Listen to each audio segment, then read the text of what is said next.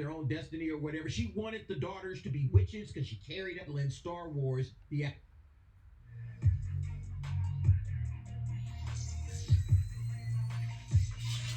What's up, everybody? Derek Anderson, the DA. All right, everybody, it's Acolyte Day, as we all know, okay? Tuesday is the day where we all come together as Star Wars fans to just sit back, point and laugh at this ridiculously terrible show. A comedy, pretty much, at this point. We were talking about this last night on the Nightcap, that, yeah, the Acolyte pretty much has just become a comedy, okay? A comedy of epic proportions. This thing is an absolute dumpster fire. Look, this 13% that you see right here, this ain't going nowhere no time soon. It's probably going to dip down into the 12 percentile tonight or maybe tomorrow. Who knows, okay? But anyway, we got some information that came through, and we were also talking about this on the Nightcap on thatparkplace.com. Shout out to John F. Trent.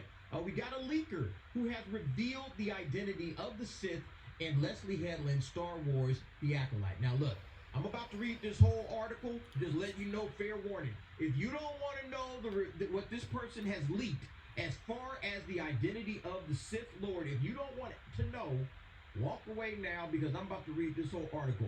Probably 95% of you guys could care less about this show, okay? So you're like, leak away, spoil away, tell us everything you know, DA, because we really don't care about this thing, which I don't blame you, okay? I read this thing with no problem. I wasn't like I was sitting, oh my God, man, I don't want to know. Oh, I'm going to shut this article down. I'm like, man, I'm reading this, because it's going to confirm what I pretty much thought already. So yeah, let's get into the article again. Last warning if you don't want to be spoiled.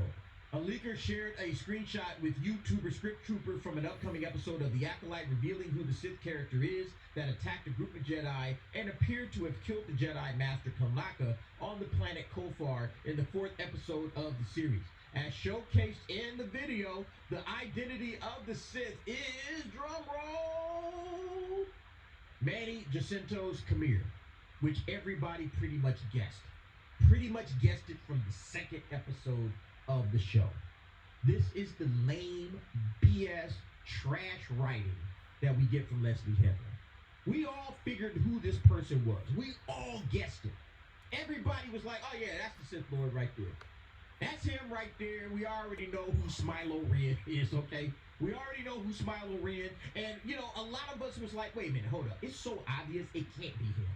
It can't be him. This is one of those murder mystery, because again, this is supposed to be a murder mystery. This is one of those murder mystery tricks. You see them in almost every murder mystery. There's some guy or some woman that looks like the obvious villain. Oh, it has to be them, you know? The writer is pretty much setting this individual up like a red herring character. It's obviously this character. So because it's obviously that character, it's not that character. You know what I mean? Like, it's obviously this person, so that, again, is a red herring. It's to throw us off the scent and make us not think about who it could possibly be. But no, in the case of Leslie Headland, this is literally the character. What a piece of garbage writing this is. Like, you couldn't do better than just to give us the most obvious guy? The most obvious villain is the villain. Like, oh crap. This chick would be terrible at murder mysteries, okay? Like a terrible mystery writer. Go learn from Agatha Christie or something on how to write a mystery. Leslie Headland, you gotta be kidding me, man. This is absolute trash, man. I was just laughing when I read this. I was like, no way, no way. I was thinking it was going to be like the one chick, the Zabrak chick with all the horns, right? Coral. The one mother that was against Mother Anastasia, you know, letting the girls just kind of figure out their own destiny or whatever. She wanted the daughters to be witches because she carried them. I carried them. So she wanted them to be witches. And they decided, nah, or Mother Anastasia said, nah, let them go out and do their own thing, you know. Right. That's just the way we're going to do this. And so I thought, okay, it's her trying to get some sort of revenge or something like that. I don't know. But yeah, I was like, it can't be Khmer because it's so obvious that it's him. Okay. And lo and behold, this is where we It's not surprising that Khmer would be the Sith. He seemingly knew exactly where Kalnaka's based and was guiding May to it in the show's 4th episode. In the show's 2nd episode, he also showed his adeptness in dodging May's attacks on him. In fact, he's able to turn her own blade against her and pin her up against the wall. I mean, yeah, again, it was so obvious. By the 2nd episode, it was so obvious that this was the dude. So it's just kind of like, you couldn't do better than this, Leslie Headland? At least give us some sort of a, like, okay, she did something with a mystery. But I mean, just the fact that this is where she's at in her writing, and she can't do anything better than this. And so now the question is going to be, well, why him? And apparently, he's the guy that is the Sith Lord's acolyte. The real Sith Lord. He's going to be like an acolyte to that guy, and he's using May as some sort of a vehicle to kind of, hey, I got to kill 4 Jedi. I'm going to use her. I'm going to use May to kill 4 Jedi or whatever. It's going to be something stupid like that.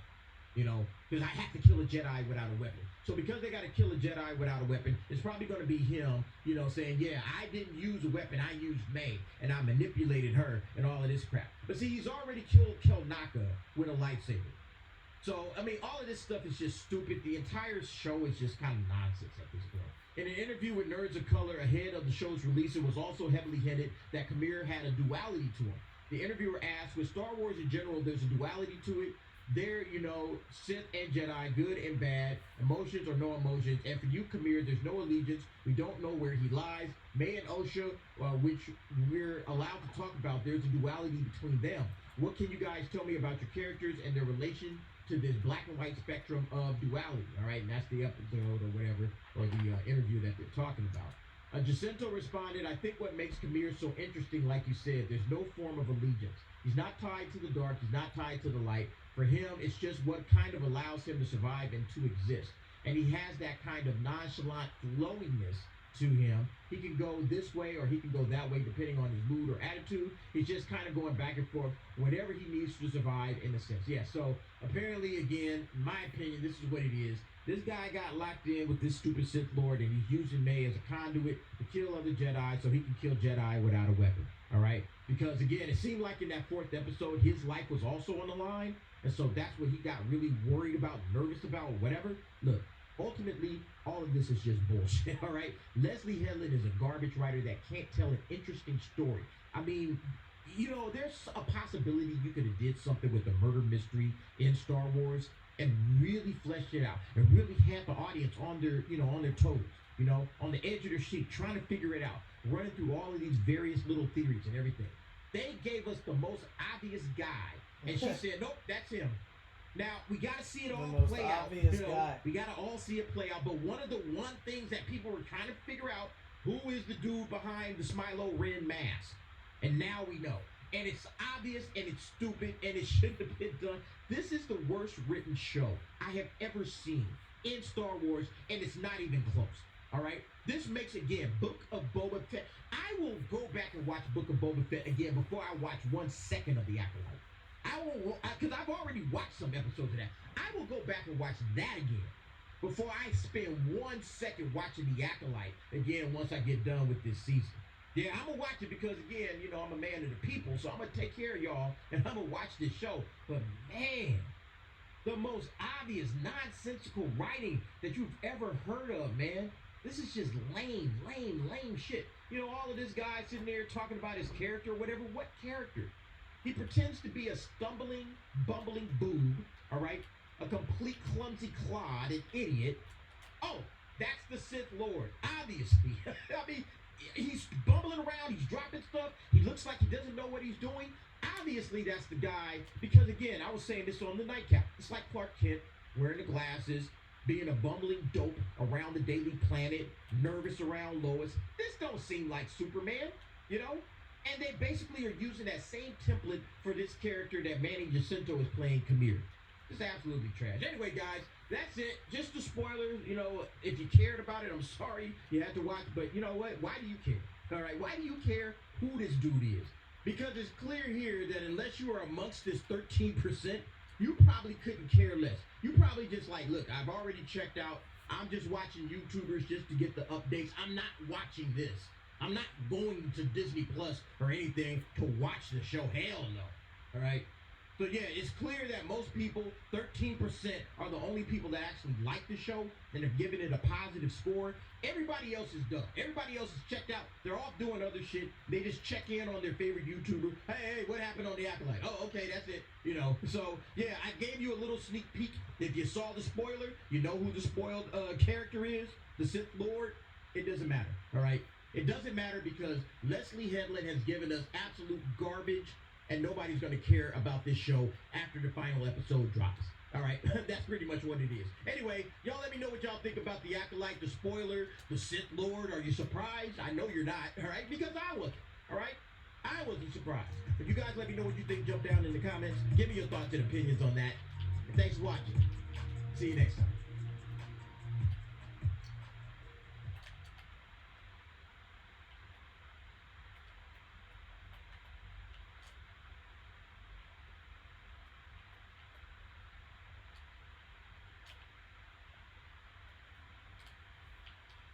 Episode of The Acolyte, which don't worry, I'll be reviewing it as soon as it drops so you don't have to watch it. But before that can happen, we need to sift through some more garbage as well. From the creator of The Acolyte claiming her series is not inherently gay on purpose, the next director of Star Wars Episode 10 confirming the series will not abandon its feministic tenets, and Kathleen Kennedy doubling down on all of this, and YouTuber Star Wars Theory getting issued death threats as well. Firstly, let's look at The Hollywood Reporter. They recently spoke to Leslie Headland about her show in this article titled, "The Acolyte's creator doesn't believe her new Star Wars series is queer with a capital Q." Headland says that she believes The Acolyte's backlash is being blown out of proportion and that people are labeling the show things that it is not inherently. Even though, in the same article, The Hollywood Reporter and Headland confirmed that basically everyone in the show outside of the Squid Game guy either identify as gay, non-binary, or some other label, which at this point there's so many, I can't even name them all. For example, Yord, one of the Jedi, is a gay man in real life. Vernestra is played by Headland's wife, which, I mean, that one is self-explanatory. Even Amanda Stenberg, who leads the series, and I'm sure you saw her cringe music video recently, she identifies as non-binary and gay as well. Maybe I'm misgendering her right now by calling her a she. Is she a they? I have no idea anymore, to be honest. The point being is that the entire show is absolutely 100% leading an agenda. There is no way Leslie Headland, who's gay herself, didn't randomly, out of nowhere, happen to hire exclusively people who fit into her bubble 100%. Headland was asked by The Hollywood Reporter about her viral moment where her and Amanda Stenberg were being interviewed and started laughing about how the Acolyte series was super gay. They went on to say that R2-D2 is even in a lesbian relationship with C-3PO. In case you don't know what I'm talking about for context, I should probably show you what I'm talking about, so here, please watch. I would say arguably the gayest Star Wars by a considerable margin. And are you excited about that? Are you Not the bracing gayest Star yourself? Wars. Not the It's pretty good. Let's be honest. Leslie, are you? How do you feel? Am I Are gay? you, Yes. Well, no, I know Yeah. you are gay, but I'm asking, are you excited about putting this? You know, this is going to be a talking point. Is it going to be a talking point? I'm sure so. Because nerds are gay. Well, some nerds are very not gay and are very threatened by gay Well, that's stuff. true. But Yeah. in my world, nerds are gay. Is this the fun element of the game? No, I don't think so. And yet people have told me that it's the gayest Star Wars, and I frankly. You're offended? No. I think that Star Wars is so gay already. Okay. I mean, have you seen the fits? We'd be like, look how gay this is, and then send each other a reference. So, And are you telling me with a straight face that C-3PO is straight? They're a couple. That's what I think. This is more I outright. think it's canon that R2-D2 is a lesbian. Oh, interesting. Yeah. Huh. Ask Filoni. Absolutely. This clip, like I said, went viral for pretty much all the wrong reasons, and it's a big talking point in this article that I'm reading now. Leslie had more to say about that interview as well as the absolute state of Star Wars fandom too. She said, and I quote, "I was surprised by the question. Amanda and I just burst out laughing because that's our knee-jerk reaction to being asked that. But to be honest, I don't know what the term gay means in that sense. I don't believe that I've created queer with a capital Q content. I'm proud of being a gay woman who's accomplished this feat, and certainly if my content is called queer, I don't want to disown whatever queerness is in the show. I want to be proud to create something that inspires queer people. Honestly, I feel sad that people would think that if something were gay, that would be bad. It makes me feel sad that a bunch of people on the internet would somehow dismantle what I consider to be the most important piece of art that I've ever made," end quote. While obviously I have empathy to a degree and understand that Leslie is not happy about all the backlash, the reality is that what she has done here has not gone over well with the fandom, which is putting it lightly. Obviously, there's the gay elements that are strewn across all of it, but it's also because the show breaks the fundamental lore bits as well. Stuff like characters being alive when they shouldn't be, like Ki-Adi-Mundi, or retconning the whole Anakin is special thing by making the twins be technically the first to be born via the Force now too. A lot of what the Acolyte seems to be doing is destabilizing, reducing, and morphing the fundamental concepts of what people look for in a show about Star Wars.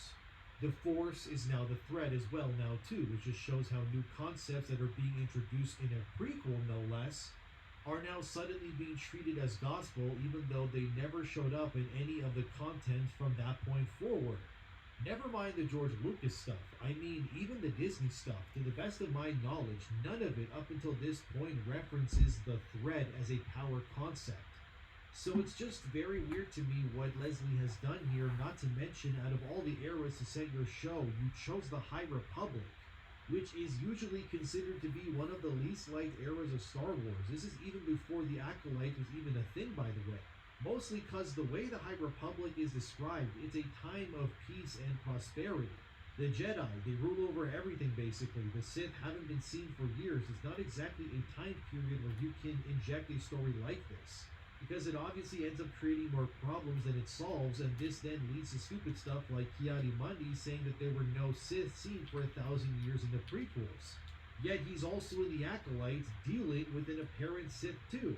Maybe this will dance around this plot point and state that the Master or Skylo Ren or whoever is the true main big bad of the show is not a Sith at all. I wouldn't be surprised at this point if Disney and Leslie Headland introduced some thread-esque variant to the Jedi or Sith with a totally new name, since the goal, it seems from the beginning, of not only the show but Disney Star Wars in general has been to destroy, replace, and create a new status quo within Star Wars that goes against everything that has been established before. Because we know, sadly, with stuff like Netflix's Witcher, a lot of the time the people working on these kinds of projects, they have egos the size of Death Stars.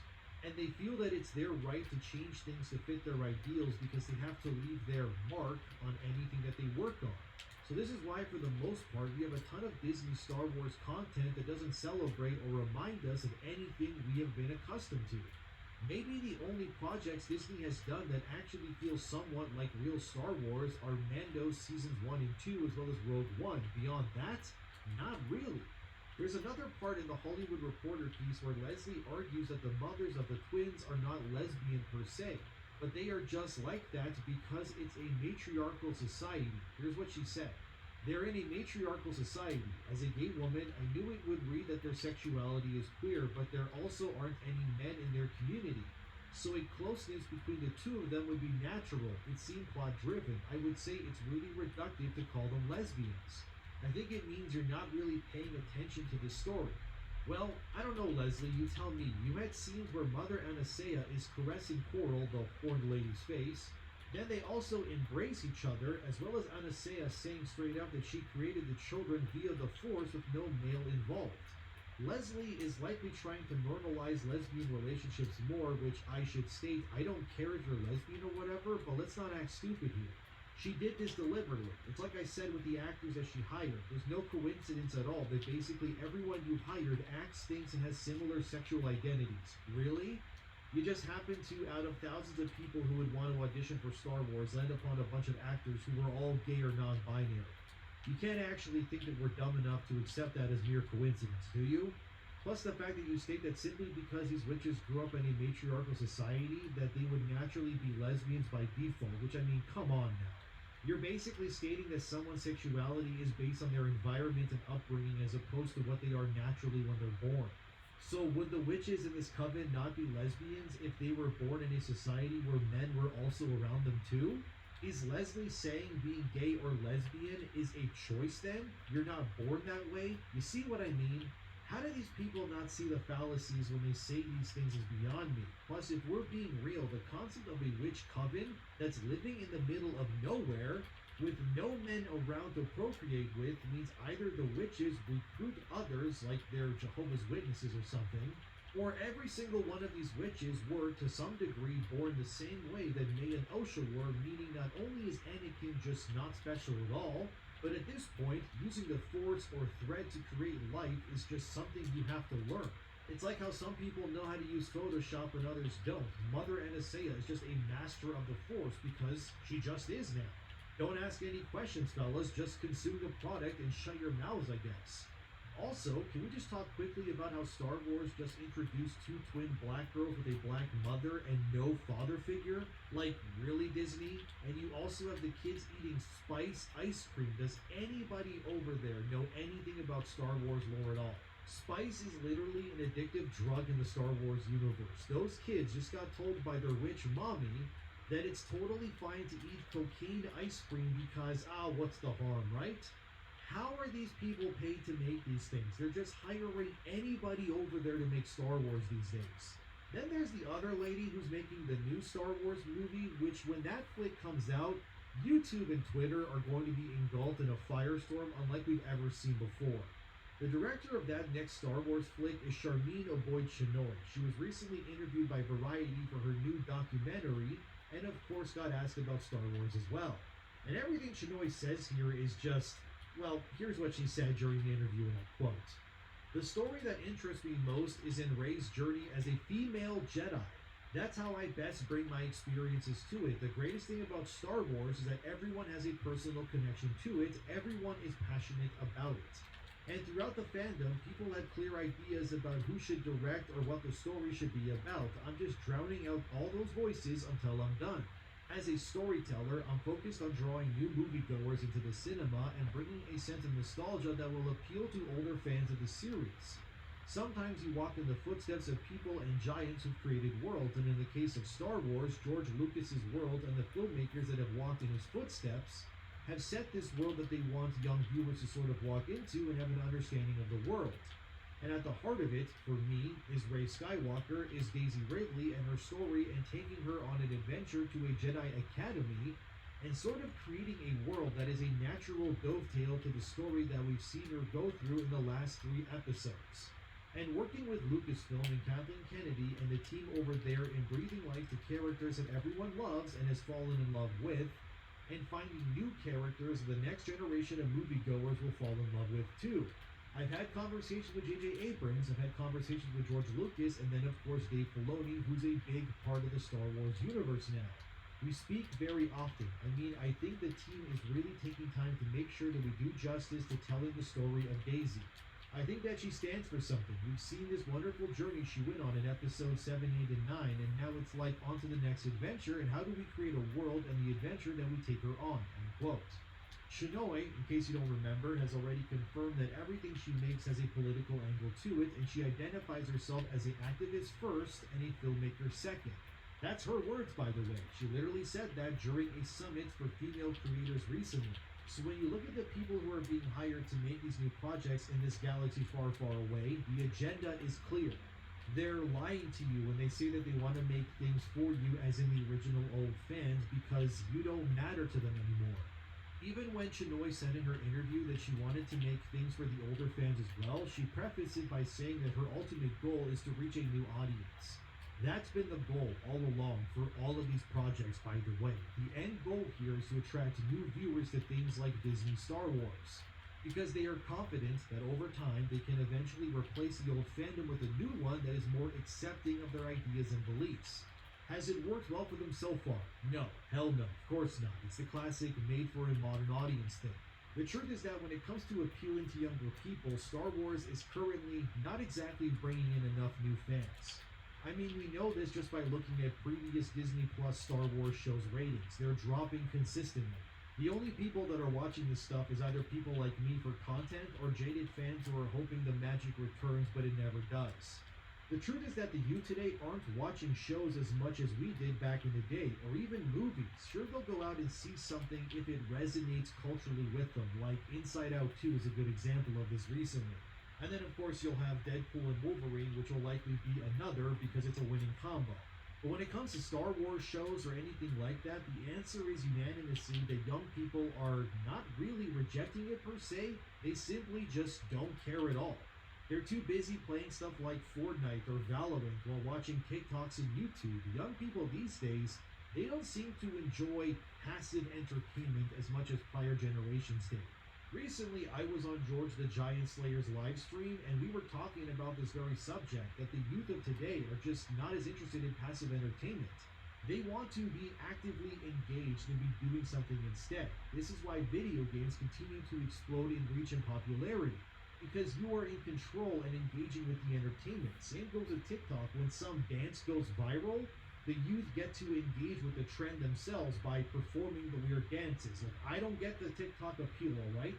My knees, they crack when I bend down to pet my dogs, and my back explodes when I stretch. I am not the target audience for TikTok, clearly. But the youth are proof that this is ultimately the kind of entertainment and content that they want to pursue. And plus, let's be real, a lot of younger boys these days as well are becoming more aware that the way society is going, they're being labeled as bad simply because they're men. And when you have multi-billion-dollar companies like Disney making content that is starring exclusively strong women, that almost unanimously depicts men as either weak and feeble or as villains, you're losing that audience too, and for good reason, because you're alienating them all the time. Why would some young boy out there want to watch Daisy Ridley and her group of woke, likely lesbian Jedi cohorts? Or watch something like The Acolyte? They'd rather just play a video game, put on some music and vibe, and honestly, I don't blame them for it. So much of this content is being made to explicitly reject and alienate the male fan base. It's not a coincidence that the majority of Disney Star Wars' projects feature strong female characters in leading roles. Yet outside of maybe Rogue One and Force Awakens, the majority of the female-led projects, they have failed. And it's likely why a game like the Jedi Order series has broken well over 10 million copies sold per title, because it actually features a strong male lead who isn't also gay or bi. Kathleen Kennedy has already admitted aplenty that the ever-growing quest to forcibly change Star Wars into a female brand is clearly not working for them, and nobody's surprised by this. Via that Park Place, Kathleen Kennedy said some things during an interview all the way back in 2015 during Fortune magazine's Powerful Women Summit. Here's what she said all the way back then, and I quote, "I think the interesting path we've had is the conversation that took place around consumer products. Because there were a lot of companies that were in place who frankly didn't initially feel that Star Wars was for girls. And when you have a company situation where between Lucasfilm and Disney, we were all looking at the situation and saying, no, with Star Wars, we have to change this. We have to make sure that we create products that are in a sense appealing to both boys and girls. What's wrong with that? The fact that the company was bought by the Walt Disney Company has been amazing because they very much support the fact that we are trying to grow in the workforce a number of women in executive positions and in all positions inside the company. And with the movies that we are making, with the protagonists that we are putting in the stories, so I get a huge amount of support with that," end quote. That last part especially was very telling, and remember, this was 2015, well before The Last Jedi blew everything up and all of that. KK confirms that in the end of that interview where she says that they are making movies with protagonists they've chosen on purpose for these stories.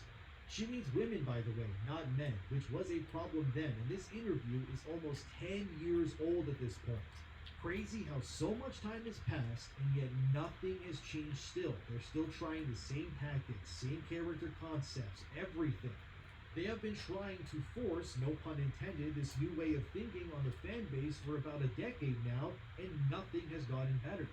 Audiences are less accepting than ever before. Even normies know what a Mary Sue is or what DEI stands for. They're losing the battle is what's happening. KK even admitted this when she talked to the New York Times, where she said this: "Operating within these giant franchises now with social media and the level of expectation, it's terrifying. I think Leslie has struggled a little bit with it too. I think a lot of the women who step into Star Wars struggle with this a bit more because of the fan base being so male-dominated. They sometimes get attacked in ways that can be quite personal. They're only struggling because they refuse to give people what they want. And instead the creators are being selfish and creating things they want, which goes against the whole concept of creating content for an audience that has expectations. It's like opening a pizza restaurant and one day you go, I really want to just make salads, and then you force salads on customers and they walk away. Well, why doesn't anyone want to eat my salads? These customers must be bigots. Or maybe you should stick to pizza and stop trying to force something down people's throats that they don't want. Kathleen Kennedy, she just really wants the Star Wars fandom to toss her salad, but unfortunately for her, the fandom isn't very fond of her smelly salad, and that really angers her. I mean, come on, dude. Your Acolyte show is being torn to shreds, and then the posters that you released for the show are a lightsaber with what seems to be like period blood streaks. And then you have other posters that look like a maxi pad formation, and then these people will look you dead in the eyes and go, agenda? What agenda? You're just crazy. Okay, Disney, whatever you say. Keep losing billions. I'll be here to twerk on your dying corpse after every failure and laugh at all the problems you create for yourself. And then sadly, there's one YouTuber that's getting blasted for his coverage of Acolyte, which is Star Wars Theory. He's been getting attacked relentlessly for giving his takes on the Acolyte. I already covered in my previous video about Dr. Disrespect that Theory is currently seeking legal action against Wikipedia, because Wikipedia claimed Theory sent his fans after them when they changed lore details to reflect the Acolytes over that of George Lucas's movies.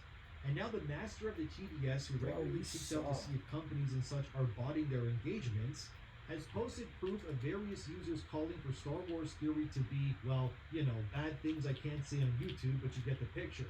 Here's some of the stuff that was said, which you can see on screen now. Like this guy in the middle who said we'd be better off without people like Theory existing, or this person on the bottom left here saying that we should behead Theory because he speaks about Star Wars. I know, right? This is crazy. Saying that we should end a guy's life because you disagree with him on Star Wars, that's where we're at now. Or this one in the bottom right that just says straight up to advocate for Theory to be ended. So yeah, totally rationally sane individuals on Twitter here, guys. When asked by a user if these were 100% real, the master of the TDS replied confirming it's so, and considering how much research TDS does for this kind of thing, I believe it. I never want anyone watching my videos to believe that the solution is physical violence or anything like that. Never harass any individuals, even if you believe that they deserve it. You must never stoop to their level, and what people are saying about Theory is just wrong, man. We are all entitled to our opinions, but I don't think the solution here is to advocate for someone you disagree with to be ended or self-deleted or beheaded. You're all welcome to discuss and say your opinions, but please, never stoop to these levels. This is what companies like Disney want to happen. They want you all to be divided and fighting amongst yourselves. Because if you do, then you won't be as focused or assembled to fight back against Disney themselves. As long as we are all fighting each other, the big problems, they just stay unsolved. And personally, I think we need to not lose sight of the goal here, which is to stick it to Disney and ensure that criticism and backlash is targeted where it should be targeted, which is Disney and not content creators who only want the best for you.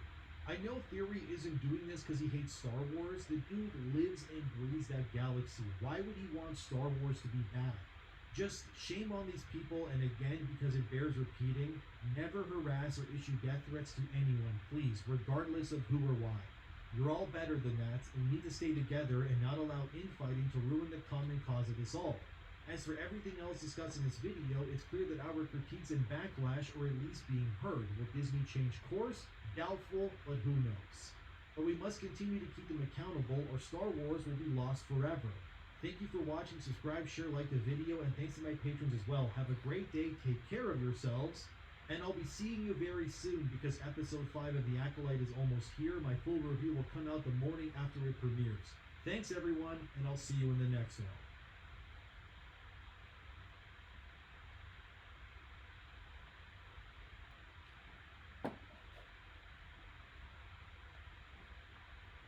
Fan of Soulsborne games, you're likely currently playing Shadow of the Erdtree for Elden Ring, and I hope you're having a blast. From Software is, in my opinion, the greatest modern game developer studio right now. Nobody comes remotely close to what they are capable of doing these days. But of course, because this is 2024, and we're living in some weird, bizarre reality where Harambe got shot, which likely caused a string of events that have led to the insanity that we're at today, Elden Ring is now being used to push propaganda. And beyond this story, the composer of Halo blasts DEI practices, and a Legacy Games journalist goes crazy saying that gamers are the problem and not the studios. Let's start with Elden Ring first. So the reviews have come out. Elden Ring Shadow of the Erdtree is officially the highest rated DLC expansion of all time, which is great. I personally haven't played much of it yet since I'm obviously making this right now, but afterwards I hope to squeeze in a few hours later today. I got the whole thing downloaded and everything to go, and every review is glowing, calling it FromSoft at their best. But then there's Kotaku, who decided out of all the people to give a review code to, it was Alyssa Mercanti, of course. In case you don't know, Alyssa is one of the supervillains of Gamergate 2. She absolutely hates gamers.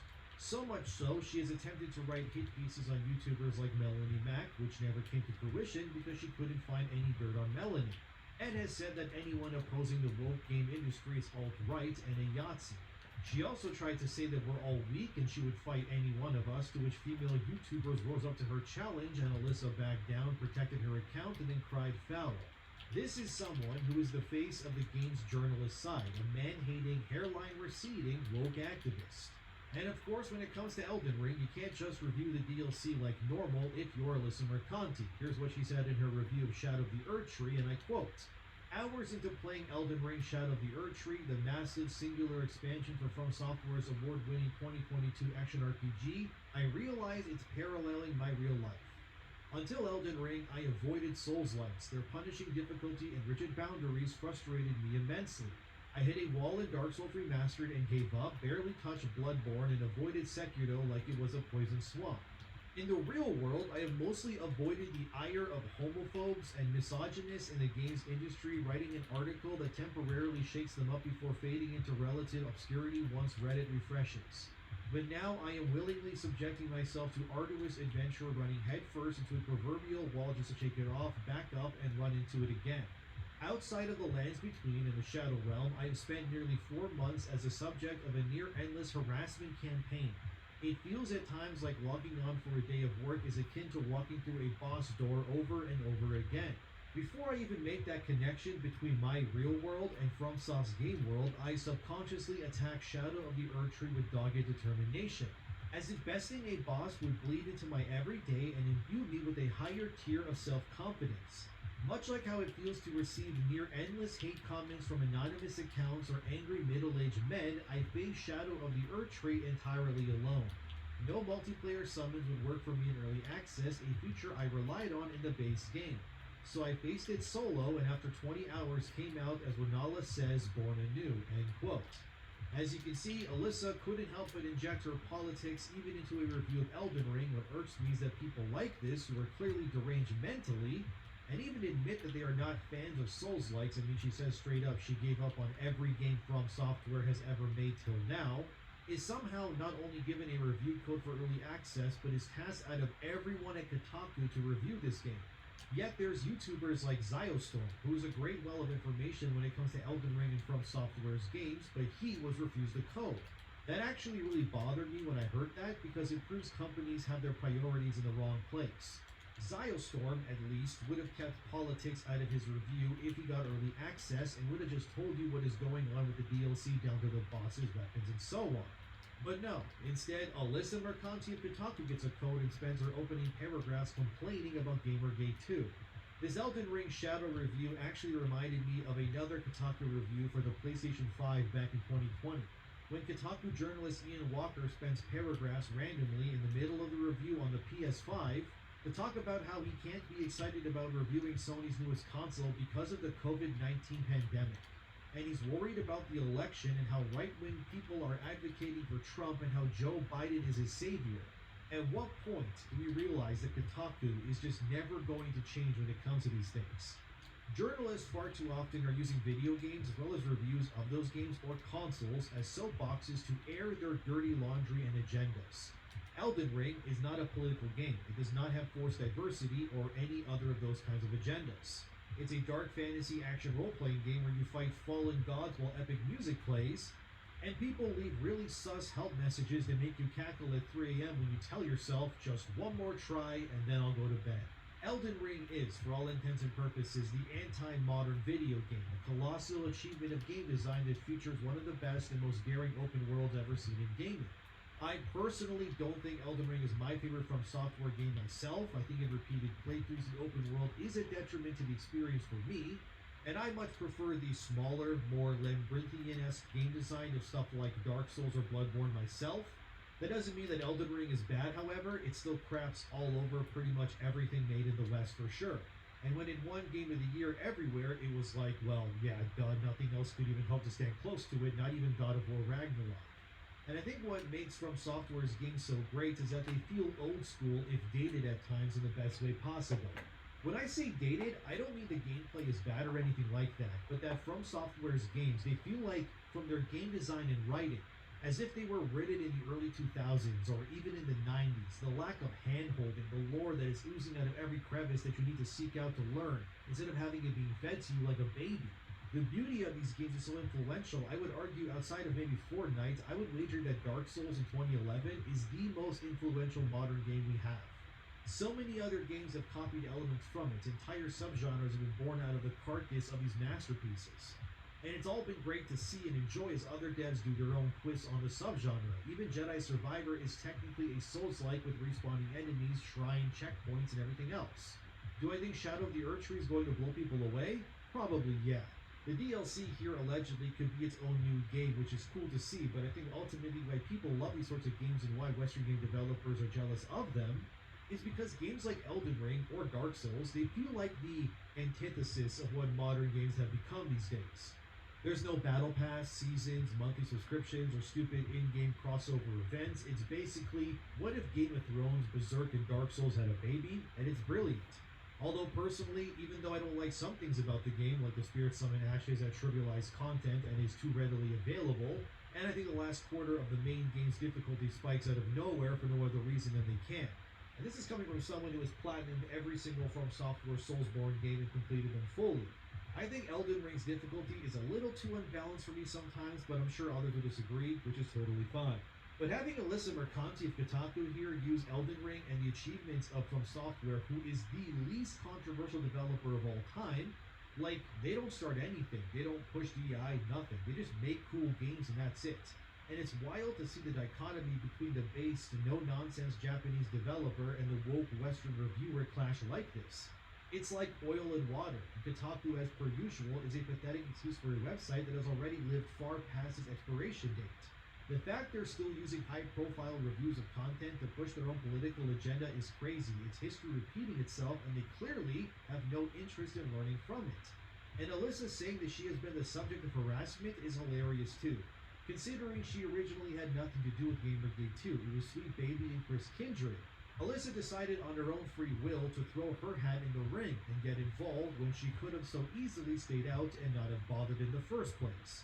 But she did because she felt as if it was her duty to protect wokeness, because whether they want to admit it or not, wokeness is ultimately a new form of religion. And when their deity is challenged or slandered, these corporate parasites lurch out of the darkness like the undead and then they cry racism.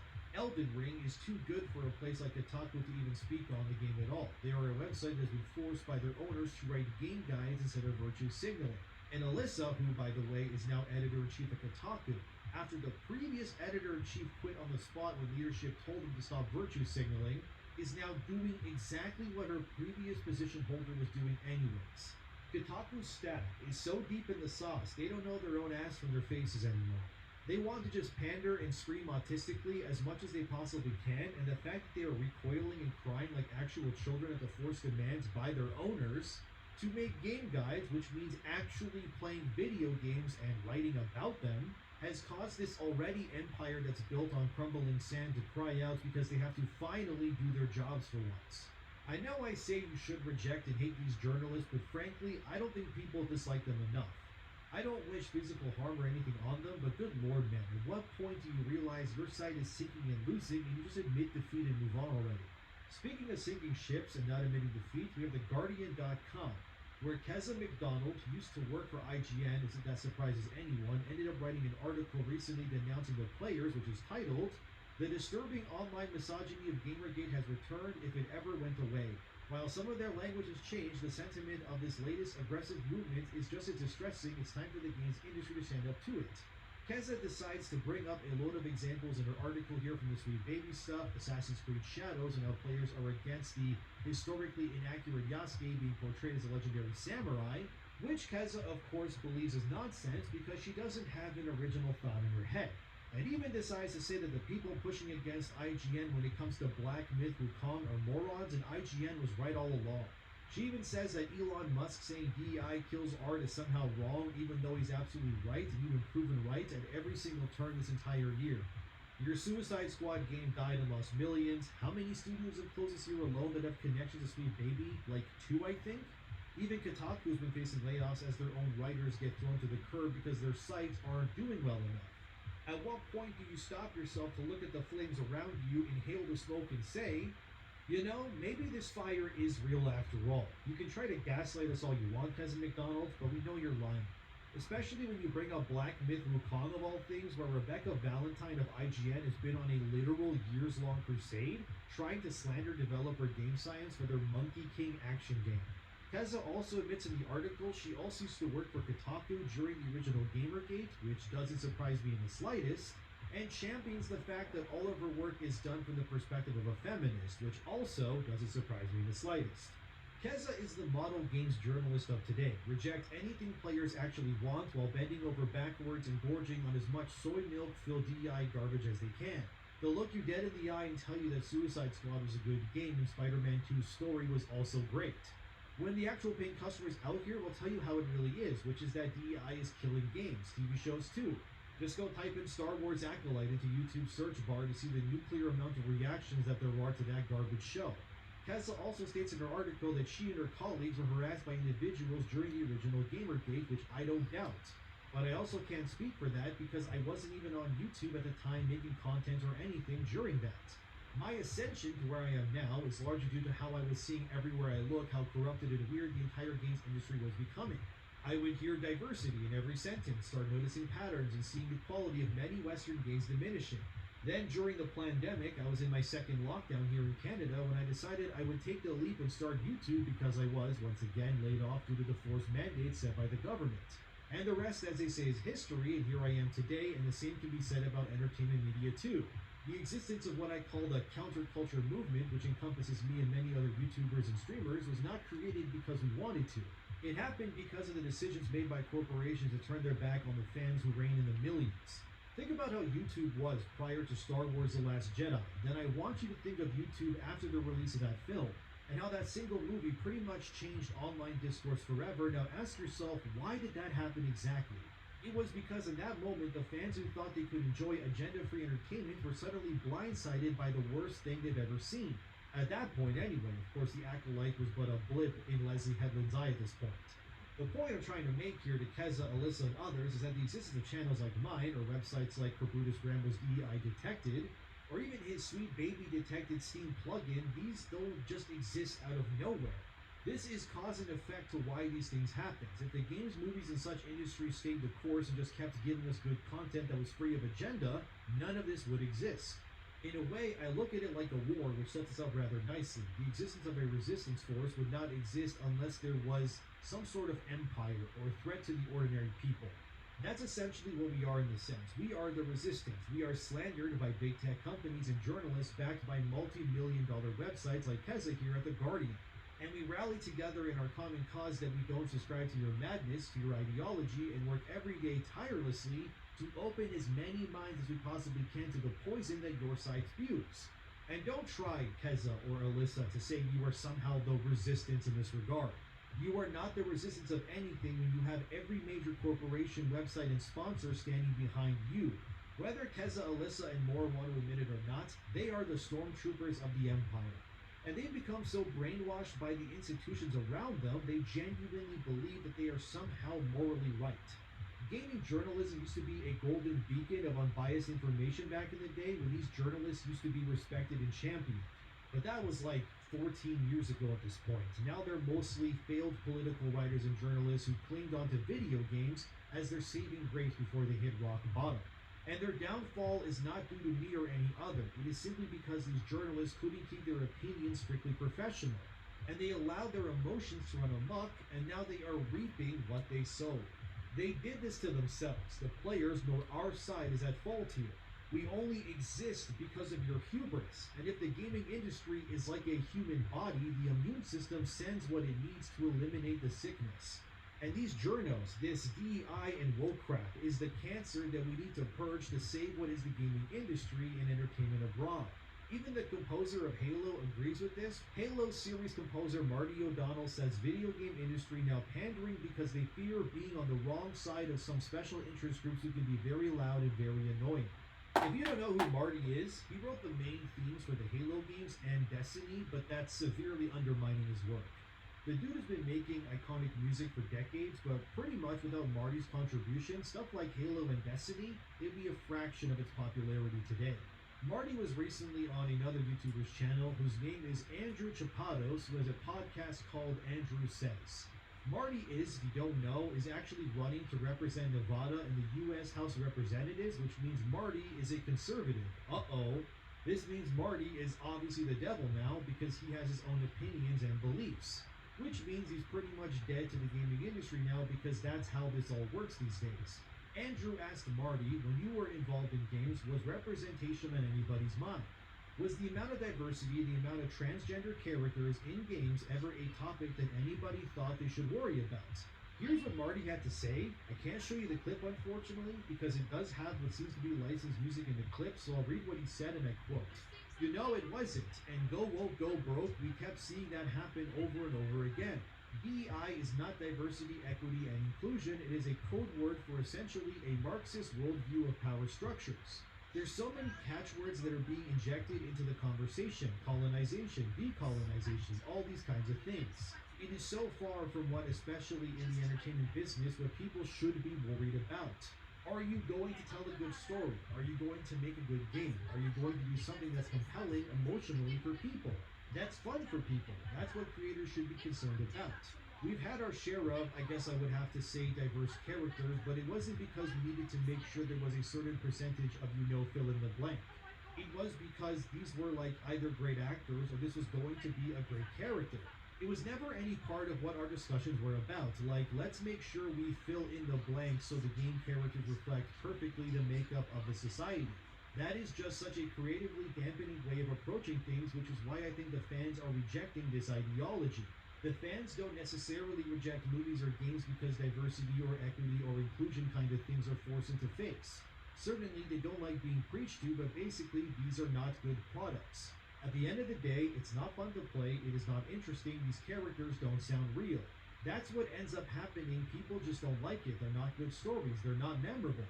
I can't say for certain what's in everybody's mind, but I know when I was there, when I was on the board of directors at Bungie, when I talked to the higher-ups at Microsoft, there is a lot of fear, and the fear started creeping in. There is fear that you are going to essentially get on the wrong side of some special interest groups who can be very loud and very annoying, so let's play safe those people. So I would say that fear is probably one of the biggest things. I don't think in my experience that these are deeply held beliefs. You have to understand that, especially in the big companies, the C-suite and the executives, all they are doing is looking at the bottom line. I honestly think a lot of these people are empty suits. They don't actually have core values, so they adopt the core values of the moment to make sure they are on the right side so they don't get any sort of backlash. And that's an indictment against the kinds of people who end up running companies, but I've rarely found people with strong moral character running the companies. They tend to just go the way the wind blows, and it's going to take them a little while to realize that this is actually not helping their bottom line. There might be a few true believers out there, but it's a few and far between in my opinion, end quote. Marty worked for Bungie for years, so he has seen this sort of thing up close, and personally, what he's saying seems to echo what others against DEI and such believe as well. That none of this is random, it's by design, and it's being pushed by people who don't have values or any core principles. I guarantee you, if being a conservative was considered the right side of history, Keza McDonald and Melissa Mercanti would wash the hair dye out of their hair, put on dresses, and start waving the American flag instantly. None of these people believe what they're saying. They are only what they are because that's what they've been told is what's acceptable. If tomorrow the DEI overlord said we need to put only white male characters into games, you would see it happen too.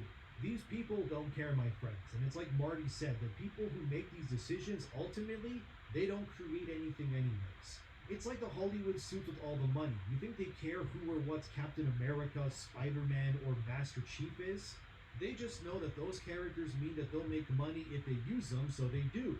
They couldn't tell you their origin stories or what villains they face or anything because they don't care.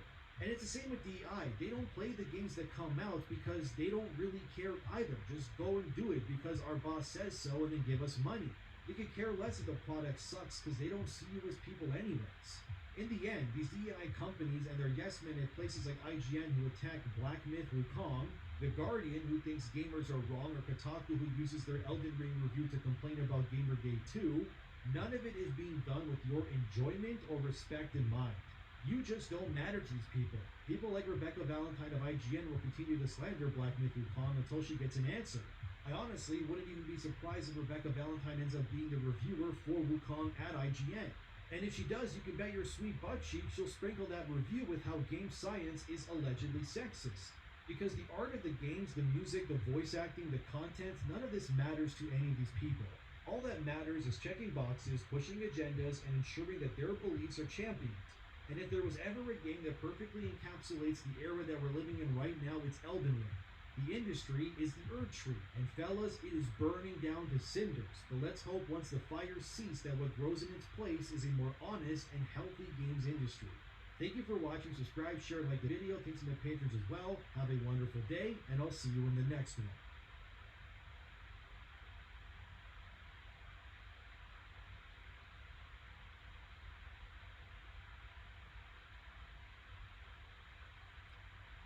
There's been some nonsense surrounding the upcoming Souls-like action RPG Black Myth Wukong, which looks awesome. I honestly can't wait to play this game when it drops.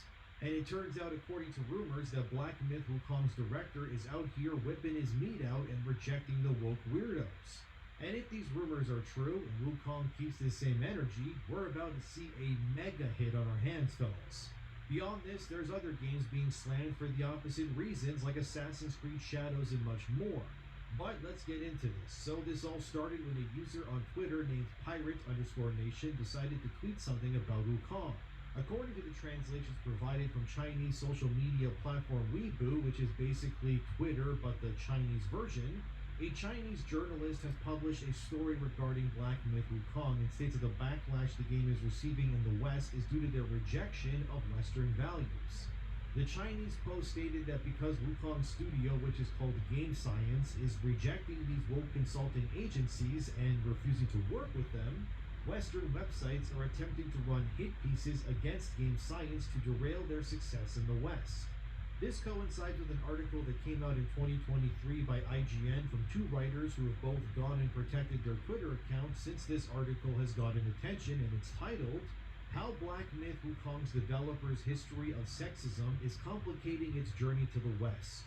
According to what IGN says here, Game Science is a sexist, bigoted game developer that harasses and belittles women within the games industry. They said, and I quote, "For an indie studio that has only released mobile titles within the country, this widespread acclaim over Black Myth Wukong is a largely unprecedented feat, particularly for a game that has not been released yet. But beneath the luster of this Souls-like is a studio plagued by claims of sexism.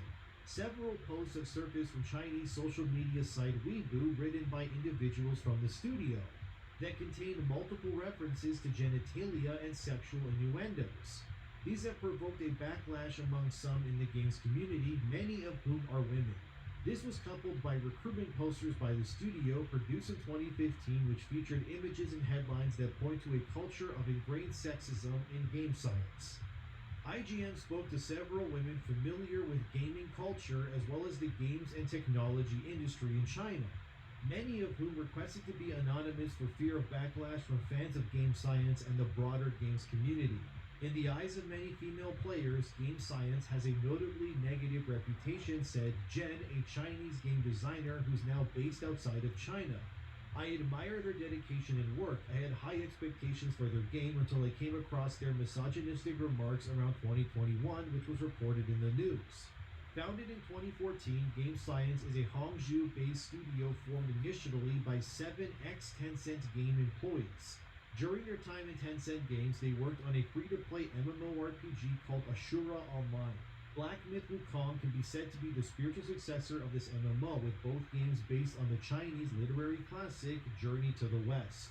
A year later, Feng Ji, one of the co-founders of Game Science, left to form Game Science along with his colleagues.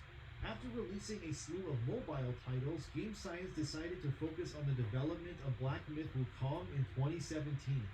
Feng in particular has an outsized presence within the games industry, with a penchant for sharing introspective insights on game development peppered with crude metaphors and boorish innuendos. In 2007, he penned a lengthy article titled Who Has Murdered Our Game, when he delved into the difficulties of game development in China. Fang compared failed projects to stillborn babies, given that many games had to cease development despite being worked on for a year or so. He then brought up this analogy. Is it because the sperm isn't virile enough? Is the pregnancy too short? Is the baby lacking nutrition? Are the doctors in charge of cesarean sections lowly skilled? Why can't we produce a healthy child or product?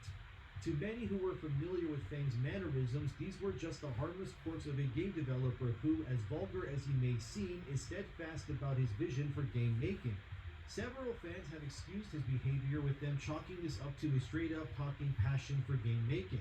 There's no need to debate. Many literary giants also use foul language. Let's just experience the work ourselves. A single beauty can cover up all the ugliness, so let's just wait for the results. But I will support it because of their courage and that they were able to put so much culture and history into the game, reads one response written in Japanese to a video discussing the controversy, end quote.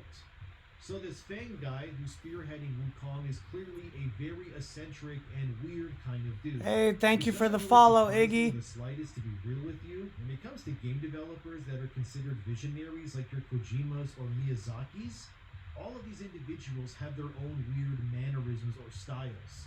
Obviously, comparing Hidetaka Miyazaki, who made the Soulsborne genre, is not someone known for saying crude things. But the truth is that behind closed doors, whether we want to admit it or not, everyone says things or has quirks that are weird in some way. It's just going this good, just weird vibing. Individual is just very open about Just his opinions in then what he also disbelief thinks of about others. Which all this personally, I think is Gamergate fun. stuff. The statement in terms of comparing a canceled game or struggling game to, say, a baby that dies in childbirth is weird, yes. But remember again, he's not someone that is born in the West. His mannerisms and how he conveys things likely make much more sense in his native tongue, and for a website like IGN, which apparently champions diversity, they do seem to be one of many websites that are constantly trying to break down the Asian game developer side of the world. This is mostly because in terms of the West versus East, Asian games Drinking are some still coffee, way less listening to rooted this in identity Gamergate politics stuff. and woke nonsense compared to their Western counterparts. If you're a creative working in AAA, which I did for many, many years, It's insane. put this stuff up to your higher ups, and if they don't see The Star value, Wars ask Acolyte for stuff, research, Gamergate. ask for research. Go have a coffee with your marketing team and just terrify them with the possibility of what's going to Honestly. happen if they don't give you what you want. There's an Honestly, obvious hold on, agenda let me- here being pushed by IGN and other I'm gonna sites cut to that attack volume a the little science bit. and He's science right. but He's why? right. That's why I love this guy. And Demion, Nerdrotic Nerdrotic does it too, man. Nerdrotic is. Hold on, let me pause it. Let me pause it because I want to say this just real quick. I want to say there's an earlier part in the video where he says you're claiming to be victimized, you're claiming to be attacked, but if you hadn't messed up the games, if you hadn't messed up Star Wars movies, etc., the fans wouldn't have come out of the woodwork in order to defend it, and none of this content would exist. So, and I think that's a really good point. Targeted because they rejected Sweet Baby Inc.'s advances when it came to working together. According to the Weibo Post, that same Chinese journalist, who remains unnamed, says in their post that Sweet Baby Inc. themselves targeted Black Myth Wukong specifically, and they wanted to help Game Science's devs in making their game more acceptable and appealing to Western audiences. Except Game Science obviously declined because Sweet Baby was asking for $7 million freaking dollars to consult on their new game, which is insane to me. Not only that the price is just way too high. I mean, this is an indie game studio, by the way. Imagine what SBI is charging these bigger companies. It's insane. But if you're a game studio or publisher paying anywhere in the $1 million range to have Sweet Baby Inc. come in and ruin your game and turn it into a woke nuclear wasteland, you're an idiot. I don't care how long you've worked in games, what position you hold, or anything like that. If anyone watching this works in games and is debating on spending any kind of money to have SBI work on their game, you're a moron and your game deserves to fail. I can't believe that's a real price point. Imagine paying someone millions to ruin your life's work and sink your entire studio. Fuck Just that. insane. This reminds me of what Thomas Mahler said in the past. He's the CEO of Moon Studios. They made Ori and the Blind Forest, and they're currently working on No Rest for the Wicked. He also came under fire for saying Moon Studios refuses to work with consultants on their games. Which, of course, in response, Bleh. Thomas Mahler got Okay, criticism you were from more many Han people, Solo but he type, but explained you it, weren't and I that think cool. The reason why he doesn't believe in consulting agencies is because they never actually face the choices of their own decisions. This is how consulting agencies pretty much always go down. The game studio or publisher hires Sweet Baby Inc. or whatever other ones that are out there. You pay them millions, they tell you what to change about your game. Now your product has no edge to it at all. Everything has been sanded off. The character's world story, all of it is just works now. SBI collects their paycheck and then they leave you to work. Your game then comes out, nobody likes it because everything about it is now ass, and your game reviews poorly, it sells nothing, boom, you fail, and you close down. Cool, me. Yes, Sweet Baby and people like them just keep on existing because whether you succeed or fail, SBI doesn't lose any money either way. Because they already got your money when you paid them. So if your company fails, like Thomas Mahler said, these consulting agencies never actually have to face the errors of their own decisions. Instead, other people, usually in the hundreds, have to lose their livelihoods and have their lives uprooted. And Sweet Baby just continues their crusade of ruining everything as they keep going onward. Damn. The Chinese Post also points out that Sweet Baby has deliberately ruined games like God of War Ragnarok and Spider-Man 2 in the past, which I agree on both examples. I think the previous games in both of those franchises were much He said better Han than was their my sequels, dude. at least from a character and story standpoint anyways.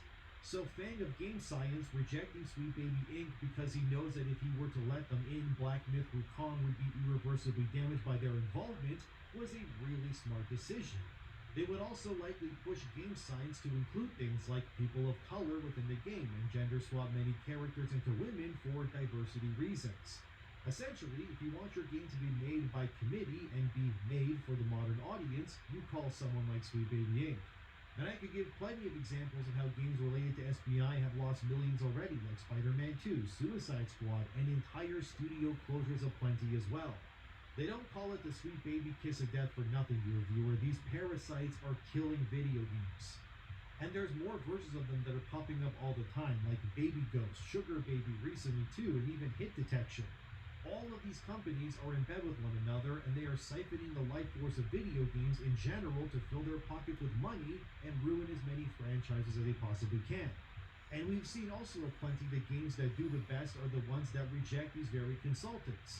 Look at Hogwarts Legacy, Palworld, and so on. Black Myth Wukong is currently set up to be a massive hit for game science. I wouldn't be surprised if it breaks records across the board. But the reality is that its scores will likely be lower than originally intended, and it'll have nothing to do with the game's quality or anything like that. But instead, simply because Wukong doesn't bend the knee to woke identity politics. But we know bending the knee to DEI is never a good option either. Go look at Assassin's Creed Shadows. Recently, the game's director even stated they took literal emotional damage when Elon Musk denounced their game and called it crap.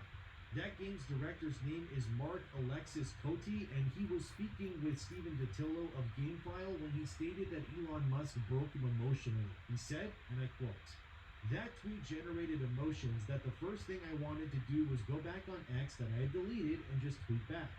And I just took a step back. I have a mindfulness app on my phone, and I did a bit of mindfulness to try to explore the emotions that this tweet created. For me, Elon, it's sad. He's just feeding hatred. I had a lot of 3-word replies that came to mind. But attacking someone like Elon, I will not convince people about our point of view as a team. Yasuke is very, very grounded in the history of the franchise and how we make our choices. We've got a super mysterious historical character from which not much is known about, and for us, it was what we wanted in Assassin's Creed. What Elon says is not the game that we're building. People will have to play the game for themselves. And if within the first 11 minutes and 47 seconds they are not convinced of what we're doing, we can have the discussion. I was reviewing the game very recently and I was like, the answer is there. I just hope and wish that people can keep an open mind about this and see the game for what it is. It's an Assassin's Creed game, and I believe the best one we've ever built." End quote. Mark can think all he wants. The proof is that what his studio has presented thus far in terms of Shadows has been nothing but negative feedback. The game is racist. I mean, you're a fake black samurai who wanders Japan killing and looting Japanese people for their belongings as they just helplessly look onward. Damn. The game is Yasuke literally beheading people. Damn. Japanese men's skulls like What did he just say? Elon Musk is right though. He said the game is racist. I think this director Oh knows my this fu- and see the game for what it is. It's an Assassin's What? Creed game, and I believe the best one we've ever built, end quote. Mark can think all he wants, the proof is that what his studio has presented thus far in terms of Shadows has been nothing but negative feedback. The game is racist. I mean, you're a fake black samurai who wanders Japan killing and looting Japanese people for their belongings as they just helplessly look onward. And the That fact is him and Yasuke crazy. literally beheading people and crushing Japanese Did you men's hear skulls like that? candy, It's ridiculous. Elon That Musk is so right, though. crazy. The CGI does kill art, and I think this director knows deep down that Elon is right. I think what the director of Shadows was saying here within context is that the director is fighting with his own personal beliefs about the game. Because he likely knows that Yasuke was a terrible decision to add, but Ubisoft needed the ESG points. So he's spending the interview trying to convince others, but really himself, that he and his team made the right decision. But they clearly didn't. There's so many problems, by the way, being revealed about Shadows from especially Japanese players. Like how rice is growing when the sakura trees are in bloom, which means Ubisoft doesn't understand how seasons work in Japan. Not to mention the plentiful of amounts of Chinese architecture, and let's not forget the collector's edition box and statues, which have the wrong symbologies when it comes to clan banners and armor. Not to mention people have pointed out that the kanji on the collector's box They put is Chinese completely stuff? wrong and mistranslated. I'm not kidding. Oh, And of chat, course, they the other put fact that Chinese Shadows' stuff in main Japan. battlefield for Yasuke is a weird rap hip-hop take on Japanese music. What the Which fuck? is just so goddamn racist and tone deaf, it's insane. I would show it to you, but I would get copyright striked, unfortunately. But anyway, Hang Yasuke on. and his team made the right decision. Hang But on. they clearly didn't. Chat, There's I so gotta many run it back. problems, by the way, being revealed about Shadows from especially Japanese players. Like how rice is growing when the sakura trees are in bloom, which means Ubisoft doesn't understand how seasons work in Japan. Not to mention the plentiful of amounts of Chinese architecture, and let's not forget the collector's edition box and statues, which have the wrong symbologies when it comes to clan banners and armor. Not to mention people have pointed out that the kanji on the collector's box is completely wrong and mistranslated. Come I'm not on, kidding. dude. And of course, the other fact that You Shadows' didn't main even try. battlefield for Yasuke is a weird rap hip-hop take on Japanese music, which is just so goddamn racist and tone deaf, it's insane. It's a I would what? show It's it a to you, theme but I would song? get copyright strike, unfortunately. His But theme anyway, song? Nothing is right here, and the game is not only a woke disaster. It's historically thing is right here, and the game. I would show it to you, but Yasuke is a weird rap hip hop. The other fact that Shadows' main battle theme for Yasuke is a weird rap hip hop take on Japanese music. Which is Oh, just his so battle goddamn theme, his racist and battle tone deaf, theme. It's insane. I would show it to you, but I would get copyright striked, unfortunately. But anyway, nothing is right here, and the game is not only a woke disaster. It's historically completely wrong, down to its seasons, weather, architecture, history, all of it. I've never seen Ubisoft fumble an Assassin's Creed setting with this amount of bad translations than ever before. But at least Shadows had a Japanese consultant who clearly was well overpaid because they do not do their job if they couldn't even catch things like the wrong kanji on the collector's box. Like, come on, man. And this is the difference between a game that bends the knee and a game that refuses to, like Black Myth Wukong. And so I want to put on that like very mercenary hat for a second and talk about the way that we decide how we're going to sell the art that we make and how we're going to approach the audiences that we make it for. Because I think so often when people like us get told, you know, from higher ups or from society at large, this isn't what players want, it's not a conversation about content, it's a conversation about demographics. And I think that in our industry, Talking and bullshit. in so many creative industries, if you want to look at film and television and any art form, we start treating our core demographics as a fixed and static value, something that does not want to change and something that is locked in place. So despite like the changing face of audiences, despite the changing face of conferences like this one, we still look at our core demographics and say, okay, they're white, cis, hetero males. And we cater almost exclusively to them. And the problem is that we don't just cater to them like, you know, here's something that we think you'll enjoy. This is where We she cater goes the wrong. way that we cater to like a picky baby. We feed them the Uh-uh. same thing that we know that they love, and we keep on feeding it. We're like, here you go, you love it, eat this, eat this, eat this. So that then when they get anything else, they react as a picky baby would, which is be like, oh no, thank you. That's I do not terrible. want this. She is so And wrong for that. We've actually done this so long that what we're doing is creating an entire nation of picky babies. And they make us scared to deviate from what we actually want to do, just in case these picky babies don't want to play our games. Not to mention that Wukong has she's negative talking about press video that people gamers being seemingly picky no babies. reason, it seems, yet Who are the AC ones Shadows that is have to actually change good everything publicity from the about very same websites claiming that video fitting games and game movies science is so sexist that they and can so on? feel What we're represented? witnessing Who's here doing is that, clear dude? media Like, bias that it's is being not created to it's not shape the fans narratives to doing fit that. their own agendas. This is why It's I the do what I people do, getting fellas, cut because these if I fat don't speak out fucking about this, checks places like IGN who and more, are they'll just not get away with this. qualified You genuinely for the think jobs you're they're all being stupid hired and you for. won't notice that any of this is happening. And you'll just open your wallets like good sheep and buy the slop because you don't want to be labeled racist, but I'm here to tell you that it's all BS. And you should never listen to what these websites are saying because their agendas are designed to divide and make things worse. The West hates how the East won't bend to their whims, and it's because the East keeps winning while they're losing millions. Take this article from a few days ago from Bounding titled, Vinland Saga editor says manga should not pander to Western audiences. I don't allow myself to be influenced by so-called political correctness abroad. These words come from the current editor-in-chief of Kodansha's Weekly Afternoon, a manga magazine, and the editor-in-chief's name is Akira Kanai. And he claims that the West's influences have zero power over what they do with their IPs and franchises. Manga Passion, a German news website, was interviewing Akira Kanai, and they asked him whether the audiences outside of Japan's influence what his editorial team does, or the franchises within them do, and I quote, "No, not really. For example, there are various codes against the depiction of violence, against the depiction of nudity, whether male or female, or religious codes that I follow. However, I think that there are no fundamental differences in the population in terms of what they perceive as important, be it Japan, Germany, China, or South Korea, even if it is the case on a political level. I don't allow myself to be influenced by so-called political correctness abroad and design the works accordingly. I think that if it's interesting, it will usually be understood, regardless of whether you come from Africa, Chile, or Greenland. I've never made a big deal of it so far, but even if a work takes up a very Japanese theme, for example, or a German work, a German theme, a Chinese work, a Chinese theme, in the end, the root is the same, I think. Stopping a work because it deals with a problem that is too Japanese or specifically to do something that hardly ever happens. More specifically, I wonder if there is a difference in Japanese entertainment content between works that are internationally successful.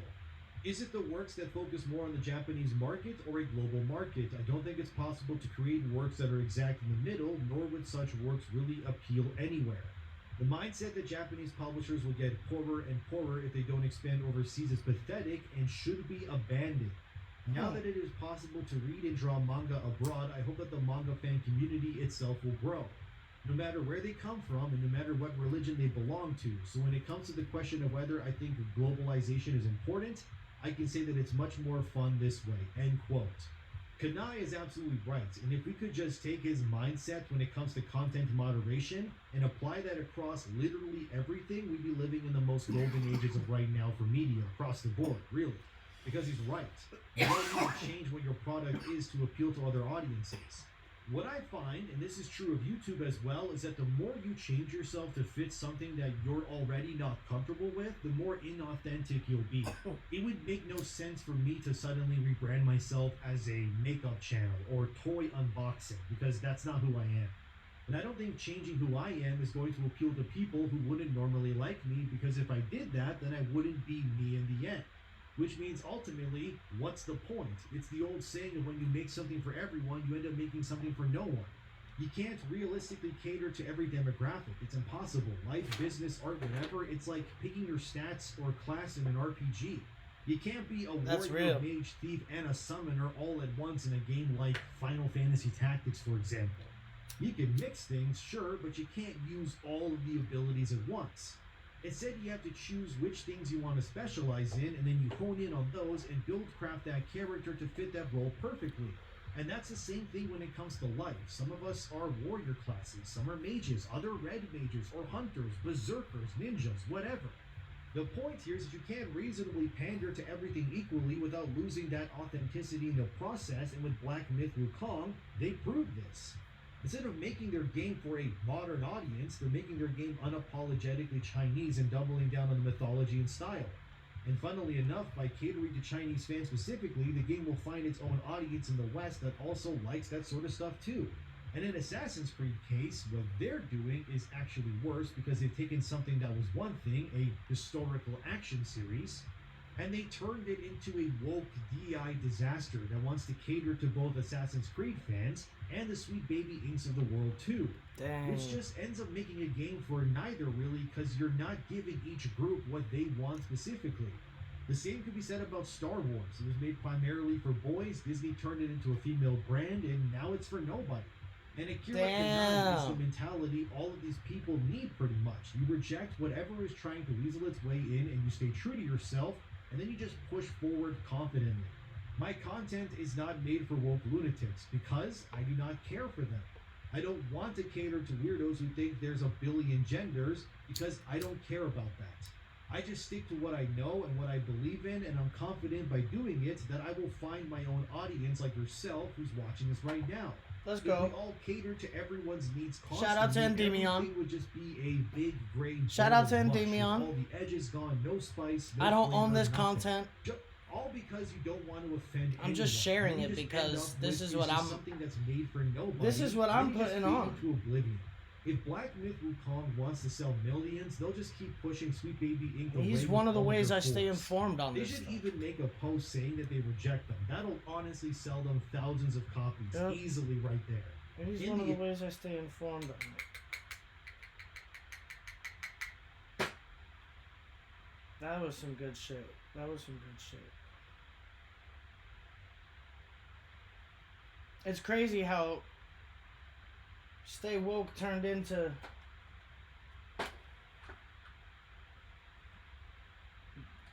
woke being one of the last things you'd want to be or be associated with. They bastardized their own shit. Like Wokies bastardized woke. Look, everything. Look, everything. Everything is, oh my God, you can't get away from it.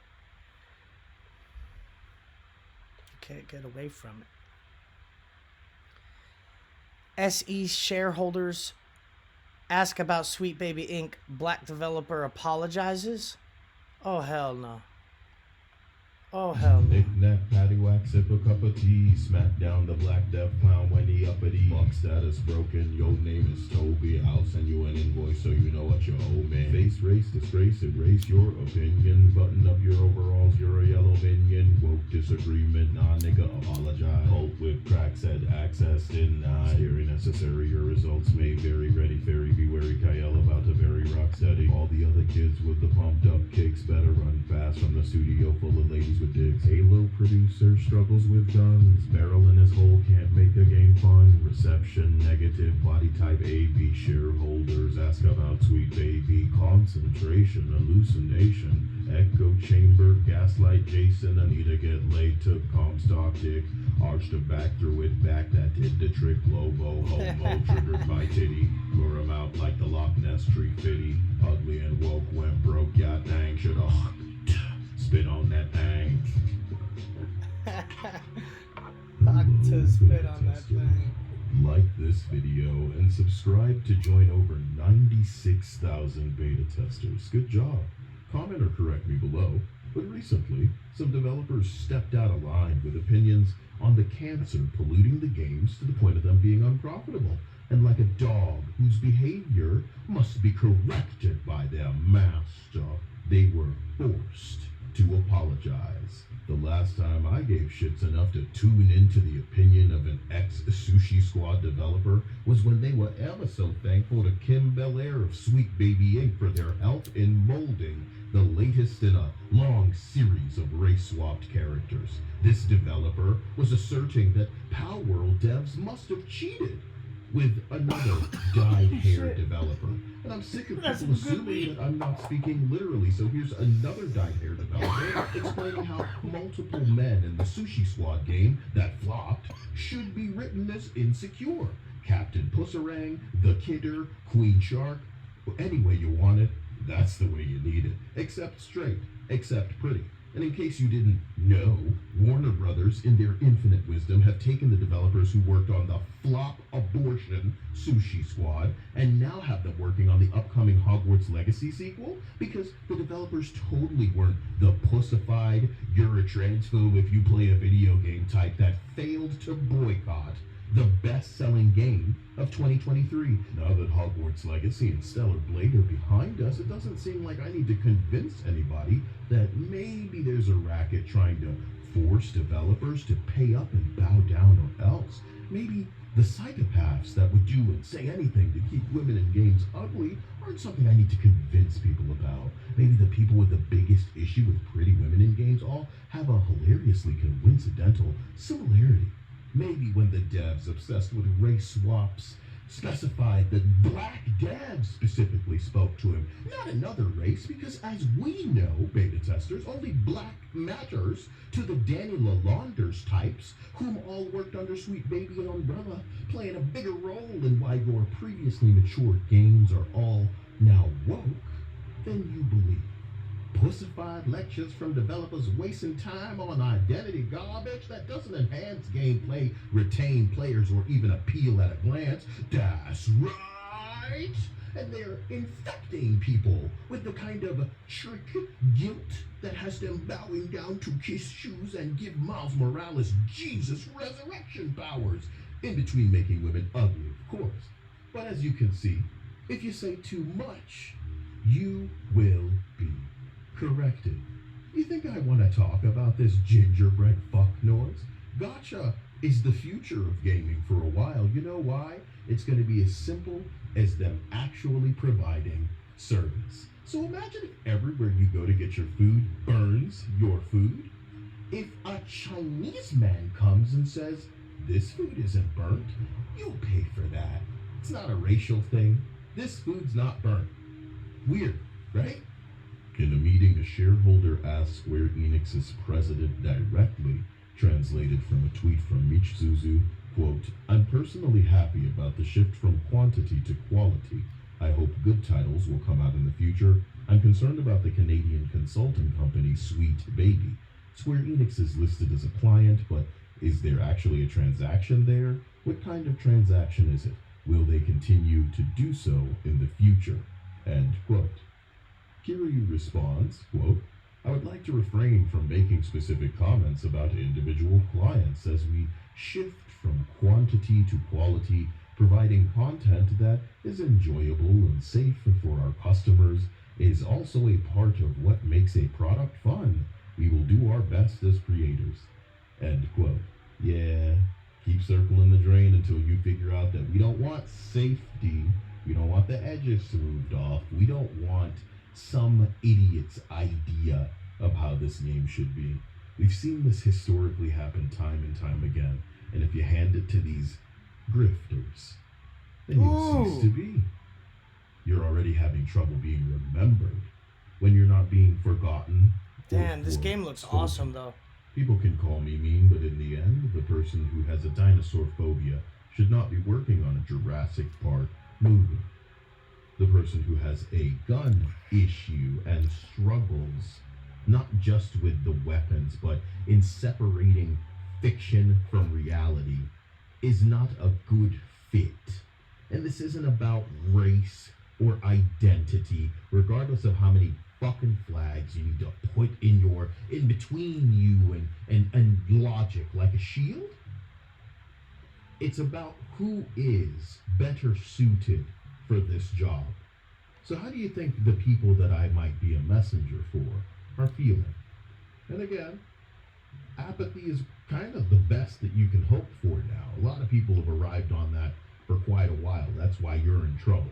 But why push for it to go further? Why try? You think you can get away with a kind of Disney throwing some dark millionaires out there to dance and really shake? Oh, I'm oppressed. I'ma look at this one dance move. That's gonna be you? Going after the funding of YouTubers and influencers and VTubers? I saw a tweet that said, imagine if girls couldn't wear makeup. And what did I think? I thought, Imagine if the radical identity politics forcers, imagine if they were not allowed filters, they were not allowed animated representations of themselves like a little cartoon or a VTuber. That's kind of what it would be like if we were not allowed to have a pretty woman in a video game. No matter how triggered you think any individual person that you want to try to roast online is, Bruh.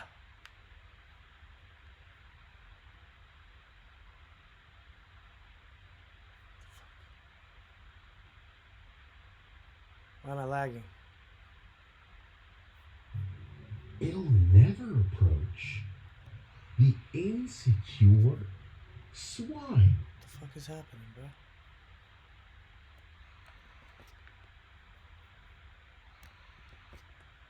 You seeing this? Are you seeing this? What the fuck?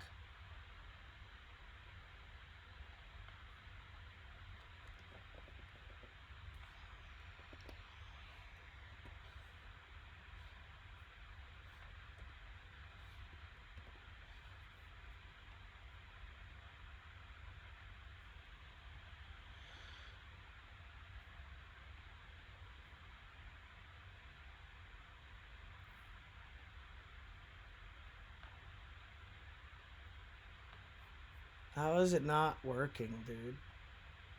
Do you see this shit? It's like they don't want to show it.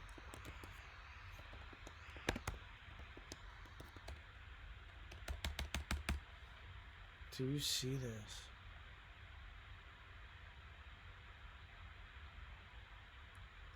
Do you see this shit?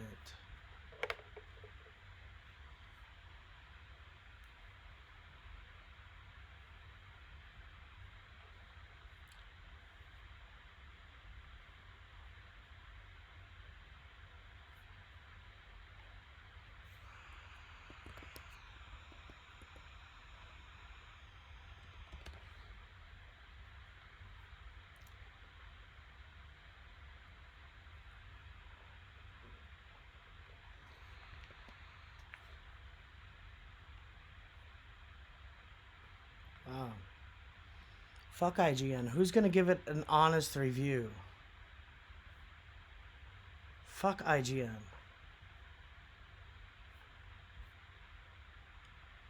I am amazed by Stellar Blade.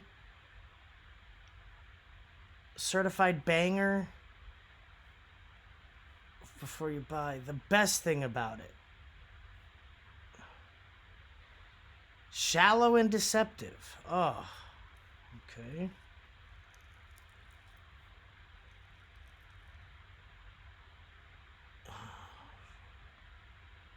Phenomenal. A review after 100%. Let's hear that.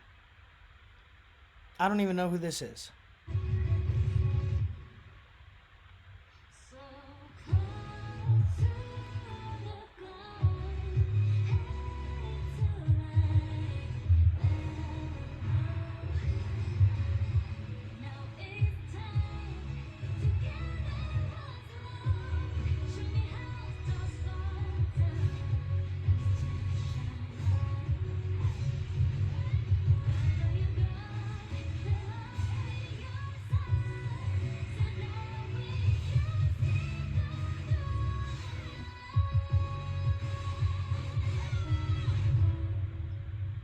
Damn.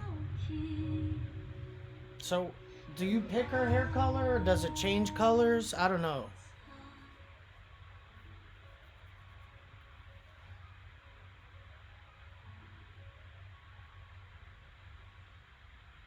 Shift Up, a Korean mobile game developer, has made a stunning entry Game into the spoilers! market with their AAA debut, Stellar Blade. Oh, come on, Originally called dude. Project Eve, this title not only boasts impressive graphics, but also delivers stellar gameplay. This game initially Oh, fuck piqued it. my interest, but I wasn't set on buying it. I don't However, care. everything changed after I tried the demo they released on the PlayStation Store. a practice I'd love to see more often. The demo sold me so much that I instantly pre-ordered the game right after completing it and defeating the Rail Yard boss. Today, I'm going to be going over my thoughts after beating this game a couple of times, with over 75 hours at the time of writing this. This game does a great job of showing what the PS5 hardware is capable of, and is visually stunning to look at. While I did enjoy my time with Rise of the Ronin, I couldn't help but notice the stark difference between the two. For me personally, graphics isn't everything. However, visually pleasing aesthetics certainly help enhance the experience. You have the option to choose whether or not you want to play this game in performance or quality mode. I play this entirely on performance mode, since especially in games like these, where timing is key to parrying and dodging your enemies. Damn, During my sliced whole them in playthrough, half. Not once did I ever experience any noticeable frame drops or game crashing. The only glitch I experienced was that the previous fish I caught would float in the air, but outside of it, it was perfectly fine otherwise. The animations are both crisp and smooth, adding to the overall quality of the experience. Even the detail on Eve's character and model looks great visually, which I too can appreciate and isn't just for the male gaze. The game and the world itself is beautiful to look at as you traverse through the different regions. Each environment tells a story, from the ruins of the old city to the desolate desert as you journey to reclaim the planet. I wish there was more variety in the big open sections. The two largest ones are both desert, and by the time I was about halfway or close to late game, I was sick of seeing the sand. I would much prefer entirely different locations, but this is just a personal preference that I have, but at the very least, to have one that is different from the other. More variety. While story is present in this game, it's certainly not the star of the show here, at least to me. It's more so to get you from point A to point B. In Stellar Blade, Earth is no longer the home we knew. Ravaged by alien invaders known as the Yativa, humanity is on the brink of extinction. Clinging to life in a distant space colony, amidst this despair, a glimmer of hope shines through Eve, a warrior with the daunting task of reclaiming Earth. This journey is as much about Game uncovering rank the stays mysteries of the honest. past as it is about fighting for a future. I felt like a lot I like of the game ranks characters too. here aren't really interesting and lack the I depth do I like was game hoping to ranks. see. You didn't really see more of their personality and character till more so towards the end of the game. For example, I wish we could have more context or further explore the relationship. I like game ranks too. And that chick has a speech impediment. And we're back with another episode of Before You Buy. That show where we give you some straight up gameplay and our first impressions of the latest games releasing. As usual, it's me, Jake Baldino, and today we're talking about Stellar Blade. We've been playing a review copy, and this footage is spoiler free, so you know, and the gameplay was captured on PS5. This game's actually only on PS5, actually. Published by Sony, but developed PlayStation by 5 Shift Up exclusive. Corporation, a South Korean development studio previously focused on mobile games. So this is Looks a big like I need first to debut. upgrade I my wasn't system sure for the what to for the think jiggle going into physics. this one. Yeah, after spending a bunch of hours with it though, I really like it. It's not perfect, and some of it feels a little phoned in, but the combat and the visuals are top notch. An analogy, if you humor me, I'm sorry, car people, you're gonna hate this, but Stellar Blade is kind of like one of those brand new Corvettes. Yes, they don't make them like they used to, and the design may not end up being as memorable as the classic design. You know, it just doesn't have the personality of the classic Corvette. And actually, it reminds you of a lot of other cars out there. But still, this new one is flashy and a good fun ride. That might sound stupid, but I wanted to get my feelings out up front. I also think if you played the demo, you haven't really seen much. I think the game significantly gets much better and stronger as it opens up within a few more hours. So, what exactly is Stellar Blade? It's an action-adventure game centered around combat and some exploration, with some open-ended, explorable areas, as well as a surprisingly big hub city. Now, you play as Eve, a kind of designed super soldier sent down to post-apocalyptic Earth, ridden with monstrous Naytibas, and she is on a quest to destroy the Alpha Naytibas, the most big, bad, powerful ones. But she quickly gets wrapped up with one of the last bastions of humanity on this planet, and this whole bigger mission entails. Another thing about that, just a couple of honest dudes that love games, is that I don't know, I forgot his name, but the guy, a movie reviewer, a YouTube reviewer, or something like that. There was some stuff just went around viral recently where shut the fuck up, bro. Where they basically admitted to picking their battles with the with publishers and what games and movies they're willing to review poorly and which ones that they're not. Yeah. Which ones. So sometimes, they're admitting that with games and with movies, sometimes, you know, the movie's not so great, the game's not so great, but you don't want to give it less than 7, right? Especially if you're friendly with those people, they sent you and so they don't even. It's at the point where certain people can't get early access to those games because they don't want honest reviews. They want sales. And if honest reviews hurt the game's sales, they're like, fuck that. Give it to one of our people. Give it to one of our shills. They'll sell it up for us. And the people who do it recently admitted to doing it. It's you can't make this shit up. You can't make this shit up, yo. Dismissing this is kind of like the poor man's Nier Automata, but like I'd push back against that. There are some moments worth experiencing here, but it ultimately just feels a bit flat and lifeless compared to all the other crazy, awesome, and beautiful things going on elsewhere in this game. Namely, the combat. This is the main thing you're doing in the game, and Eve is a combat badass, and the combat is the best thing about this game. It's why I still ultimately recommend it. You have light strikes, heavy strikes, a block, a parry, and a dodge. This is how you got start. left You're ass not worrying cheek, about a right stamina ass meter, but cheek. your block meter, and you are also trying to parry as much as possible to stun enemies and open them up for critical attacks. Parrying is tough, but mostly fair. Nailing a Scottish chain guy. of attacks with parries feels Fucking- really good. With good feedback. Is it the giant critical flashes, drinker? and a loud The critical clang gamer? that, for me, just never really got old. Some enemies are a bit hard to read. and Fucking timed drunk, the perfectly, fucking drunk so dude with it's the not Jack like Daniels the most shit. refined masterpiece in the world, but most enemies are really, really engaging clashes. And this is just with the basics. You're getting more combos, dash attacks, air attacks, and the game consistently doles out new stuff for you. Firstly, through a skill tree. You level up and gain points to jump into a handful of skill tree clusters that are like focused on the different character aspects. So gain more combos, better dodges and perfect parries, more energy drain. There's a lot, and most of it is meaningful. Completely You roast can also them. respec if you want at any point, Worth a but buy. again, it's pretty generous with points, and you're going to feel satisfied unlocking a lot consistently throughout. The game also has its own version of dealing with those pesky big enemy attacks that flash a certain color. Stop me if you've heard that before. 2 examples here. An enemy... Okay. Let's see. High Fleet. Is it?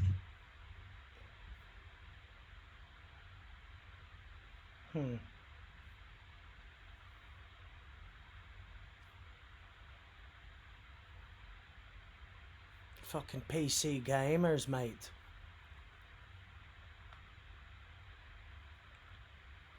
I'm looking for something I'm familiar with.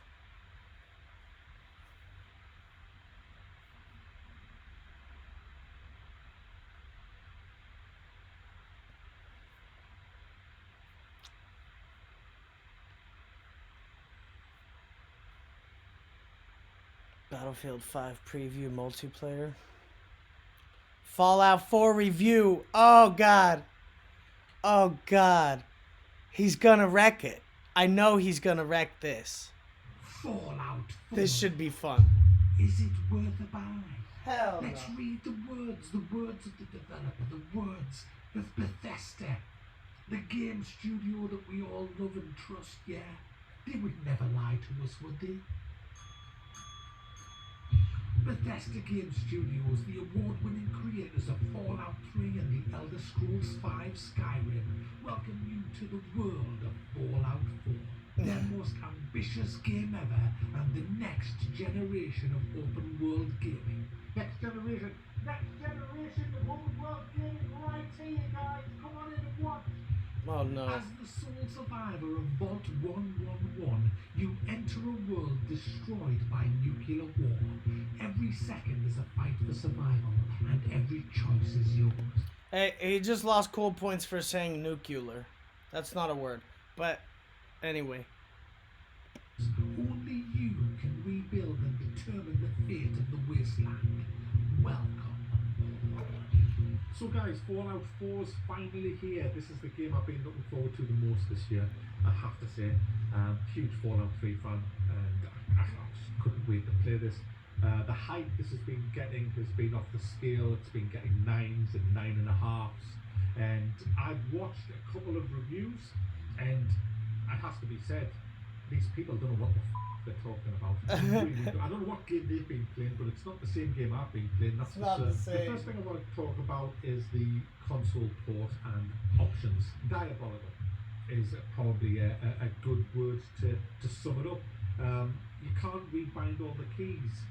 A lot of keys are mapped to multiple uses, which is a big He's rule on the European. PC. Same with the console. On a console, you've got your controller, which only He has said a it the few Europe buttons on way. it. It doesn't have a lot of buttons. What? 1, 2, 3, 4, 5, 6, 7, 8, 9, It's 10, fucking European 11, fucking 12, accent. 13 buttons or so. My keyboard. Just get a Well, fucking... well, you can't see, but you know Yo, how many I keys like are on the listening keyboard. to There's no foreign excuse reviewers for a because PC they game sometimes to they have multi-purpose they're keys. they're It different should never ways of happen. saying things. We have enough keys on the keyboard so that every single usage and ability can have its own separate key. Oh fuck. Okay, so there's too many keys. I like the way they're just it's interesting. Keyboard. I watch Jesse Grant from Australia, freemium dude from Australia. Shout out to them. I watch fucking H Bomber guy. Dude, I've watched H Bomber guy's Bloodborne video like 10 times at the least. It's good shit. Me and my girlfriend quote it at home when I'm playing Bloodborne. Just like in the Chalice dungeons. You can get your health back. Because he says it, he just gets so into it. I don't know. I guess I like how they get so into it. Their energy. Good energy. Well, you can't see, but you know how many keys is on the keyboard. There's no excuse for a PC game to have multi-purpose keys. It should never happen. We have enough keys on the keyboard so that every single usage and ability can have its own separate key. Now, where this has problems in this game is That sounds sometimes annoying as over the fuck. third person mode, because that's multi-purpose, that key as well. You know, holding down the key gives it a different meaning to tapping the key. I couldn't even loot objects at first because looting objects for me was Y. For everybody else who doesn't use TGFH, it's E. But if you hold the object and press E, he picks it up magically using the force. He doesn't Nah. put it in his inventory. If you tap E, he then picks it up. It's bullshit. The worst one is reload. Reload is all. Yeah, but that's just PC. In this game, there's a big crafting which I'll come into in a minute. But one of the amazing things you can craft are structures and buildings. There's walls, ceilings, floors, and all that. But when I try to do it, G, which is normally walk backwards, Oh, no. actually is rotating the object in your hand. So when I try to walk backwards, say to place a fence or something, I don't walk backwards. The fence just starts spinning round and round and round, and I can't rebind it. It's awful, the port. To make matters worse, there's frame rate issues with on the Mickey Mouse. Here, for a AAA game. AAA top price full whack game, and when you open it up and start playing it, you can't popping rebind off. the keys. There's no fucking fob slide. Oh, It's shit. just in the options. It's a mess. He's And popping on the off. subject of mess, let's get all the dirty shit out the way now. Let's get it all out. The AI is fucking hideous in this game. I'm not kidding you, it's awful. You have companions, which could be a robot, a dog, or a person. They can come with you as you go and explore the wasteland. They may as well stay at fucking home because they can't shoot for shit. The dog's alright, it pins enemies down and it's useful, but the other people are just awful. I took a guy out hunting who was the leader of the fucking Minutemen, which I'll come to in a minute, and he couldn't fucking shoot straight. He's all over the place. But thankfully truthfully, the enemy AI is just as bad. I mean, we were having a firefight on a bridge, and they were charging towards us, and I was thinking, we're going to get overrun, but they just ran straight past us. The guy was just, he just ran past us. I was like, mate, I'm here. What? And we just shot him. And I found this huge scorpion, really big scorpion that just popped out of the ground. Oh, The dog shit. found it. And I was like, oh my goodness, it's a huge fucking scorpion. It just sat there and said, go ahead, shoot. I'm not going to kill you. Honestly, it's right. There's clipping issues as well. And also as well, the AI goes from one extreme to the other. They never miss with grenades and molotovs. They land on your head every single time. And it's just like, you're sneaking in on here, boom, boom, boom, dead. It's like, what a fucking mess this game is. Absolute mess. The graphics Absolute look mess. great. I mean, I thought it was a Fallout 3 mod when I loaded it up. They're not Ah, great. I thought it was a Fallout 3 mod. It's getting 9.5 out of 10 on some sites. 1,400 positive reviews, and bloody hell, man. No one's mentioning all this. They're just sweeping it under the carpet. There's a guy on the Steam forums posted 2 pages of faults. And you know what someone said? You're nitpicking. You're nitpicking. Fine boys. Honestly, they got above it. And then there's the story. Oh my goodness, the story. You can choose to be a guy or a woman at the beginning of the game. I chose to be a guy. And I'm not kidding you, this guy, I'm not going to spoil the story, by the way. Please spoil it. Please. I'm never going to play this game. I'm never going to play this game. Because you've been frozen in I'm turning him up. 200 years. That's not a spoiler. You find that out in the first 10 minutes. And you come out and you find the dog immediately. You then come to a village where there's a bit of a siege going on, and you help the Minutemen overcome the siege. You kill a couple of people. That's about it. The Minutemen then say, hey, thanks. Would you like some power armor? You know, the really good stuff that took you like 40 hours to get in Fallout 3? Here, that's up. And there's a minigun to go with it. And so, like, you know, half an hour into the game, you've got your bloody power armor and a minigun. They don't want it. They're happy to use their little pop guns and their shitty coats as armor. But hey, a total stranger comes along, kills a couple of people, they go have the power armor. And you think that's bad. It gets worse. 10 minutes later, they come and live in your street and make you the leader of their entire faction. I mean, God, they don't know you from f***ing Adam. And they've just turned everything. Where did he get the bell from? Full leadership, and they're now calling you general. Sounded like a real. What kind of. Sounds like a real bell. F***ing Adam. And they've just turned everything over. You the leader of their entire faction. I mean, God, they don't know you from f***ing Adam, and they've just turned everything over to you, the best weapons, the best armor, and full leadership, and they're now calling you General Sir. I mean, what kind of bit of the storyline is that? It's awful. And do you know something? What annoys me about this game is that it has markers all over the place that you have to follow. It doesn't let you just be you in this game. It's supposed to be a role-playing game. Why is the protagonist voiced? I don't want the protagonist voiced. I really don't. It's me. I'm playing this guy. I'm the voice of the guy. I don't need a voice. You know, how does the programmers know how I feel? I don't want to listen to his lame-ass excuses because I don't use excuses. You know, there's things where you have to sort situations out with like drug dealers and people, and I just want to do it my way, but you can't because this guy is voicing your opinion. How do they know your opinion? In role-playing games, you're not supposed to do that. It's supposed to be left to the player to decide how their character's going to be. You design your character from the ground up. And Right. In Fallout 3, we had karma, and it was like, if you do bad shit will happen because, you know, people say, hey, you know that Matt guy, he's been murdering innocent people.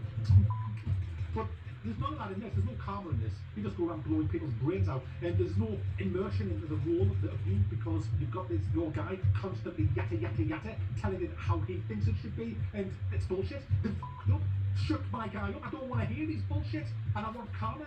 You know, it's saying that, like, I do like the game. Yeah, no, I've spent 10 minutes or so slagging it off. I actually like it. I'm going to tell you why I like it.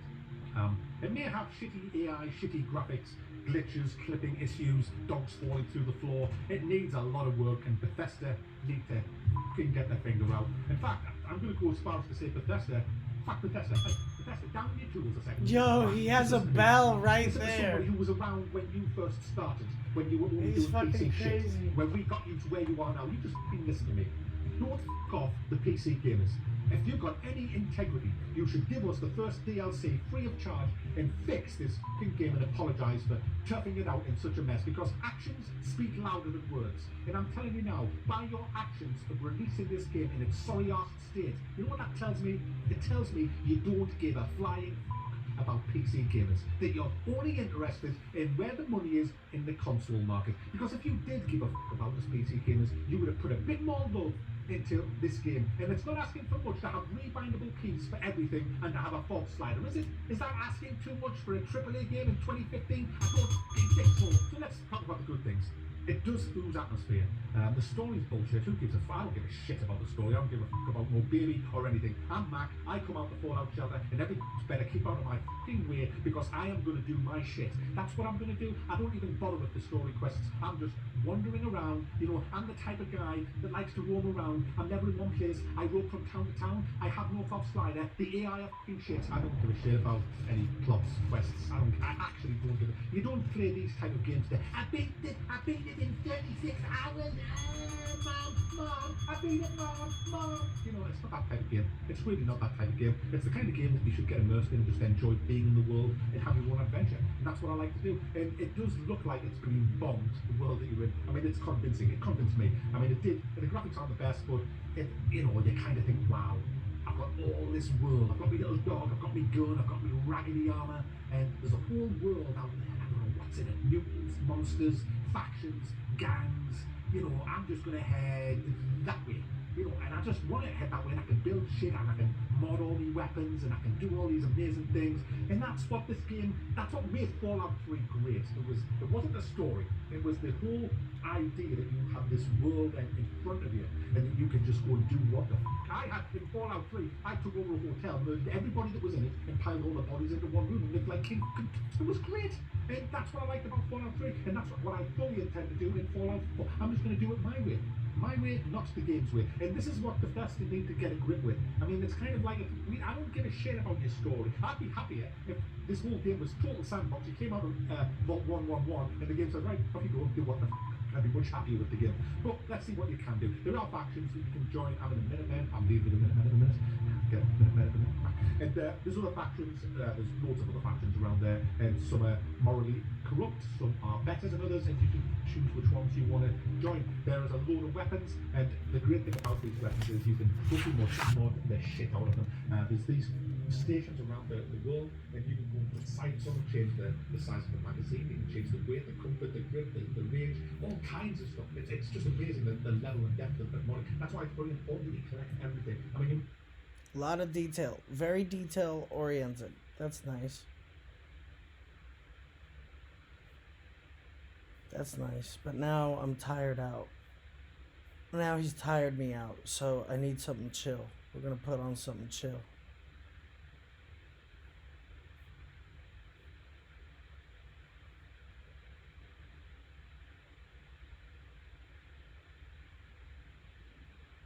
None of this Acolyte shit. Damn, Total Recall is free with ads? Schwarzenegger? Total Recall free with ads? Oh, dude. Yeah. That's what we're doing, chat. I'm gonna change the title. Hold on. I'm gonna change it. I'm gonna change this. The title real quick. We're gonna watch Total Recall.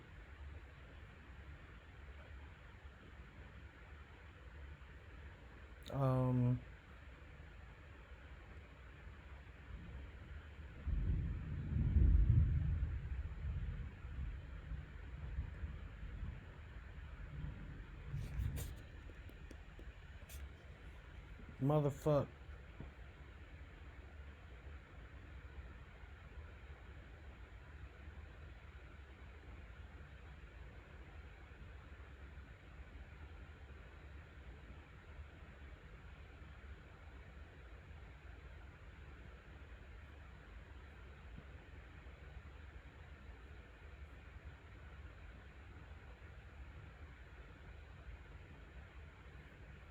Oh, it was locked.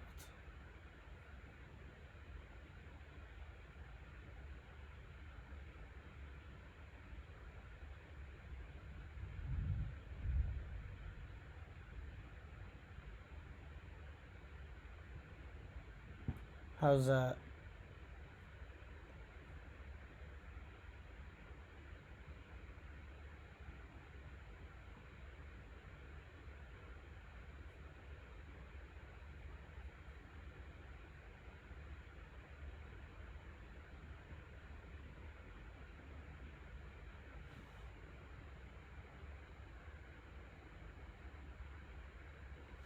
Get my ass to Mars. All right, I think this looks all right. I'm still working on this new format, so close that out. Boom. Nope, that ain't it. Go back here. My window capture.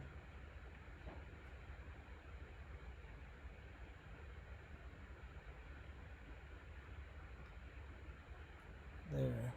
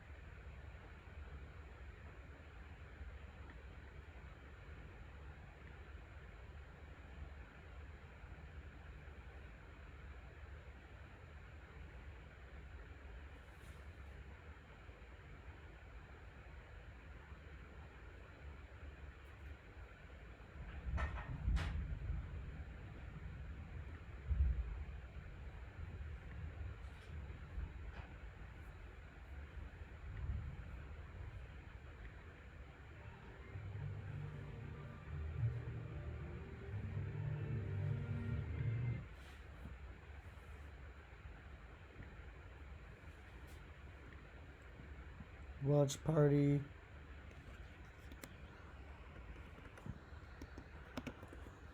Total Recall. Journey to 500.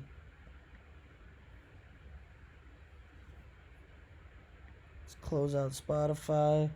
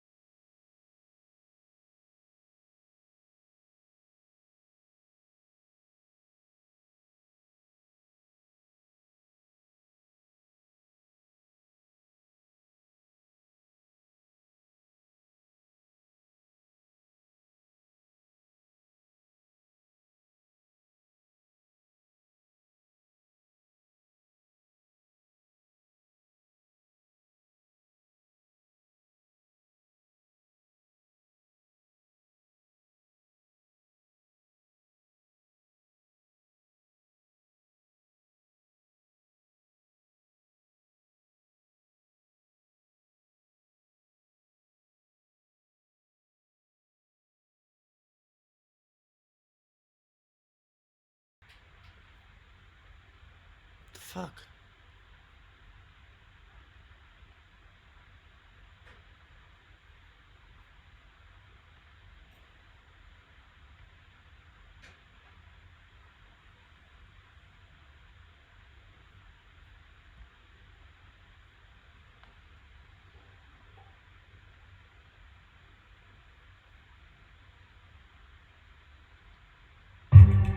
I want you to take me to the future. Let her rip.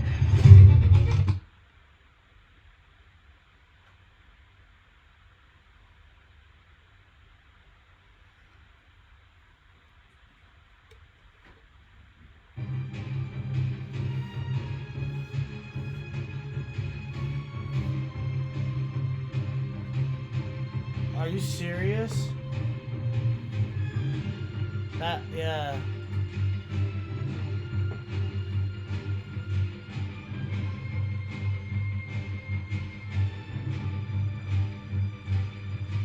Damn, that's so lame. Damn, that's so lame. Because it looked like it was about to work. Well, let me fix the title.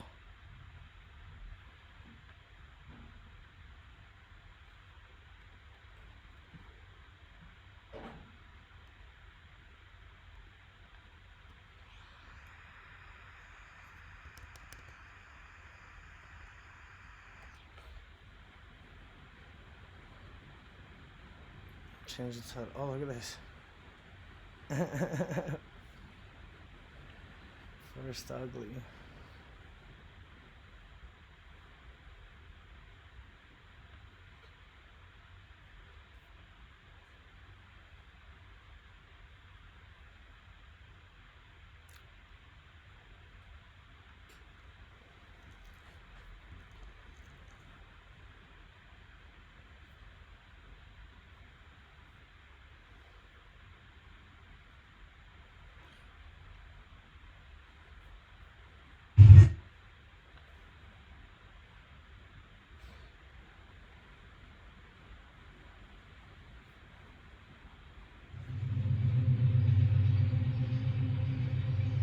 On December 31st, 1999 at 11:59 p.m. Well, I we're sat working with what trembling we in my got. room, awaiting the annihilation of the world.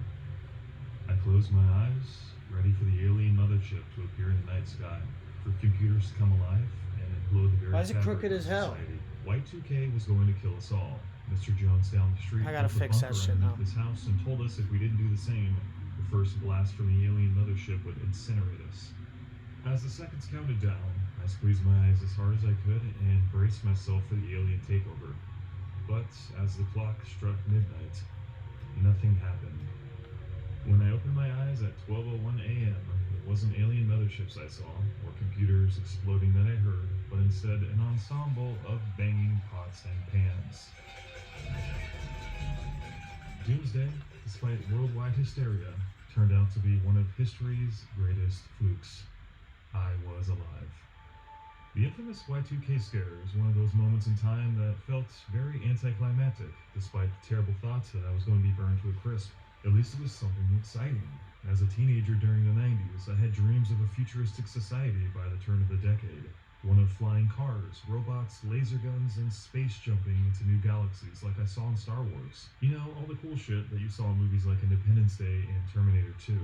I dreamed, oh yes I did, I dreamed about flying to Mars and waking up next to Sharon Stone after watching Total Recall. When nothing happened and the world went back to its same old boring self, I felt utterly disappointed.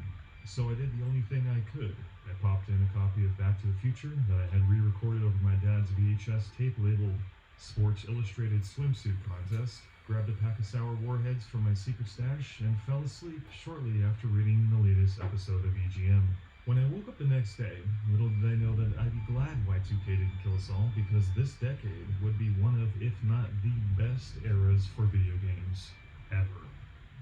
Just about everything you could possibly think of that was exciting happened in the 2000s, and this was a 10-year period where video game culture exploded like I never thought it was possible. In the 90s, video games were just getting a foothold into a society where people spent most of their time outside. I was a dork, and I had my dorky friends, and we had our GoldenEye tournaments high up in my tree fort. We pinned up a wooden sign carved "No Girls Allowed," but beyond this tree fort, our gaming garage setup, and the odd trip to the local arcade, this was my entire gaming world. But when 2000 came around, it wouldn't just be us dorks playing video games into the starry night. Games would dig their clutches into the very fabric of the world, and that is no understatement. Games and tech advanced so suddenly that it's very difficult to comprehend how fast time seemed to fly during this 10-year window. All sorts of crazy new genres began to pop up. Game design fundamentally changed given increased hardware capacity in broader markets. There were so many systems with varying features and hardware, and all sorts of weird controllers, online features, and a lot of gimmicks. This was the decade of innovation. The landslide of gaming popularity began the very first year of the decade, when Sony launched the PlayStation 2 in October. In the 90s, if you wanted a Nintendo 64, you could go out and buy it. You might have to visit a few stores, but if you had the cheddar, you were getting the system. But not with the PlayStation 2. The PlayStation 2 was the system that began the trend of having to show up at a store the day beforehand and see if people were waiting outside in line already. I know this because I actually had to camp out overnight at Walmart to get one. I shit you not, I stood next to a reeking dumpster outside the building for 18 hours to get the PlayStation 2. This was the first time I ever experienced anything like this. Truth be told, I nearly froze to death overnight like a popsicle. And food? I'd rather starve to death before leaving the line. I damn well nearly pissed myself too. Only 8 of the 60 people lined up got a system that morning. The rest left embarrassed. That's how far gaming had come in just a few short years. Video games weren't just Nintendo games anymore. The PlayStation was one of the most successful gaming consoles of all time, but you didn't have to risk getting mugged if you zonked out for a second in a shady parking lot just to get it. But when 2000 came to a close, gaming would spread through the world like a wildfire. There were several reasons for this. First, gaming had become way more than the beeps and bops of its heydays. Pong was out, high-definition 3D graphics were in, with new controllers, better performance, and online play. The most important thing was you didn't need to be a gamer to recognize and appreciate games during the 2000s, whereas you wouldn't know what the hell you were looking at if you were in the 80s and you were not a gamer. You had to have an extreme amount of imagination to play an Atari game, for example. Getting your grandma to understand what the hell was happening in this screen of SwordQuest was like trying to explain what the meaning of life was to an orangutan. In the 2000s, though, people, real non-gaming people, could actually look at a TV and see the difference in video game genres now. And with new controllers and lots of new options, it was easier to play them too. Not everyone could play Ghouls and Ghosts in the 80s, but everyone could play Wii Sports in 2006.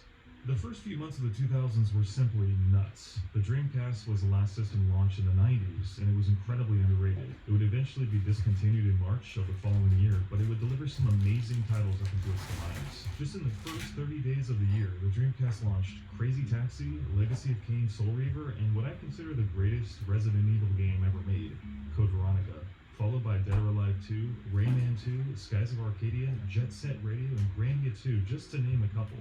Not to mention Shenmue, which had just launched 3 days before Y2K, which was one of the most hyped games ever. You want to talk about a console that was all about the games? The Dreamcast was not f***ing around. Sadly, when the PlayStation 2 hit in October, interest plummeted so hard that Sega was forced to throw in the towel, marking the end of one of the coolest gaming systems ever made. But not without last one, hurrah. And that game was Phantasy Star Online. I can't even describe how wild it was to play an online RPG on a console on launch as a kid in 2000. It was like being in a dream.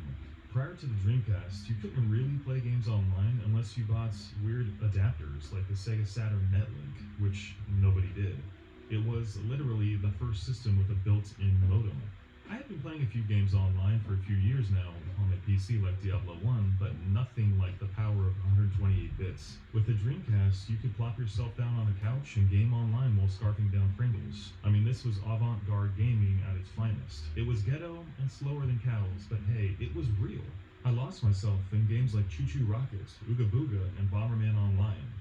Can you believe this is an actual race? A 4x4 Evo played on Sega Nets 23 years ago? It's insane. But nothing really compared to Phantasy Star Online. It was the first online console game that really hooked me, and I remember how surreal it was walking around town seeing actual real-life people in a console game, then walking out into the forest and gunning down monsters and watching other people do the same, but with laser swords.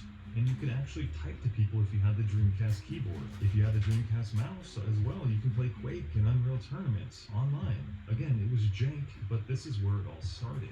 And there's something really special about being part of a revolution, an inception, in the moment, at that time, despite how ghetto it was. The saying that you just had to have been there is real.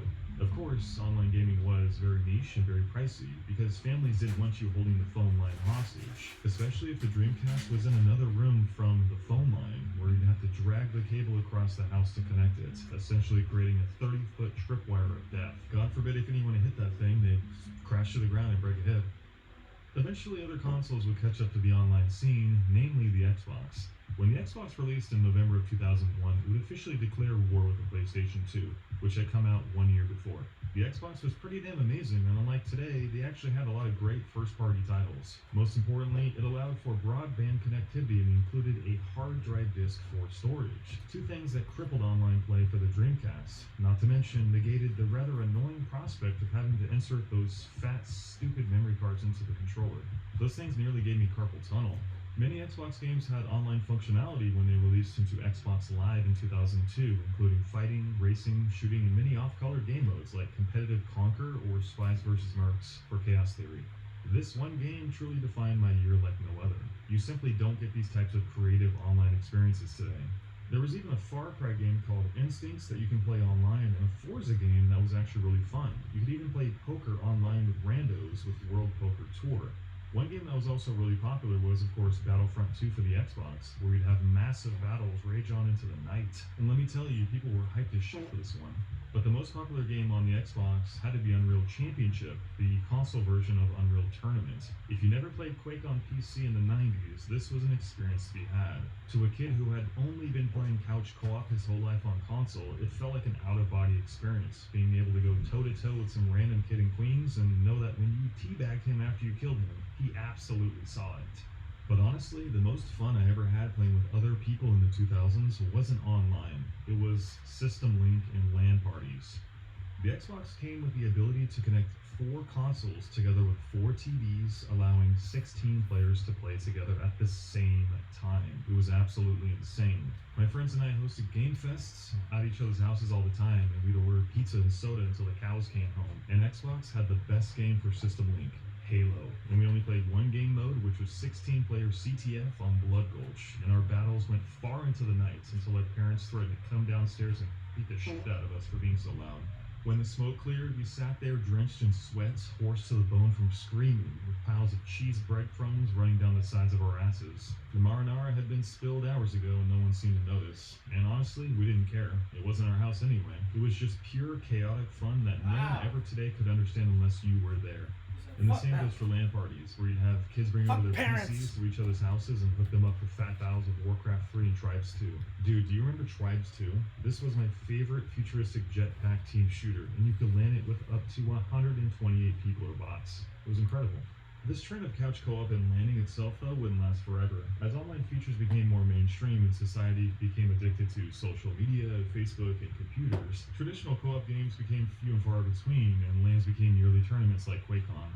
In fact, game genres became quite specialized as the new systems migrated towards their own targeted demographics. Microsoft and Sony would be great rivals throughout the 2000s, and even to this day, the feud is ongoing.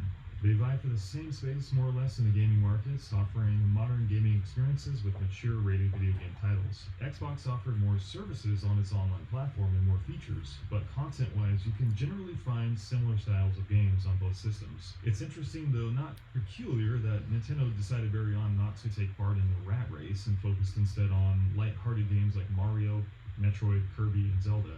Those games are for everyone. And with interesting controller setups like the Wiimote, you'd never find violent action games, standard FPS games, or controversial titles like The Last of Us on Nintendo consoles.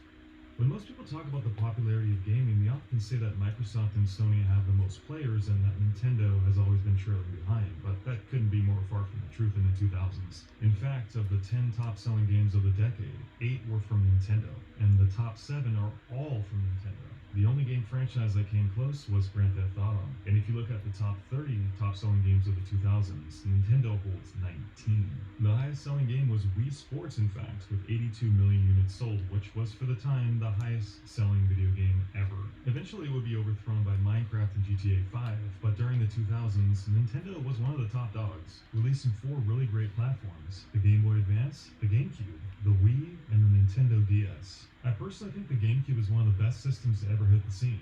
Although the GameCube fell into last place in the race, it's the most critically underacclaimed system next to the DC. It was a little purple box of creativity with a cute handle, but at its heart, it was a pulsating volcano of awesomeness. Unlike the Wii, which was for everyone, including your grandma, the GameCube was actually still a console for hardcore gamers. With it came an interesting controller that was perfect for the new creative 3D titles it would house, predating the somewhat gimmicky era of motion controls and the shackles of capitalistic game regurgitation. The GameCube was a treasure box full of many games that have become long-standing staples in gaming culture.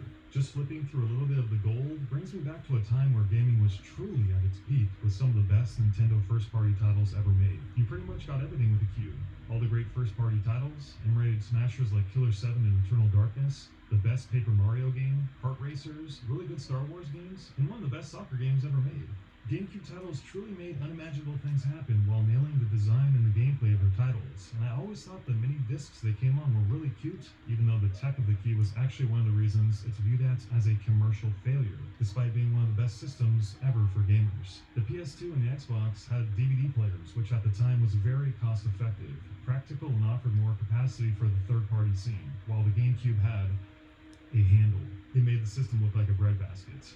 More importantly, it also had no support for online play and the perception of being less powerful, which wasn't entirely true. In the 2000s, graphics were a really big part of gaming discourse, and it was often just as important to have really good-looking titles as it was to have really good playing titles to attract buyers who were on the fence. And GameCube titles looked, on average, worse than the really pretty shiny graphics of Xbox and such. And that's a shame because I think the Nintendo GameCube was an absolute rock star of the system.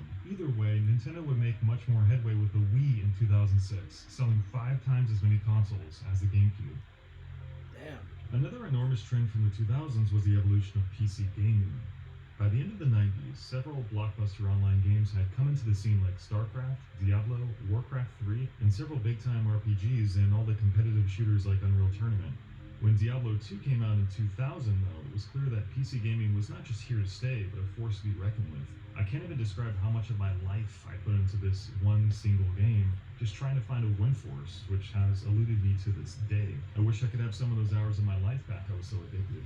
But it wasn't just Diablo that burst into the scene. As I said before, a cornucopia of games flooded the decade, and it wasn't long before there were so many games available that you couldn't possibly play them all. In just a few short years, PC fans got Counter-Strike, Deus Ex, Knights of the Old Republic, Half-Life, Half-Life 2, Oblivion, Morrowind, Max Payne, and so many more games that are still held in high regard today.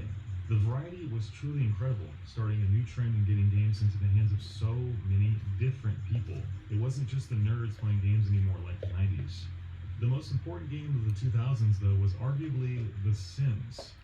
Having gotten my first PC soon after, I can say The Sims was one of the coolest and most messed up and fucked up games I've ever played. This is a game where you take control of a bunch of people as they go about their day.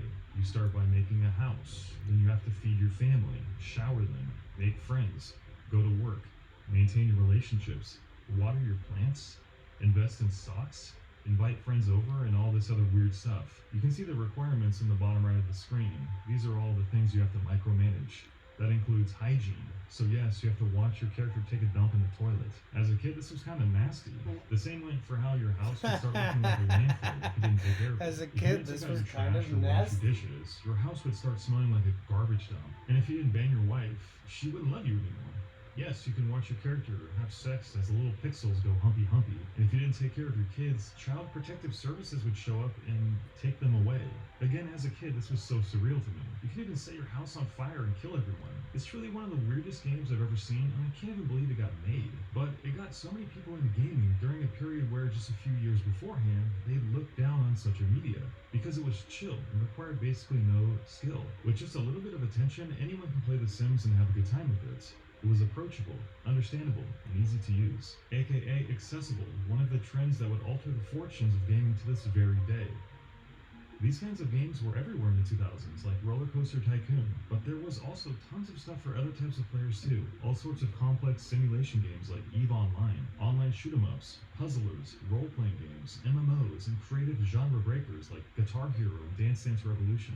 Talk about bridging the gap between gamers and watchers. And then there were really niche titles like Black and White, which was my first God game. I'm not even sure what this game was all about. And Sacrifice was the other game that just blew my mind. Again, another new age fusion game blending combat, action, and RTS. This particular game was so fascinating to me because as a kid, I couldn't even have dreamed up a concept like this. Just to nail this point home, this was the decade that Beautiful Joe and Pikmin launched on GameCube and Okami for the PlayStation 2. There were so many weird and wonderful types of games. The 90s seemed so simple compared to all this. Like I said, it was the era of innovation. One such creative title introduced in 2000 called No One Lives Forever shows a very different side to the FPS than you'd ever find today. This era was all about taking chances, but this wouldn't last forever. Far into the next decade, more aggressive business practices encouraged copycat game development. For-profit incentives like overly monetizing titles and stuffing all sorts of in-game stores and creator bonuses into the mix. This was a good way to get more money for every dollar spent, but its ethics are questionable.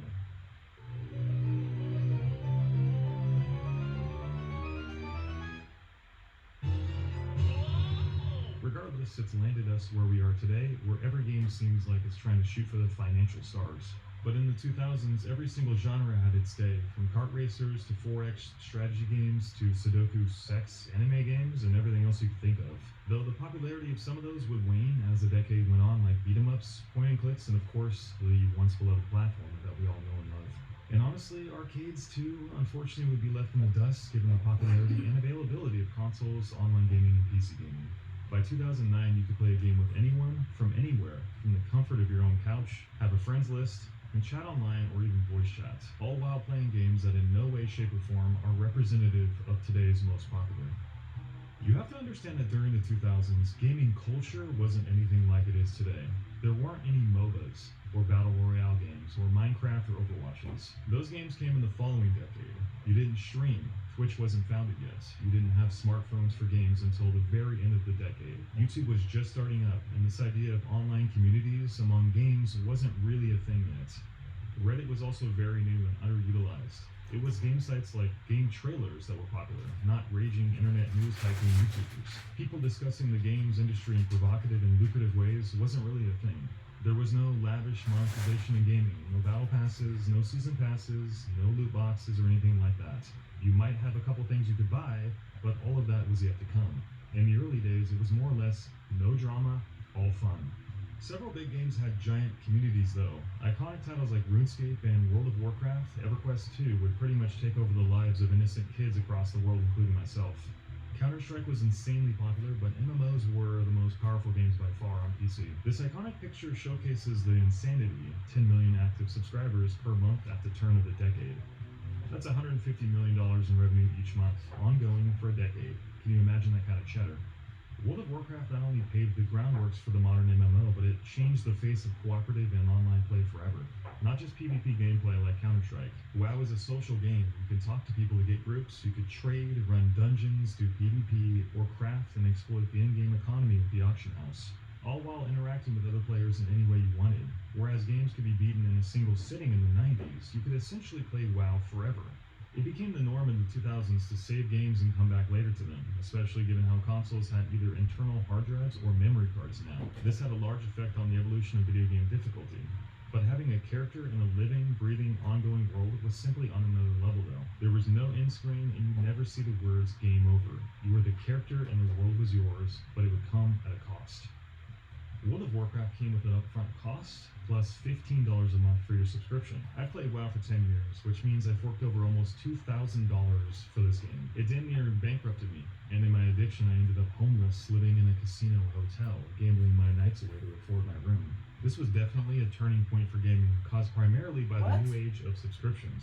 The only other things the game had Was in that- its was that a subscriptions joke? were expansion packs, but even then you only had to buy it once. Subscriptions never ended, which led to DLC, which led to in-game stores, which paved the way for microtransactions, which led to seasons, which ignited the pre-order bonus online culture where you can pay $20 more to play a game a week before everyone else, which has led to us changing the way game progression systems are now designed, which brings you up to today, where you're never really sure if you're getting everything you should be when you fork over the money.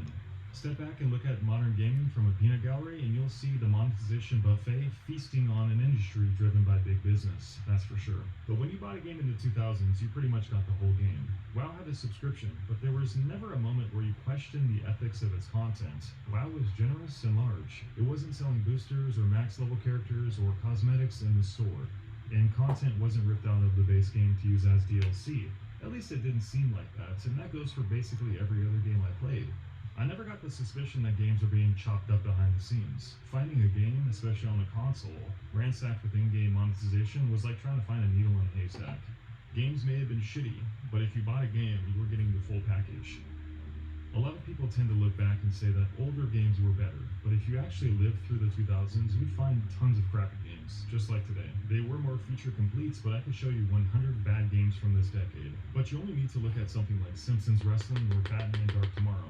Anyone could tell just from this footage that these games are Diarrhea City. But it wasn't just these games, there were tons of issues across all genres. Terrible movie adaptations, horrible ports given the variance of new PC hardware, Diarrhea and lots of City. control issues. When you have an era of innovation, there are always going to be a bunch of turds floating around. And you have to remember that refunding games wasn't as available as it is today. There weren't Steam refunds, and if you opened a box at your store, you probably wouldn't get back what you paid for it. Hell, one time, Walmart made me open the copy of Superman 64 I brought back to return and plug it into their display unit and show them my save file just so they could see if I had played the game. I felt so embarrassed because I did play the game, I just wanted to return it because it was shit. There was a lot of risk playing games, no doubt, and a lot of rental stores had limited copies of games. My local video store never had copies of new games. Some lowlife would always get there before me, so I had to rely on rare game demo CDs that would sometimes come with new editions of EGM. Though honestly, game magazines and rentals wouldn't be that big of a part of game culture as the decade closed out. Netflix and Redbox would put so much pressure on the brick and mortar that they'd be driven out of business just a few years after the 2000s ended. As the sun of the 2000s began to set, games were in a completely different spot than when it started.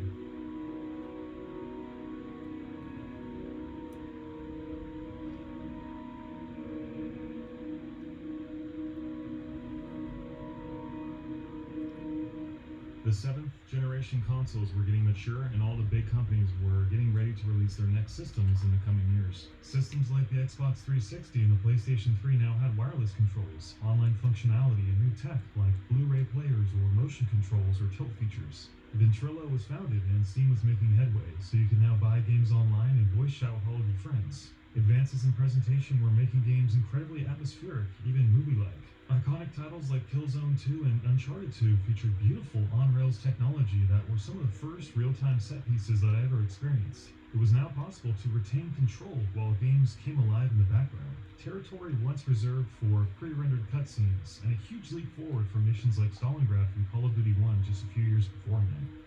Smartphones were gaining momentum. The mobile gaming crave was about to take the world by storm, and gaming had changed. RPGs were getting huge, worlds were becoming open, and sequels were becoming a big thing too.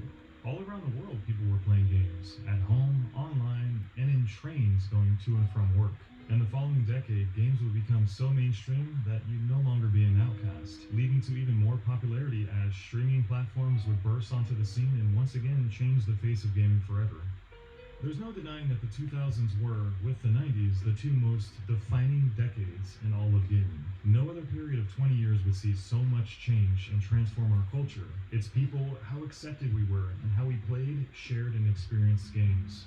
It was a time where video games thrived in so many creative ways, and where people took a chance on an idea, even though they didn't know if it would work out. Creating a breathtaking handful of years where games were made through passion creation rather than profit creation. Before games became the commodities that they are today, and gaming culture became what it is now.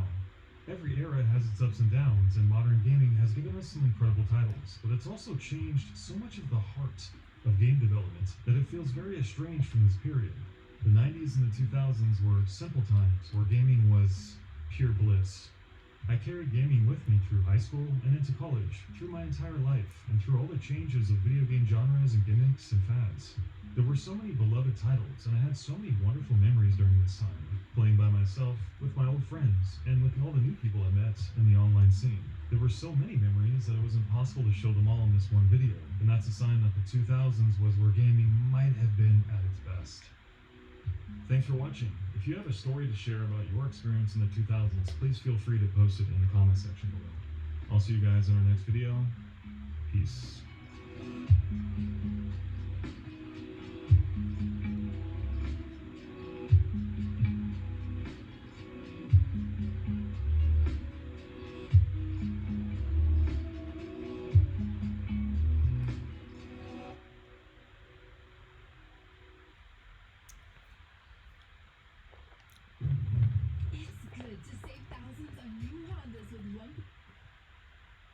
It's good to eat ice cream with cookies in it.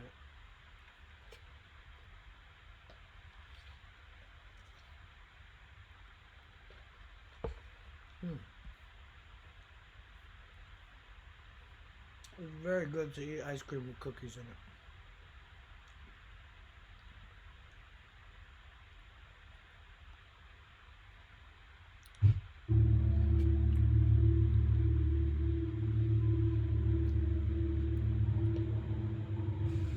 Back in January, Humble Bundle and Rockstar partnered to release a pay-what-you-want bundle with a lot of Rockstar's classic games. Among the heavy hitters like the Grand Theft Autos, the Max Paynes, and Bully, one game stuck out to me like a sore thumb: Manhunt. I don't think this game needs much of an introduction at this point. Most of you may have at least heard about it or its sequel through the mainstream media lambasting it for being a murder simulator. It's been cited as one of the most violent video games ever, and from here on in, I'm not going to give you a history lesson. You don't need that. This game has made a name for itself already. The truth is, I think Manhunt is an essential horror experience. It's far from a perfect game, but it succeeds in doing everything it sets out to do. It's disturbing, it's grotesque, and that's totally fine. Art has the right to tell any kind of story it wants to tell. It has the right to convey anything it wants to convey. Sometimes using art is the best way to explain complex emotions, like anxiety and depression in the game Celeste. Manhunt is a special horror game in how it creates its dark atmosphere, its gruesome content, and its satisfying yet terrifying mechanics, while stepping outside of its boundaries as a stealth survival horror game and creating something that I feel like I haven't played before. Manhunt is also a game that deserves to exist. In a world where video games are constantly being cited as causes for murder and violence, Manhunt aims to push the envelope of what makes people comfortable when playing a video game. Games are arguably the most complex form of art there is. Horror games, however, are another story entirely, and Manhunt knows what it's doing. So let's examine how Manhunt succeeds in being an essential horror experience. I'm Nim Triforce, and this is Manhunt.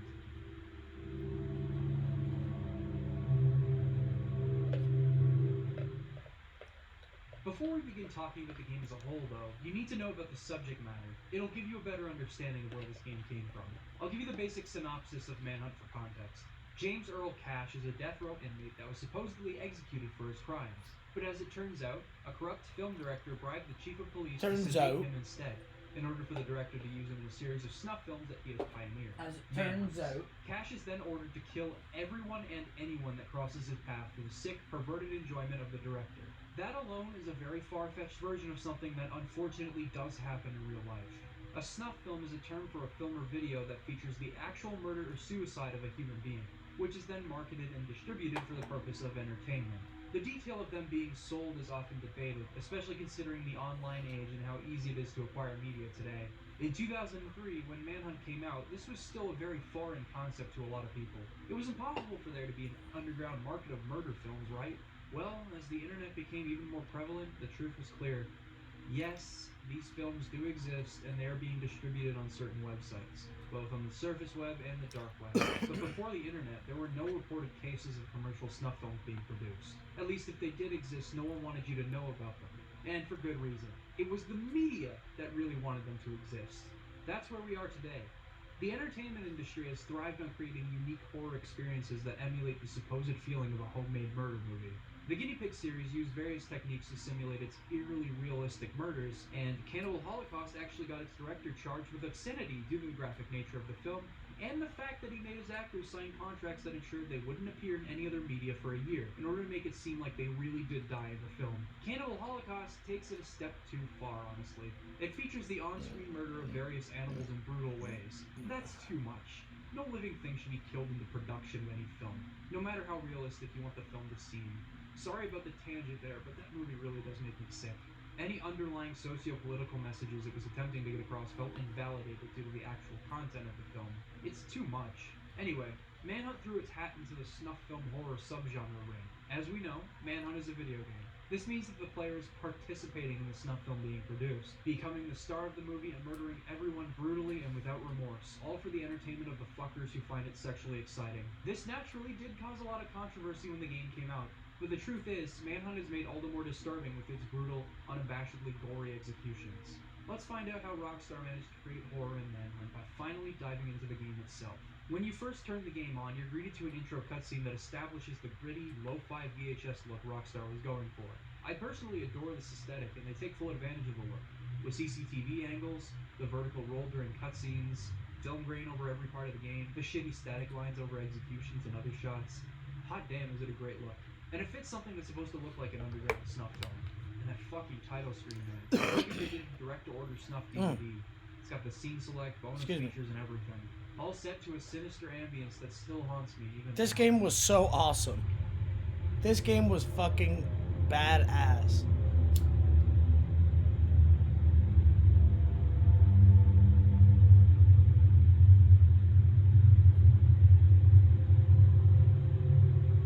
Right, so the intro cutscene sets up the game pretty well. I feel that horror's greatest element is fear of the unknown, so it's good that Manhunt got me intrigued from the word go. The first thing we see is a journalist talking to a camera. She recounts how she's collecting evidence on a mysterious Starkweather character. She mentions not even being able to trust the police. And after processing the fact that we're playing as a death row inmate that was relieved of his execution in order to participate in a snuff film, it's clear that the city this takes place in is fucked up. This becomes even clearer with time. But the burning questions of who is James Earl Cash and why was he going to be executed? Who is Starkweather and why is he directing me? And why did this happen? Are left. Before you can think deeply about those questions, boom, you're dropped into the first scene. Born Again. As you go through the first level, Starkweather will give you directions and praise or criticize your actions depending on what you do in the level. As messed up as this guy is, I love him. I hate him, but I love him. He's voiced by Brian Cox, who you might know as Hannibal Lecter in Manhunter. Yeah, either this is a coincidence, or Rockstar knew they wanted Brian Cox in the game from day one, and they wanted to pay tribute to him by calling their game Manhunt. Either way, Brian Cox does a fantastic job portraying this lovable yet perverted piece of garbage. You're gonna turn the Flash world on its head. You're showing me some real psycho-style cash. I love it. So you're not resting on your laurels, but I haven't got stiff for a while, so step it up a little. Gore, Cash, gore! What is it you don't understand? You're at it again. Taste me, just like a teenage girl. Starkweather also has some lines that insinuate he's masturbating to the murder spree he's filming. Here's a line from a bit later. What the fuck? Just great. Oh my God! I've had an accident. I'm serious, man. You brought me home. It's commentary like this that keeps me somewhat sane during the course of each level. Halfway through the game, you lose contact with him after he aims to have you killed as the finale to his film, but you end up killing the White Rabbit and making a break for it in none other than the journalist's car as she's collecting evidence. I gotta be honest with you, I felt less safe without his voice directing me. This really reinforces the psychological aspects of Manhunt as a whole. The game felt like controlled chaos up to this point, with Starkweather pulling the strings. While these gangs are here and they're very much out to get you, this is all staged for a snuff film. Actors he hired. Props he provided. All of the set pieces are in place. His script is set in stone, but as soon as things go haywire, Starkweather sends his goons out to find you. Suddenly, you're against the world. The police are aiming to capture you, nothing is going right, and you have nowhere to turn. Pretty great. This also ties into how fucked up Carcer City is. Let's start with the heart of everything. Starkweather. According to his concept page, which is written in fucking Comic Sans, he was once a very rich and powerful film director, but his movies steadily declined in quality. He was reduced to directing underground pornography and eventually snuff films as his mental state deteriorated. His mind went to founding a new subgenre of snuff, manhunts, as we previously mentioned. These proved to be extremely lucrative, and I'm willing to buy that, seeing how willing the public is to contribute to movies about snuff films. If there's a market for those, there's a market at the heart of it all. This gave him the wealth to bribe the chief of police into releasing Cash from custody and hire heavily armored bodyguards called the Cerberus. The dude has set up an industry from this stuff. He's manipulating these special private mercenaries and protecting his snuff film ring. I also really like how you discover more about Carcer City as you go through the game, and the conspiracy starts to unravel. The chief of police doesn't tell anyone about what's going on, and subjects his officers to being killed by Cash as he attempts to make it into Starkweather's estate. It gets to the point where the journalist is willing to work with Cash despite everything he's done, in order to expose the corrupt police force and somehow bring herself solace. Unfortunately, that didn't entirely work for her. More on that later. You also have the gangs. They're the primary enemies you encounter throughout the game. Each gang is known for specific things like white supremacy, pedophilia, survivalism, and psychosis. They're all comprised of terrible human beings, and Rockstar breathes so much life and personality into them that they always stand out to me when I discuss this game with other people. They often monologue to themselves and react to situations in fun ways, which make them such memorable characters. You might think that hearing the Smiley scream about head juice would be really stupid and out of place, but it actually provides the opposite effect. Especially when you consider that these characters are actors in Starkweather's film. The only ones oblivious to that fact are the hoods at the beginning, which is what makes them perfect tutorial material. They aren't a huge threat, but later gangs are well aware of their presence in the film and want their thoughts to be known. They're fucked up people. Does that justify murdering them? No, and I obviously don't condone anything that happens in this game. The violence in this game is pretty hardcore. Speaking of that, let's discuss how this game plays. Manhunt is primarily a stealth game, which is appropriate. I feel like stealth and horror go hand in hand. The objective is to get from point A to point B in each scene through various means. The most infamous mechanic Manhunt brings to the table is his executions. If you have a melee weapon, by holding down the action button while behind an enemy, you'll be given the opportunity to perform an execution. The longer you hold it down, the gorier the kill is. This is a heavily psychological mechanic unique to Manhunt. I say this because at first glance it seems silly. Just kill the enemies and move on, right? I don't want to waste my time by holding down the button. Well, actually, this game got me very curious about what kinds of executions you can pull off. As hard as some of these executions are to stomach, I find myself holding that button down as long as I possibly can, both to get the most gruesome kill and to get a higher rating at the end of a level. But these are sickening murders. Surely I don't want to watch these, right? Well, no, of course not. Realistic gore is very unpleasant to most people, but Manhunt forces your hand into killing enemies in disturbing ways through the sheer curiosity that also makes us human. If you're playing this game, you know exactly the kind of thing you should brace yourself for. Not to mention, they're satisfying to pull off. Yeah, as fucked up as the actions you commit are, they still manage to be gratifying. When you get chased by an enemy or when you feel overwhelmed, there's no better feeling than finally executing the hunters that cause you so much trouble. It's unsettling, but you can't look away. That's the appeal of Manhunt's horrific murder scenes. They're not just used to be blatantly gory with no purpose. They're a reward for mastering an enemy's behavior. As ugly as they may be, they feel good to carry out. Because of this, I see the executions falling under two categories. Rockstar uses them on a mechanical level and a psychological level. They're mechanical because they are the most efficient and effective method of clearing out enemies, therefore making using them satisfying. They're psychological because they get under your skin with their gruesome nature. Despite conquering an enemy, you're immediately taken aback by the remorseless and sadistic nature of the execution you're witnessing. And with this knowledge, I don't think Manhunt glorifies violence, as hard as it may seem to argue that it doesn't to an outsider. And that's due to this game's careful attention to detail. First of all, James Earl Cash is a cold, emotionless individual, and he should be. It'd be hard to justify connecting with someone that was sentenced to death for the crimes. His actions are unjustified, but then again, no one's actions in this game are justified either. This provides an emotional disconnect from the motivations of each character so that us as outsiders can still feel genuinely sickened by what's going on. The immaculate sound design helps too. In other violent games, killing your enemies seems like a generally unconscious thing. You're going through the motions, but we rarely think about the actions we commit on an emotional level. Manhunt is all about making you feel the pain of the enemies you kill. As devoid of morality as the gang members may be in Manhunt, the game wants you to take in every single blow they suffer. The disgusting crack of the crowbar,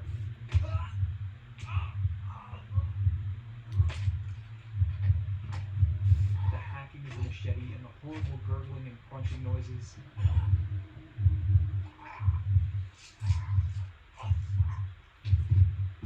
Yeah, this is enough to make me queasy. But again, Starkweather is getting his rocks off of this stuff, meaning that this sets up the feeling of watching a snuff film production from the outside, having the morality and the maturity of a sensible human being. Here's a great example. In one of the scenes, Cash has to set his family free without being detected by the gang members. Otherwise, they'll execute his family. That's already pretty messed up, but in the next scene, it's revealed that Starkweather had them all killed anyway. That's so fucking sadistic. And Cash feels it too. He gets so angry he lifts the television and chucks it across the room. This put me in a very unique stance because I didn't feel bad for Cash. I felt bad for his family and it made me detest Starkweather even more. I developed the same sense of vengeance that Cash develops by the end of the game. Despite that, I, as a sensible, mature human being, could never be on the same wavelength as Cash. There's that emotional disconnect again. It's important to take note of this. Honestly, something like Mad World glorifies violence more than this game. The objective in that game is to rack up as many kills as possible and get a higher score so you can unlock more in each level. Paint the town red and you get more in return. But it doesn't encourage anyone to go out and kill people. Nor should that thought cross your mind. Look at how silly Mad World is. This game is ridiculous. It's like if Looney Tunes and Sin City had a baby. If you're willing to take something like this seriously, you should probably reevaluate your life. If you want an example of a game that is tasteless and incredibly insensitive, Hatred is probably the piece of shit you should look towards. That is a game that glorifies violence and actively encourages killing innocent people to get a high score. It's an awful game both mechanically and contextually. Rockstar knew what they were doing when developing Manhunt. They even stated that they were crossing a moral line and it made them feel icky, but they still released it and they knew what they wanted to say with it. That's why they created this morally corrupt setting. That's why the game is a horror game. It's not meant to make you feel good. It's meant to get under your skin and make it hard to sleep at night. Do you enjoy watching these murders? No? Then congratulations! You're a normal human being. Yes, you've completed a challenge implemented by a game designer, and with this game, it's no longer a mindless commitment. They force you to watch what you've done. They force you to see a hunter get his head chopped off. That's terrifying, but that's genius. So, no, Manhunt doesn't glorify violence. It's not aiming to turn us all into snuff film purveyors. It does the exact opposite. It uses violence as a unique tool to both disturb the player and encourage them to keep moving forward, no matter how uncomfortable they might feel. I think I've gone on a long enough tangent about this, but Manhunt really needed to prove a point like this. Too many people who are completely out of touch with video games as a medium don't understand how Manhunt has any social or artistic value at all. If I can convince anyone with this video that Manhunt matters, then I've done my job. Anyway, we've got more to talk about, so let's continue. When you break it down, the stealth in this game is pretty standard. Enemies have 3 levels of awareness. Yellow for unaware, orange for when they've noticed you, and red for when they've spotted you. You can lure them by making noise or throwing objects their way, and when they come over to you, hide in the shadows. The shadows can turn hunters fucking blind as long as they don't walk directly in front of you. Generally, this is the routine of securing an execution. It's all about figuring out how to lure hunters out. The other aspects of combat involve brawling and gunplay. Melee combat is something you want to avoid unless it's your only option and you know you can win the fight. You take damage in pretty large increments, and brawling is intentionally stiff. The game punishes you with it when you're caught and you have nowhere to run. Thankfully, you won't run into situations like these very often, as you can outrun and outsmart enemies pretty easily. It's just a matter of preventing things from turning into a wild goose chase by getting behind the hunters as soon as you can. Now, because you do lose health very quickly, gunplay is made extremely tense. You have to make sure you can kill your enemy quickly and without flaw, because you're not made of titanium like you might be in other games. I think it's handled well as a horror element for the most part, considering how weak you are and how stealth is still an element in shooting people up. A mixture of these elements create a very tense atmosphere in which you are constantly punished for making mistakes in stealth and have to evaluate what your next move is going to be when you fuck things up. Because if you're too clumsy, you'll end up getting killed. At the same time, it isn't perfect.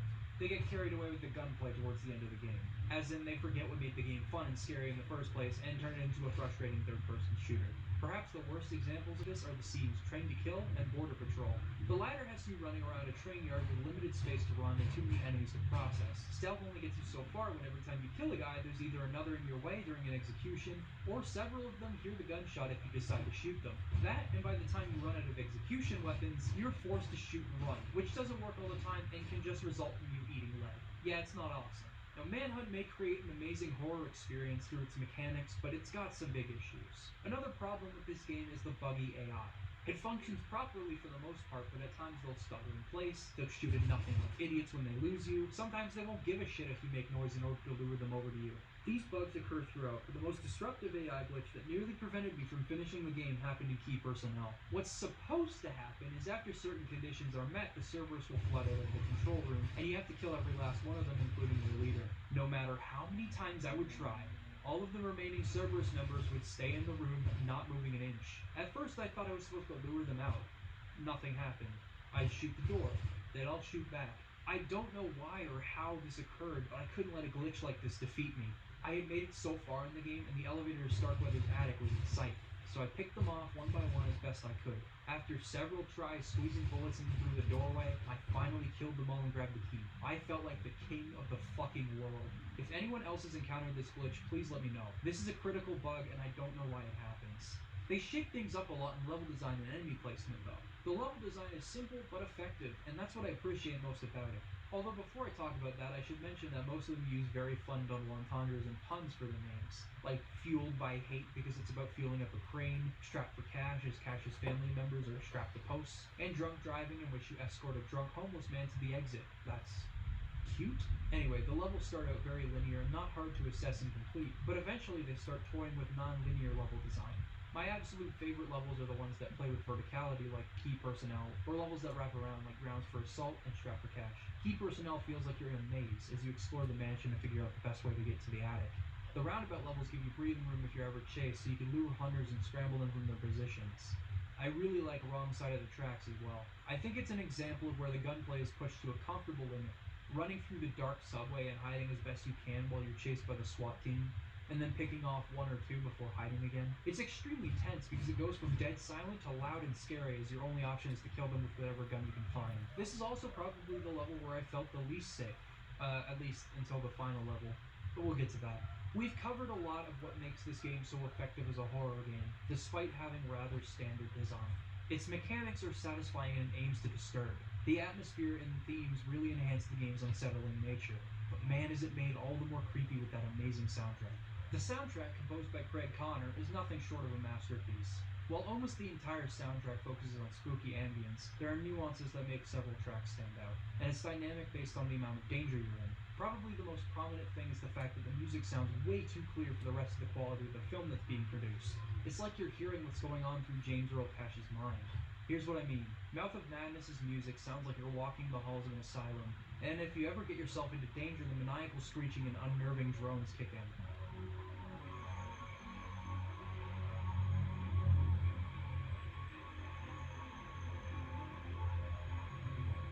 And conveniently, there's an amazing example of this idea in the final scene in credits, which is what I wanted to discuss last. Ah yes. I wanted to save Deliverance for the end because it scared the hell out of me, but made me feel amazing at the same time. Kind of like what the whole game was doing up to this point, but amplified for a final encounter. Throughout the game, this weird pig thing has been alluded to. As it turns out, his name is Pigsy. He is a serial killer that has lost touch with reality.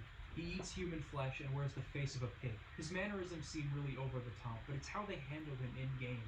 Deliverance starts out as Cash stands in the elevator, waiting to finally put an end to Starkweather's scheme. But since Pigsy broke free of his chains and started going on a murderous rampage a few scenes ago, he's finally caught up with Cash. He wields a chainsaw, giving off that Leatherface vibe with the flesh mask chainsaw combo. And apparently he was the former star of Starkweather's snuff films. I can only imagine what slaughtering so many people did to him. It's clear that he was content with it when he began, but as any remaining morality vanished from his conscience, and all that was left was a life of gruesome murder for the cameras, I can imagine how he'd end up like this. Now in this scene, you spawn in and you're alone in perhaps the most claustrophobic level in the game. Starkweather's attic looks like it hasn't been touched in decades, and the music lacks any reverb. Most of the tracks beforehand created a sizable reverb so that they seemed to fit with each level.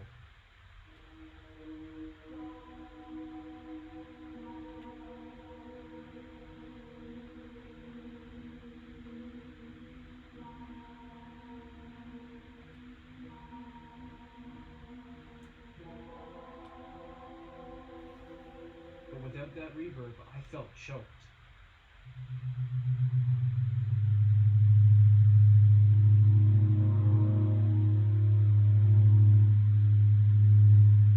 I run around the corner, and as I'm looking around, bam! Pigsy shows up. His chainsaw is fucking deadly, and suddenly the music starts to emulate the feeling of hearing that distant chainsaw, and eventually, pig squealing. It reflects the mental state Pigsy is in and the anxiety you're under.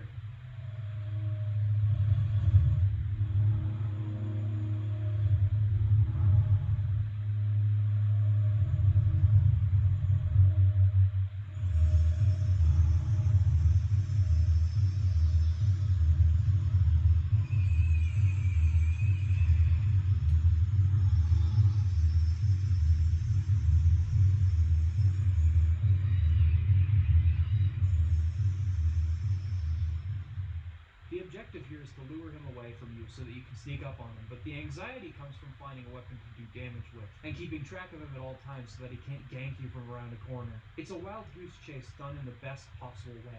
After getting some damage in, Pigsy will flee, and as you make a run for Starkweather's room, Pigsy chases you up the stairs and over a grate. As a final goodbye to this fucker, you lure him over the grate again and his weight takes him down. Grab the chainsaw and end it all.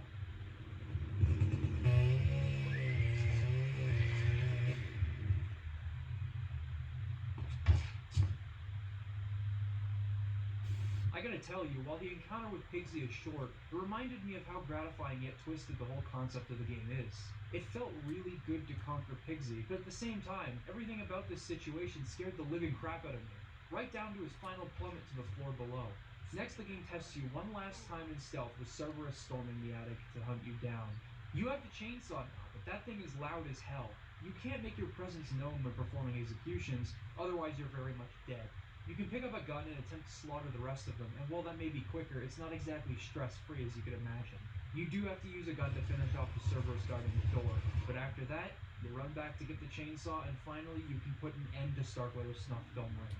He's so terrible that once he runs out of ammo, he'll attempt to coax you out of killing him and continuing his industry with him. But no, after everything he put you through, it's time for deliverance.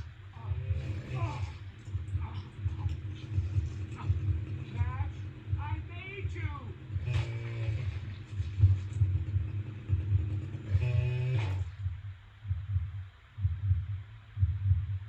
While discussing this level, I intentionally referred to you instead of Cash. This is something I do unconsciously in other videos because you assume control of characters in games. But for this game, there's an emotional disconnect between you and Cash, as I mentioned earlier. Until this level came along. This level managed to get under your skin because it's claustrophobic and it'll make you anxious, and it's the last step between you and freedom. I assumed the role of Cash in this one, as I was just as ready for the snuff film to have its finale as he was. I was prepared to kill Starkweather. That's how invested I became in the game after 20 scenes of atmospheric tension and nauseating gore. But as soon as that final news report came on, I remembered that I was on the outside looking in, and I was finally free. And I promised I'd talk about it. The credits theme is really cathartic. The first part of it made me feel like a badass, as I finally conquered my fears and ended the violence.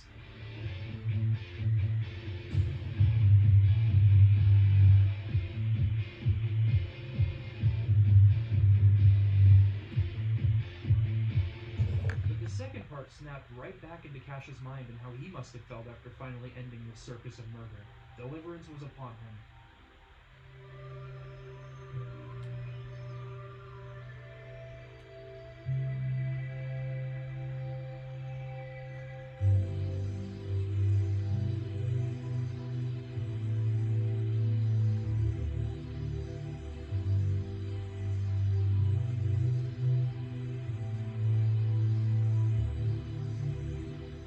I still had questions by the end of the game. If Cash was sentenced to death, he couldn't have been a serial killer. Otherwise, why would he escort the journalist to her apartment and let her live? Why would he be so willing to free his family? The latter was obviously part of the script that Starkweather had arranged, but in the end he still had them all killed anyway, as we know, and Cash went through the emotions. He's still in touch with his sense of right and wrong while doing this. He didn't kill beforehand just to make himself feel good. He must have been sent to prison for something he knew was wrong, like contract killing. But even still, now what happens? Is Cash going to be recaptured? Where did he end up? What's going to happen to the journalist after all this? And who the fuck edited the film together and taped it over a children's TV show?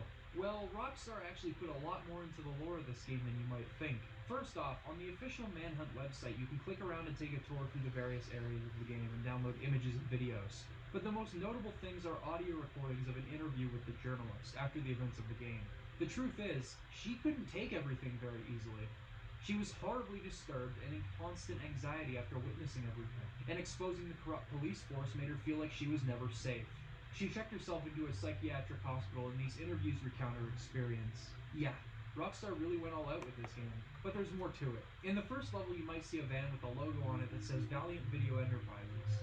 This company is also advertised in the manual for the game. In fact, the manual was dressed up like a catalog for made-to-order snuff films. Rockstar even went a step further there and made a fake snuff website featuring in-engine clips of the game and a fake weapons store, all run by someone that goes by the name Mr. Nasty. Kind of a silly alias, but this makes him the man who actually controls the snuff film ring. He's still out there. He was the one that put Manhunt out there for people to buy and watch. I think revisiting this setting would make for prime sequel material, but Rockstar doesn't usually revisit the same characters and settings in the direct sequel. And even if they wanted to do something with this lore they'd set up, they squandered everything with Manhunt 2. Maybe we'll talk about Manhunt 2 someday. But as it stands, Manhunt is an excellent game. Although its level design and mechanics are relatively simple, and while that's not a bad thing, and the game does get carried away in certain gunplay segments, its setting, characters, story, atmosphere, music, enemy encounters, and the way it handles violence are all fantastic. I wholeheartedly recommend it if you have the stomach for it. As to what console you should play it on though, PC, no question. The only problem is that Rockstar doesn't patch its old games, so you'll have to download a fan patch, limit the frame rate from 300 frames to 60 frames, and fix a strange audio bug that occurs in certain levels. Why is this a problem? Well, it isn't, if you like listening to some guy shitting in German porn audio on repeat.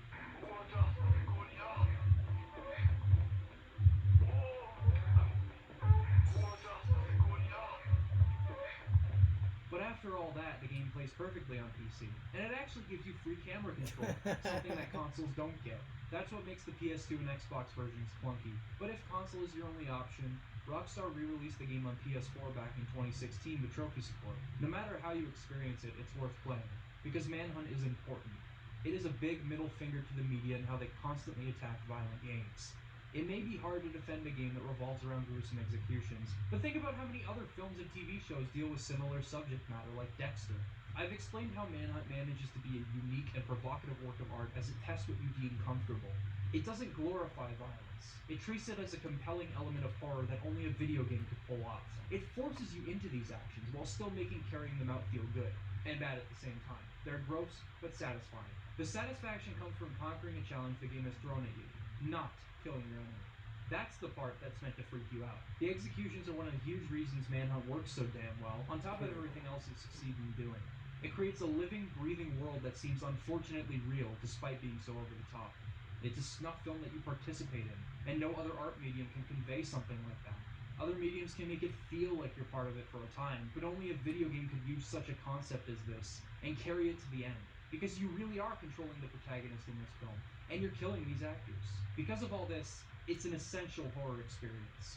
I want everyone to give it a shot if it isn't too unsettling for them. Even people that don't play video games. I want people to see what makes horror games unique from an outside perspective. Especially this one. And with that, I've been named Triforce, and I'd like to thank you for watching.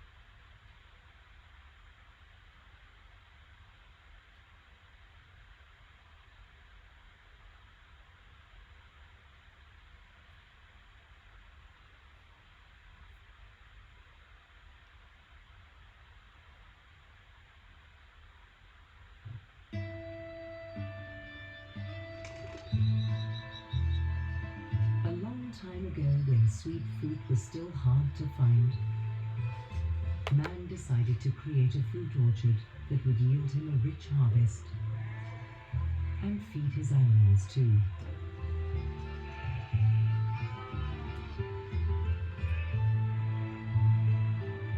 A place filled with life all year round.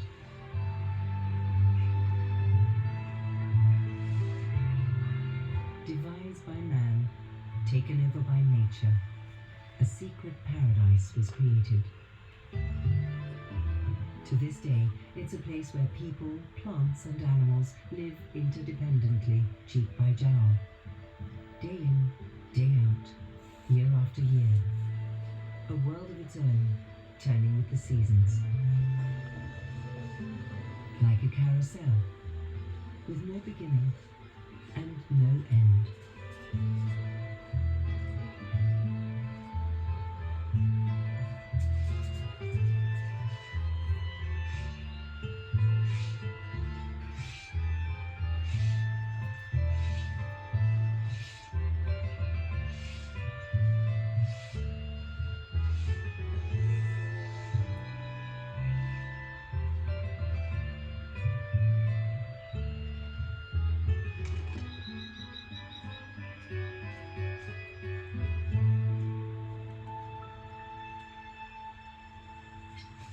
It all began with an apple, even the story of the orchard.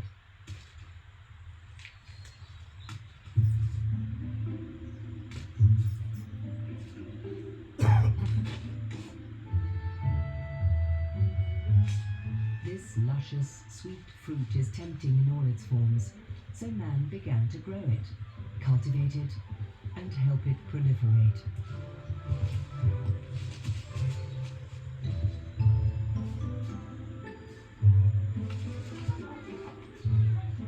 Over time, a rich biotope was created in the heart of Europe for animals, plants, and humans.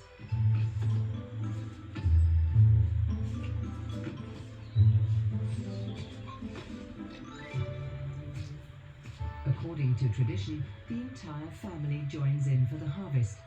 It takes weeks for the fruit to be picked, sorted, and processed.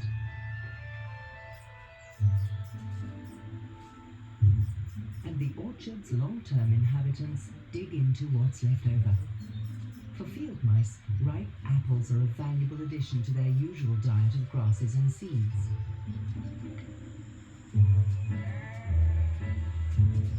From time to time, grazing sheep wander into the field around the trees. The scent of apples is tempting for them too, but they can only eat fruit that's already been bitten into. Their mouths don't open wide enough to fit in a whole apple.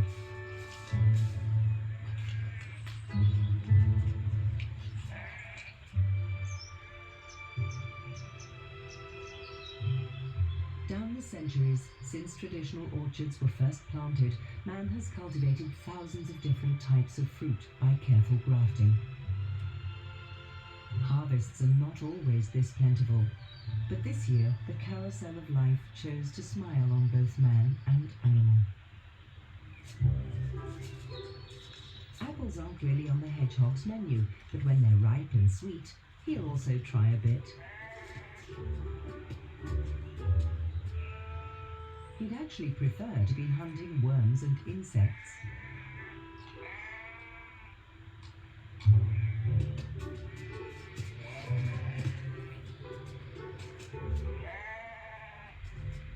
Inquisitive sheep don't disturb him while he's foraging.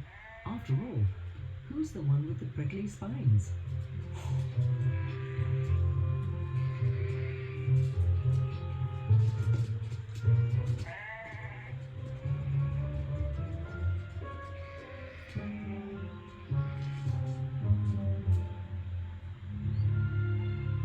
Man has been growing fruit since the Middle Ages. Farmers would choose slopes and less fertile ground around their villages to plant the trees. In many places, huge forests of orchards were created, such as here in southern Germany. But such big orchards are rare today. These groves, with their variety of fruit, with old and young trees and species-rich meadows, are no longer really economically viable. Often the fruit is not even harvested. It's simply left on the ground. But that suits the wild animals, as the barren season is just around the corner.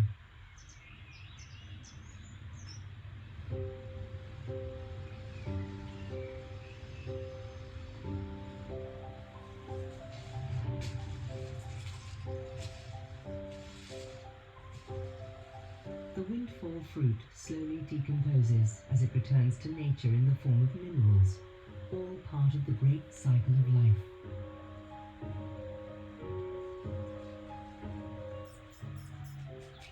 The rotting process releases heat, making the apples glow under thermal imaging. Mice seem to enjoy the fermenting fruit. Their body temperature of 37 degrees centigrade makes them glow more brightly than the decomposing apples.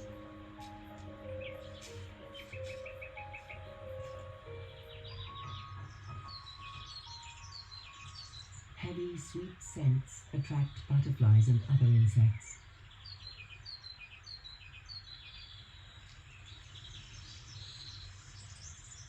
The admiral fortifies himself with the fermented juice.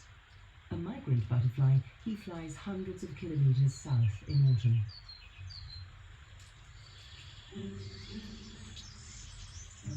When the admiral sets off, The next round in the Dance of the Seasons begins in the orchard.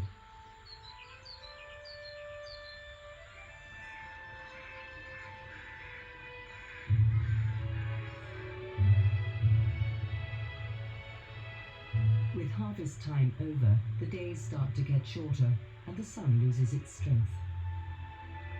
When the morning mists lift, the orchard is revealed in a new guise.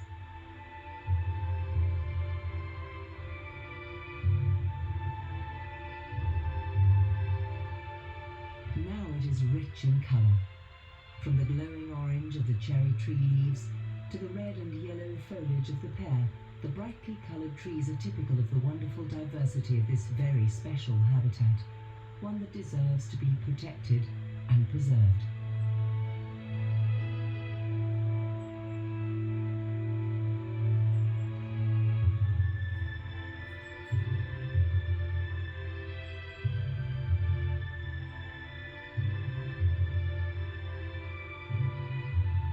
After the first hard frost, the leaves lose their hold on the trees. Winter is approaching.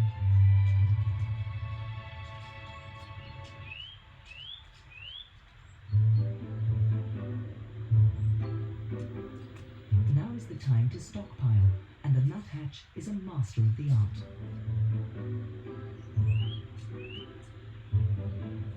He studs an entire tree with seeds, grains, and small chunks of nuts.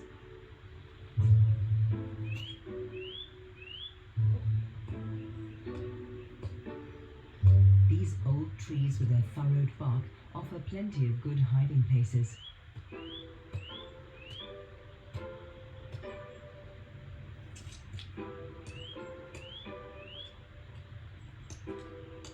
And to make sure that others can't steal his stores, each storage place is carefully sealed.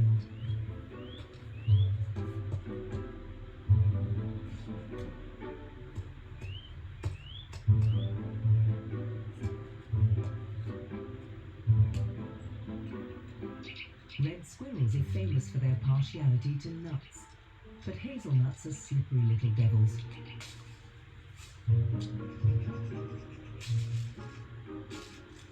Nothing in the orchard goes to waste.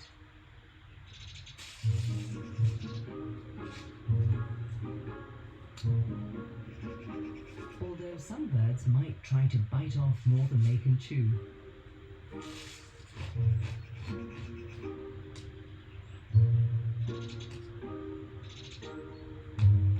Just a tiny crack would be enough to get it open.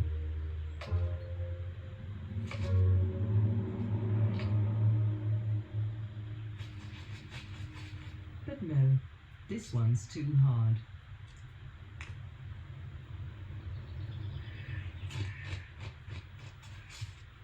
Unlike squirrels and nuthatches, the green woodpecker makes no such provision for winter. Year-round, it feeds almost exclusively off ants. Walnuts are ideal for winter stores, but first the remains of the old shell must be removed. Only clean nuts are stored. They don't rot as quickly and can keep till spring.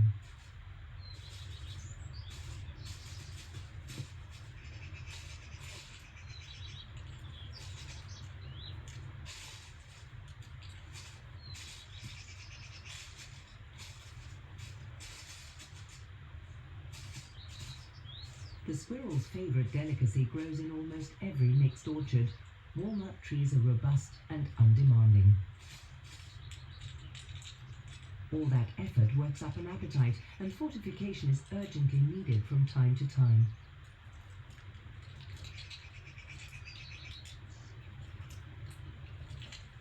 Walnuts consist of 2/3 fat, which quickly stills hunger.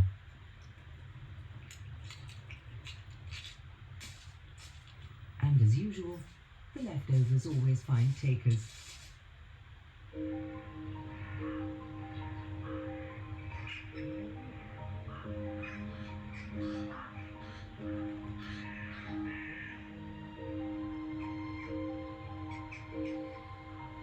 Autumn comes to a close amid frost and cold. Stinging nettles growing in the wilder parts of the field attract tree sparrows. Like most birds that stay in Europe in winter, they switch to a diet consisting almost exclusively of grains and seeds.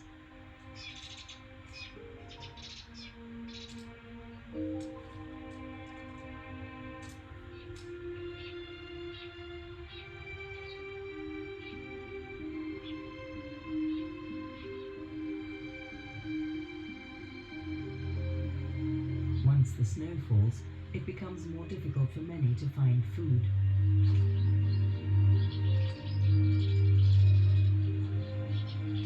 But not for the nuthatch.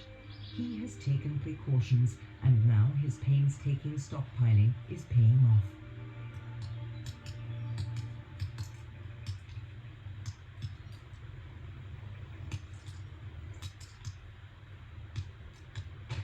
He defends his precious fridge with all his might.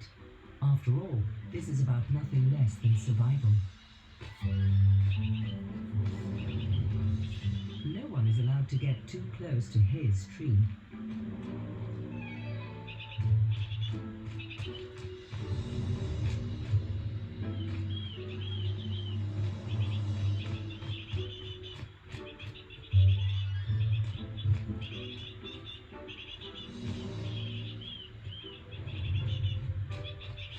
Only the big woodpecker can chase him away.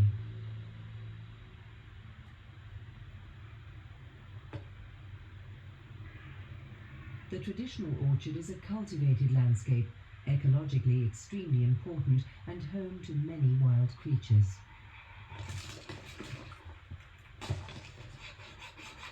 But to get it to produce anything, it must be cared for. The best time to prune fruit trees is in winter when they're barren. It's hard work thinning the treetops. Not many farmers bother anymore.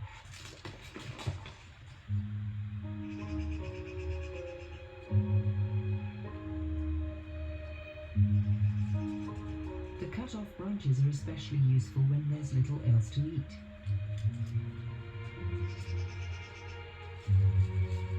Bark and buds contain important nutrients, perfect provisions for roe deer along the way. Fucking provisions there, mate. There you got your fucking provisions there.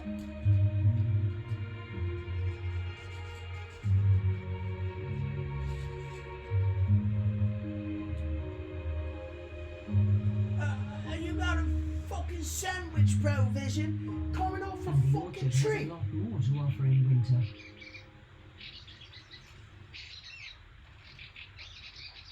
The outermost twigs bear Fucking deep walnuts, frozen two food, fucking pears or doors apples fat. that stayed out of the reach Two of harvesters. turds, mate. Fieldfares are grateful takers when they arrive from the north to winter here.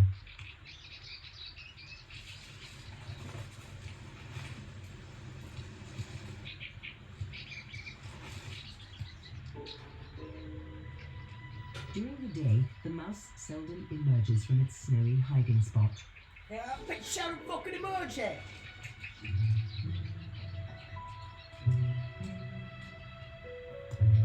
It's cold and dangerous outside. Should we shout and fucking emerge? But mice aren't safe even under the blanket of snow. With his finely tuned hearing, the fox can still hear them rustling about. Fuck's your head, my fucking cock rustling about. But whether he can actually catch them is another story.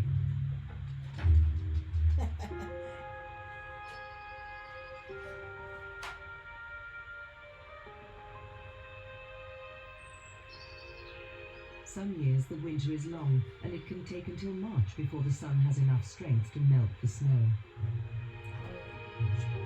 Check that out. Yeah, fuck shit. Fucking melt that shit.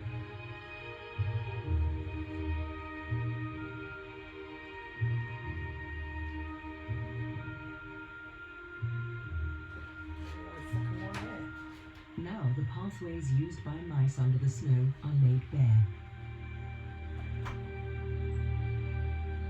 Robbed of cover, mice seek shelter in their extensive underground holes. Hell's a fucking on the ground, mate. Mice are grass eaters, and the fresh green shoots are very tempting. But beware, I'm a grass the smoker. ermine is a ruthless enemy. I'm a It grass likes nothing better smoker. than mouse for dinner, and its body is so slender it can even fit into mouse holes.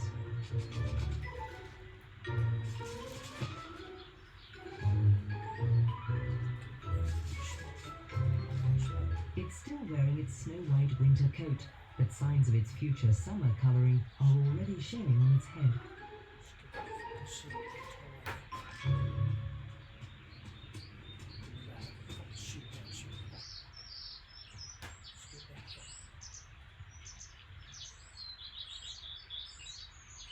With the first warm sunshine, things start to get loud and lively.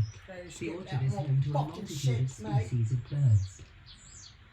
The starling sets up a strident call for a partner. The green woodpecker is the carpenter of the fields. Rotting segments of old trees are ideal for carving out hollows. With every traditional orchard lost, its habitat shrinks. Tell them about the fucking habitat there. After a successful courtship, the starling now needs a home. That's more fucking success. But this one is already occupied. The great tit, on the other hand, has already found his. What? The nuthatch is busily planning its family. And its home. It needs damp mud, as the nest will need renovating before they can move in. He's chosen an old woodpecker hollow for his hatchery, but the entrance is too big. He narrows it so it fits him perfectly.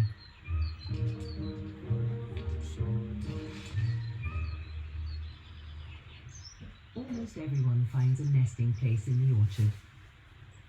That's why it's so popular with cave breeders like the blue tit. Why do they call it that? The squirrel can still feed off its winter stores. If it can find them, that is. Feed off my fucking stores. Among the first flowers in the field are the wood anemones. At last, they can provide sustenance for insects. Provide that fucking sustenance for insects, mate. Fucking sustenance for insects, mate. The trees are still bare, but their buds are quickly This is beginning for to that swell. fucking insects, mate. Fuck.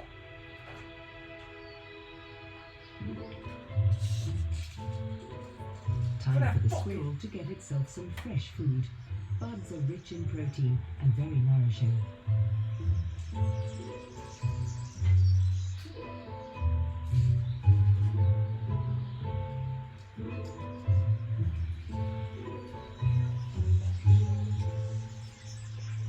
The great tit has also had enough of his winter diet of grains and can catch insects again. Bees have to have their sting removed first, though.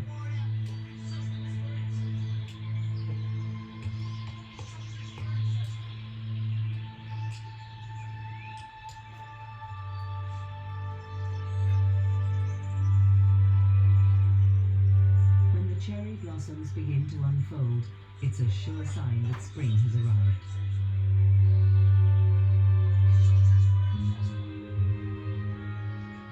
Whether cherry, mirabelle plum, apples or pears, the abundant blossoms promise a rich harvest.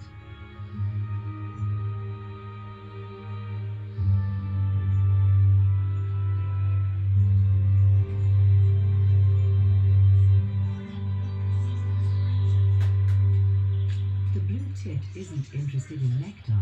It's after the larvae of the winter moth, a pest that develops in the calyxes of unfolding blossoms.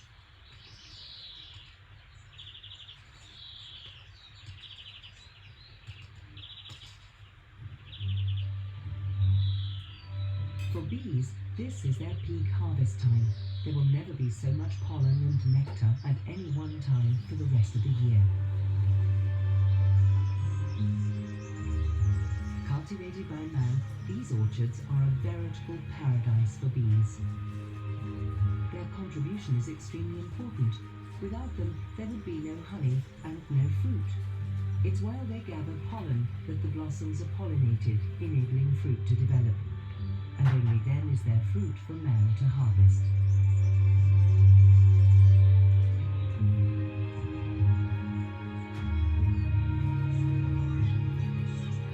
Every year there are masses of blossoms, sometimes early, sometimes late, sometimes all the fruit blossoms at the same time. It all depends on the weather. The carousel of seasons is never quite the same. The kestrel likes to spend its time in the orchards. After all, they're full of mice.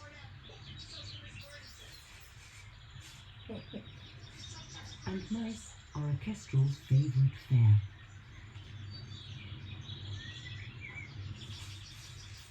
When this young fox has grown up, it will also hunt mice.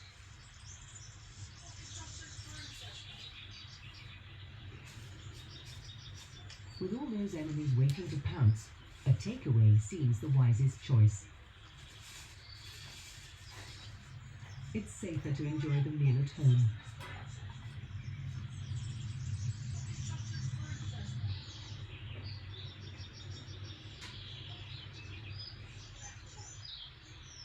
In May, the first collared flycatchers return from their winter quarters in Africa. The late arrivals haven't any time to lose. The male loudly advertises his nesting place and, of course, himself.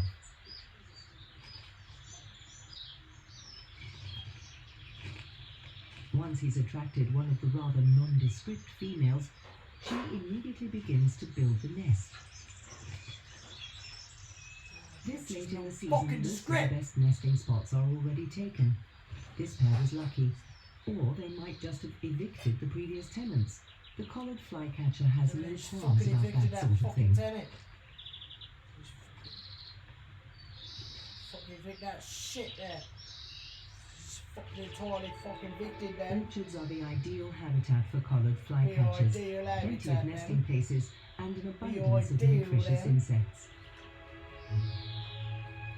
Fucking idea then. The meadows are extensively used and often grazed by sheep. This results in a particularly wide variety Everyone of out here insects. raised by fucking sheep. Airspace above the treetops is hotly contested. For that fucking sustenance for fucking insects, mate. Sparrowhawk, common buzzard, Sparrow. kestrel or kite, they all claim the territory for themselves. Kestrel fucking night. And the belligerent crows are constantly at war with the Belligerent birds of fucking prey. crows sitting on Gloucester night and they can't fucking hear the music. Can't fucking hear that music there.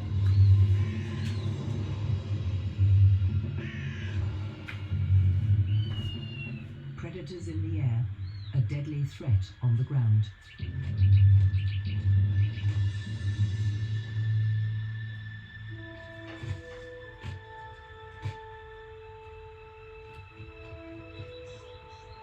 The kestrel still manages to make enough juicy catches.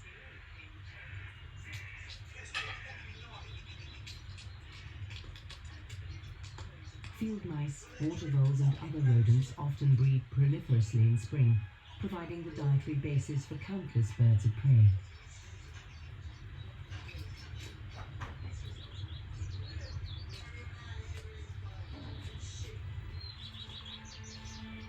The rough bark on the older trees is ideal for furry animals who use it to help scratch off their winter coats.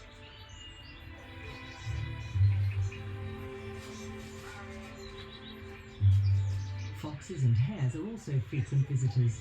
They feel safer here than in the open fields.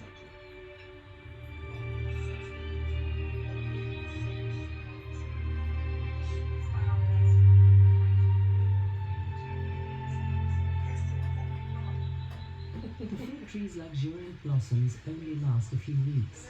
If the weather is good and the bees industrious enough, fruit will now be starting to develop.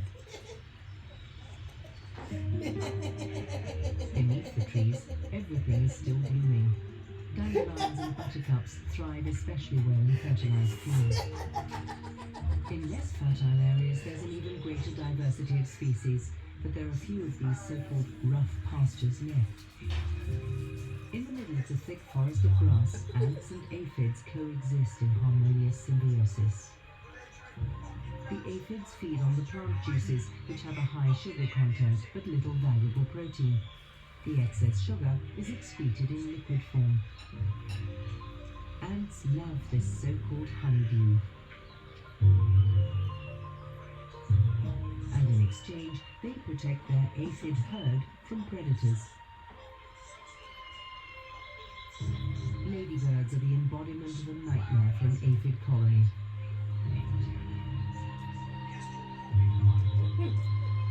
A single ladybird can consume up to 50 aphids a day. That is, unless it's discovered by the ants first and chased away. The black shiny wood ants also feed almost exclusively off the honeydew of their productive aphids. Old rotting fruit trees provide them with an ideal home. The workers chew holes in the wood and build their nests in them. In early summer, the winged sexual insects swarm out of their hole. Their sole purpose is to ensure the propagation of the species. For the great spotted woodpecker, the teeming ants offer an ideal opportunity to fill its stomach without even trying. Its feet are covered in very thick skin. This protects them from the bites of the antagonized insects.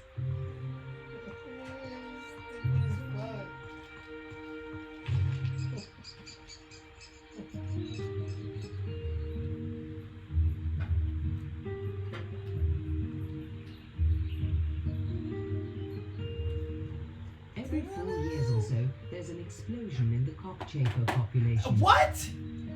Exploding what?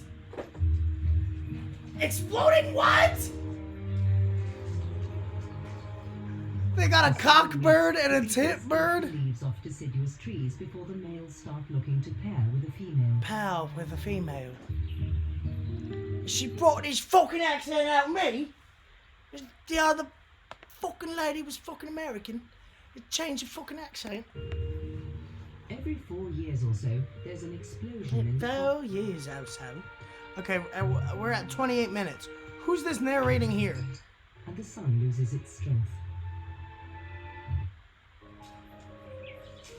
Variety of fruit with old and young trees and species-rich meadows are no longer really economically viable. Oh, she's been British the whole time, huh? Often the fruit I'm is just not even getting, I'm harvested. just changing. It's simply left on. I'm changing.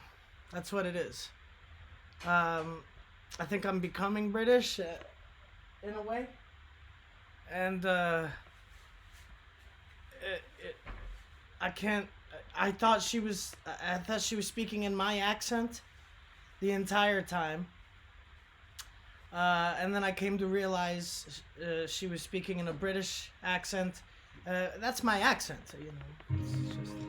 Its feet are covered in very thick skin. It's feet in covered skin, bitch.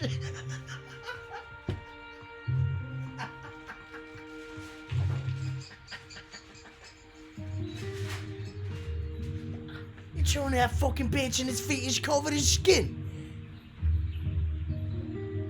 Listen to that little fucking guitar there. It's a fucking loot in the fucking meadow, mate. In the cockchafer population. It's in the cockchafers. What the fuck is that?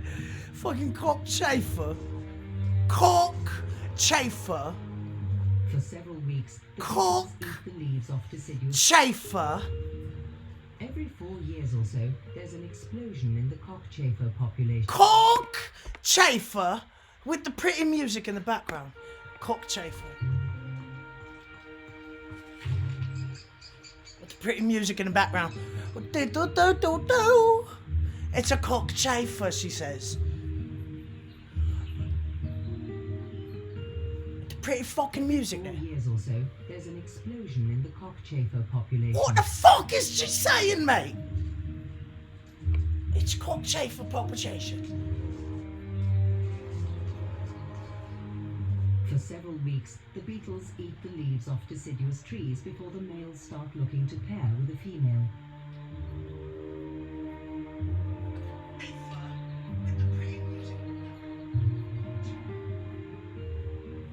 Mating can take several hours Pointing at things. and can be an extremely creative business.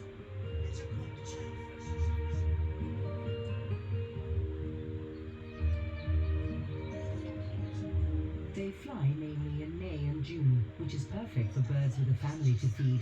This is precisely when they need the most food.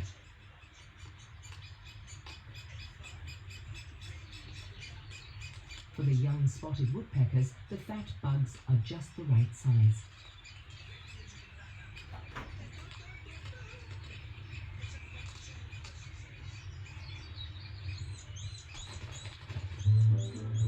But for baby nuthatches, the big buzzing insects are too big to cope with. So to turn it into baby food, the nuthatch parent has to give the bug a good pounding. Oh no! She didn't fucking say it like that there! She has to give it a good pounding now. It's been a blue tit, it's been a fucking cockchafer, and now it's a fucking pounding. The big buzzing insects are too big Fucking to cope pounding, with. mate. So to turn it into baby food, Sagittarius to the baby parent food. has to give the bug a good pounding. Give it that good pounding there. Give it a good pounding there.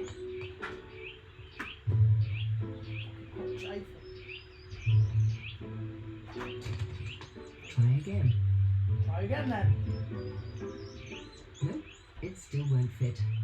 A bit more crushing.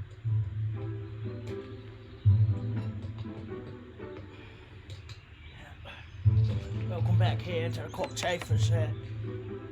Flying in the holes. There we go. Perfect.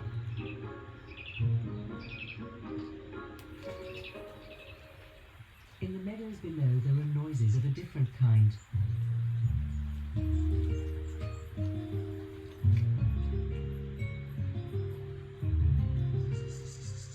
Loud and clear, male grasshoppers announce their readiness to mate.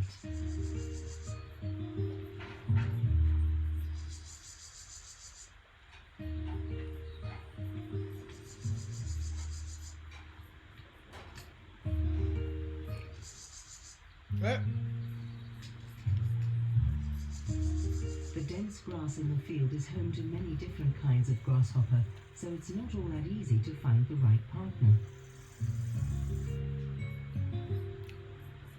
Fucking evil, mate. The search is dangerous too. Fucking deadly and evil. Wasp spiders spin their webs between the blades of grass.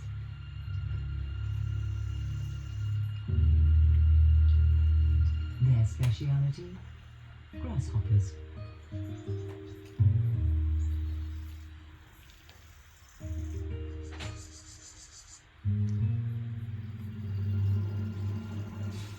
A careless jump can have a fatal ending. I was just got this motherfucker caught in a fucking web there. It's a fucking hopping out. You fucking open bitch. You fucking hippity hop. To no fucking beat now, bitch.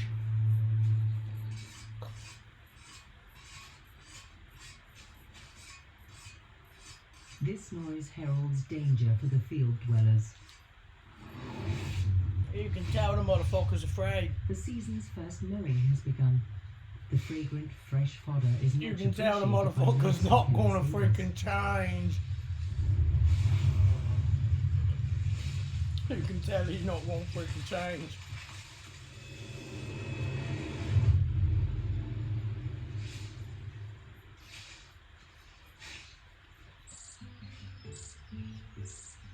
After 20 days in the increasingly cramped breeding hollow, the nuthatch brood are eager to leave their dark confinement. Yep, leave that breed hollow.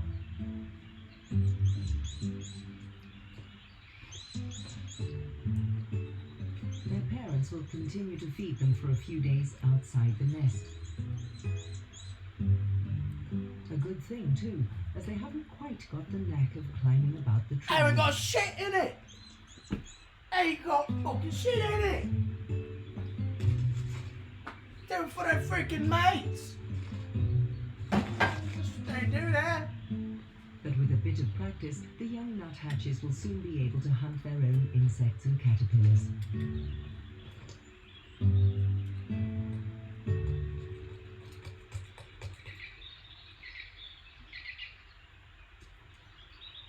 The green woodpecker's diet consists almost exclusively of ants. When the fields are mown, it has a much easier job of finding their nests on the ground.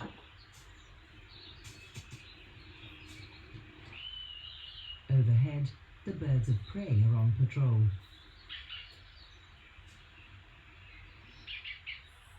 He can scold all he likes, but to little avail.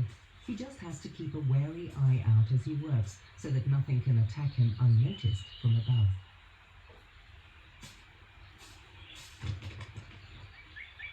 He hollowed out his breeding spot in an old cherry tree. Like all chicks, his young are also insatiable. They need a constant supply of ant mush.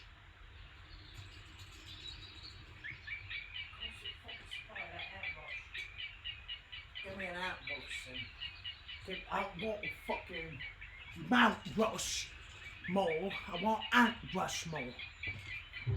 Give me the ant brush. Blossoming, ripening, mowing and harvesting. The rhythm of nature is repeated every year. The trees don't always bear such an abundance of fruit. The first to ripen in a mixed traditional orchard are the cherries. They may be sweet and delicious, but harvesting them is no easy task.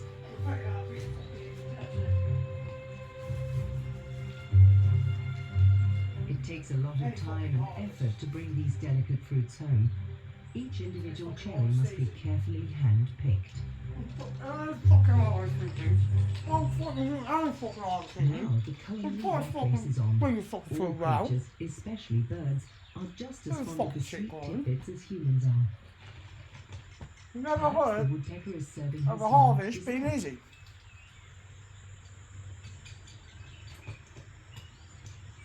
Right. Cherries are also great favourites with insects. The cherry fruit fly breeds rapidly in summer and can infest whole areas.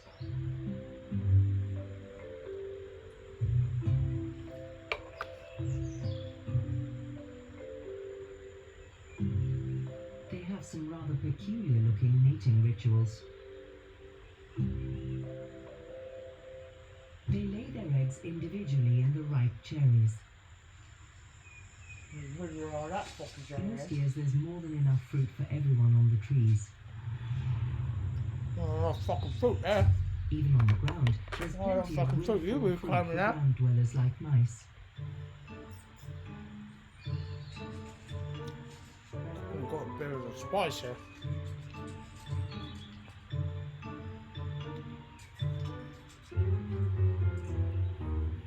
But, as is so often the case, danger tends to come from above. Oh, that's fucking red. That fucking red burning down under the fucking hole. The cherry fruit fly's eggs develop within a few days into larvae. Right. Inside Hey, the fruit, fly their they're fucking well eggs. protected Hear that? and can munch away to their heart's Fly content. that fucking egg there, Shay. I fucking fly them. The mouse quickly recovers from its scare. The aroma of the cherries is too tempting.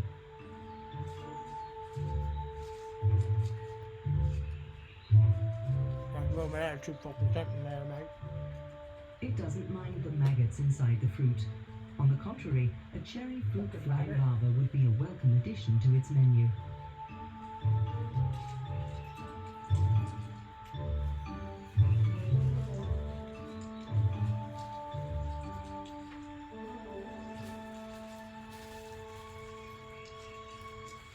It sounds like my mouth is full. Chat, it's because I got myself a bit of bread here. With fresh street There's wrap. competition about, humans have to harvest the cherries quite Like quickly. fucking Aladdin. Working in the tall trees I've isn't got a just bread tiring, just like it's also fucking Aladdin dangerous. in a fucking A high movie. risk that not many are prepared to take anymore. Oh, that fucking Aladdin in a fucking movie. Do you remember when he grabs a Sunlight loaf? inexorably approaches its Remember summit. when he grabs a fucking loaf of bread? Remember when he grabs a fucking loaf of bread? He cut the loaf in half. Some years makes quite a dramatic And giving him half to the monkey. That's the scene I'm doing. When it's hot and the damp air rises in the afternoons, towering clouds form in the skies.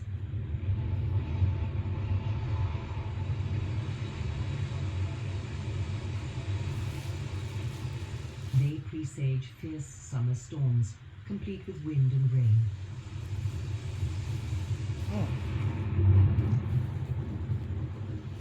Take this fucking think of that. Fucking, that's a fucking microwave for your fucking sandwich, isn't it? Often the storms unleash their massive forces overnight. At least I fucking throw some lost food. Down to the orchard. They shit all the way down to the fucking orchard. They keep fucking down. They come down like fucking bullets from the sky.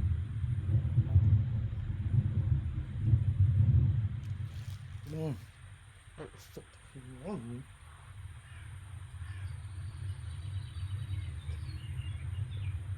In the morning, the storm has usually blown over, and the sun dries up the last few dewdrops.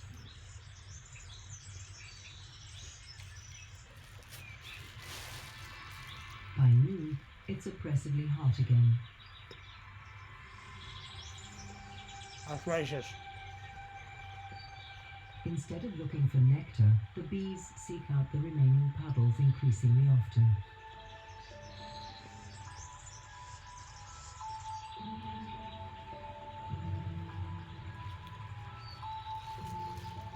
Here they quench their thirst and collect water for the brood.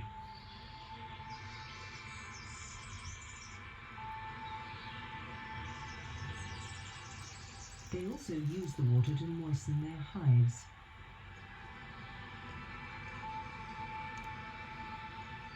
If temperatures inside the hive are too high, the female workers fan their wings to create a cooling breeze. This evaporates the moisture, which also has a cooling effect. Air conditioning, the Apian way. Fucking racist.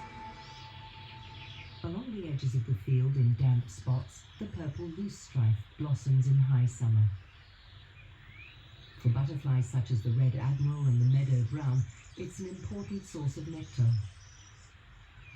As are the white flowers of the yarrow that have now become popular with many insects.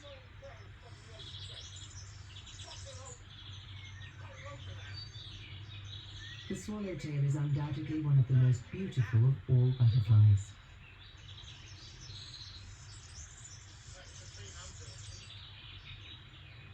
It feasts on its favorite red clover blossoms.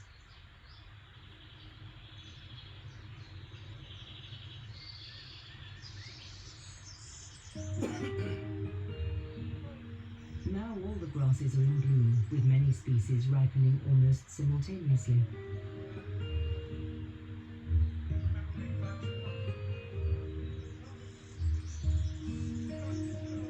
The meadows offer a wide variety of nutritious food for herbivores too.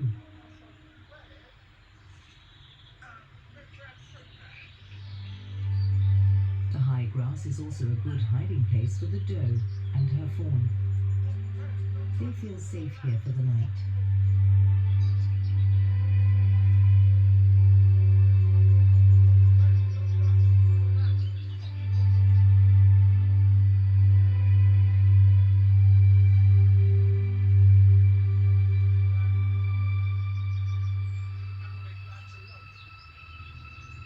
At sunrise, the orchard world changes.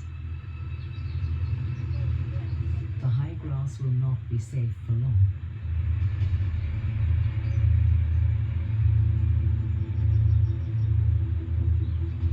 Farmers are harvesting the ripe grass. It will make especially nourishing hay for their livestock. This is why they wait until later in the summer to mow. Just before the mowing begins, hunters and sometimes also farmers walk through the fields to chase away the roe deer and their young.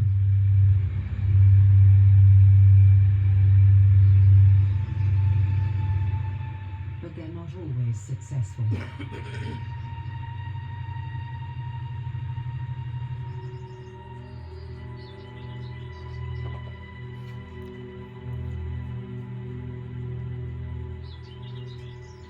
This doe's fawn didn't make it. Fornicate. Fornication don't make it. Vocation. This fucking phone don't make it. I'm fucking phone the bitch. The crows are already gathering to eat their fill. Who the fuck is Phil? Who the fuck is Phil?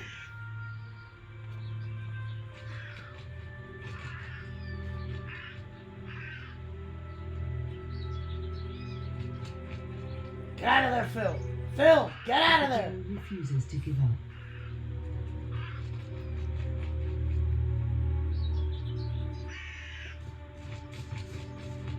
Refuse to fucking give up. Figure it out.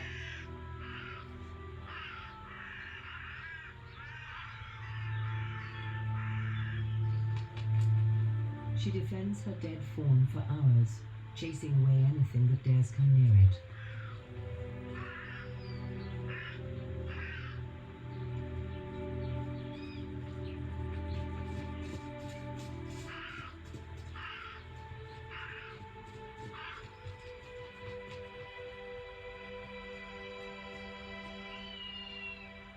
The cadaver would make a welcome meal for the kite too, but as long as the doe mother stands sentry, it will have to wait.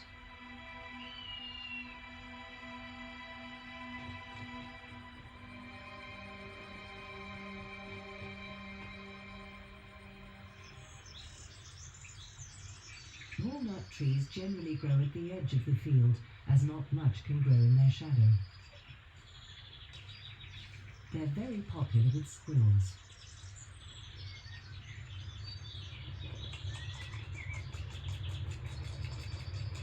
And woe betide anyone who tries to interfere. They get a good scolding, as only a squirrel can give.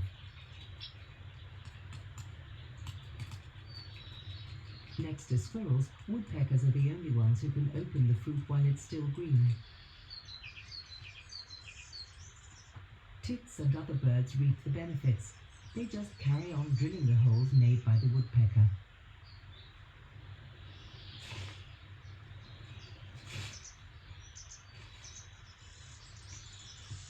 And so even they can enjoy the juicy flesh of the unripe nuts.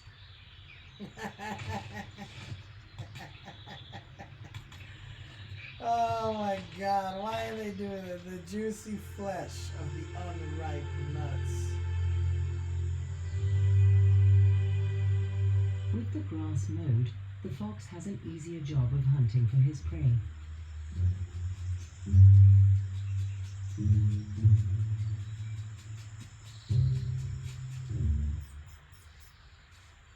The haystacks offer mice good cover, but the fox can smell them and hear them.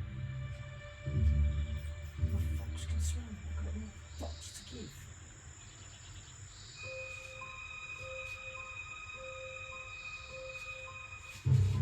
And he can dig. Which means that success is just around the corner.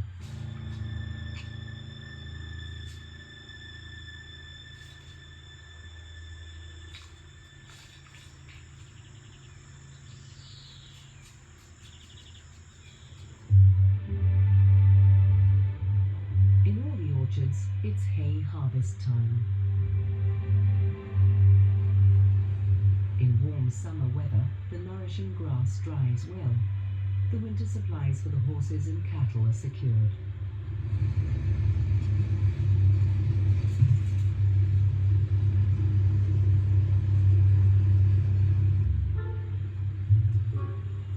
Even though the grass has been cut, sheep have their own ways of finding food.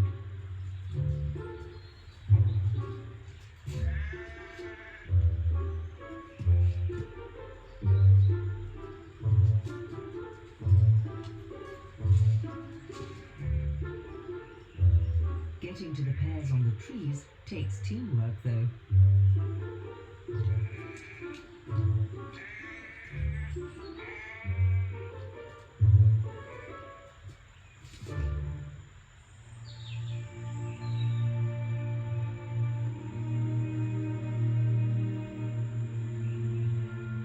late summer, the orchard really comes into its own and shows why it was planted in the first place. Show me exactly why the fuck you exist. Plums Show and me why the pears fuck you ripen in exist. concert. Show me why the fuck you exist then.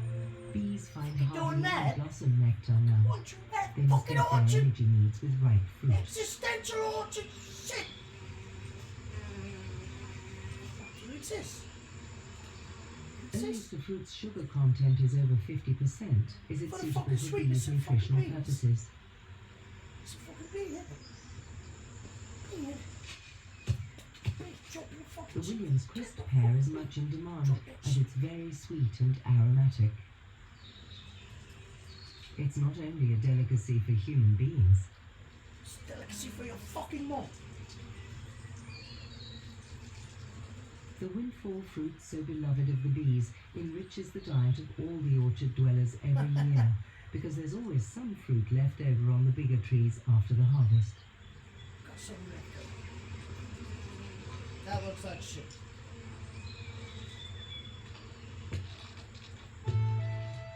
And so we come full circle.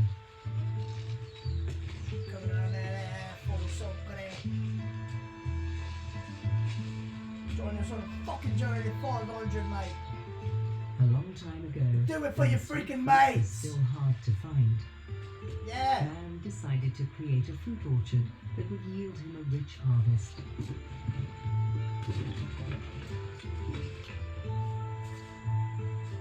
A place filled with life all year round. Devised by man, taken over by nature.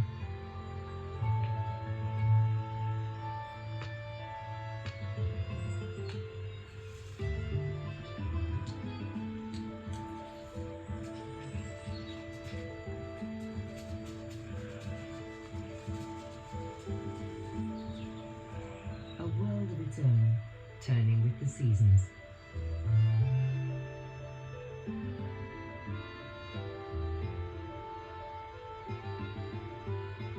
And the carousel of life keeps on turning.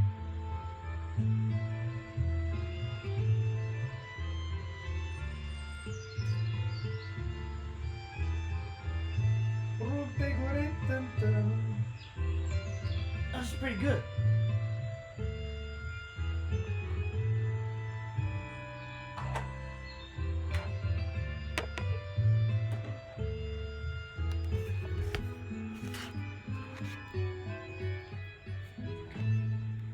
Punta Catacatón.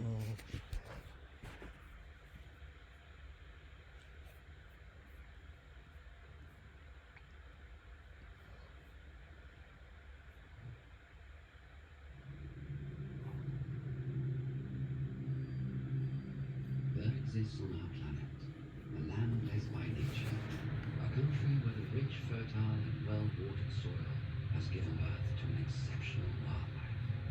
This country is France, and you are going to discover it as if for the Swagger down the street with your red lips and funky beat. You better hold your head up to the sky. I'm gonna roll with you till the day I die.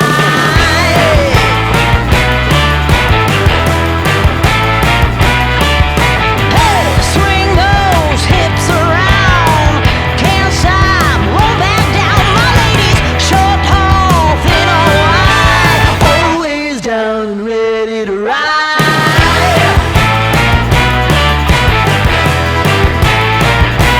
One by one, billion by billion, they holding up half the sky. Raise your hand if you're ready and willing, if you know it's time. Time for a girl on time. Time for a girl on time.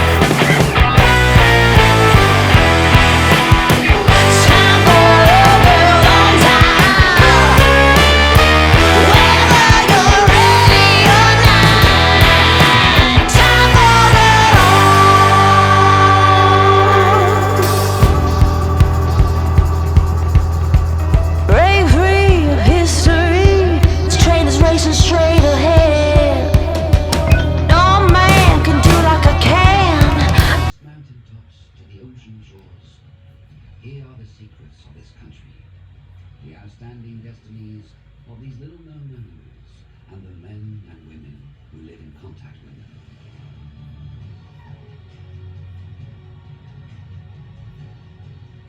A fascinating journey into the secret land of Wild France.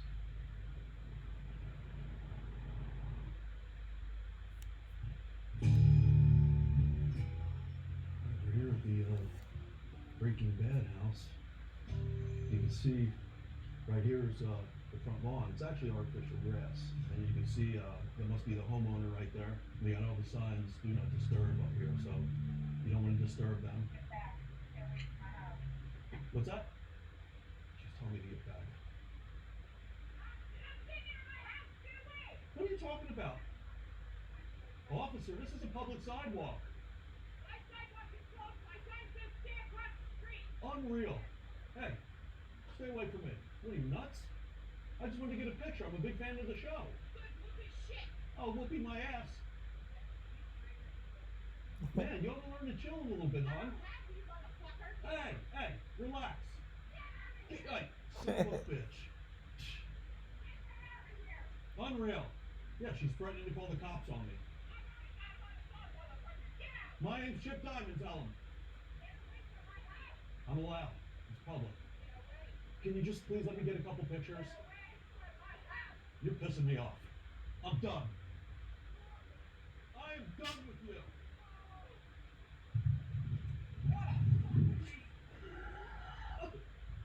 Little bitch boy. I don't appreciate being called a bitch boy. Yeah, you better go in. That's what I thought. You better go in. Get in the house.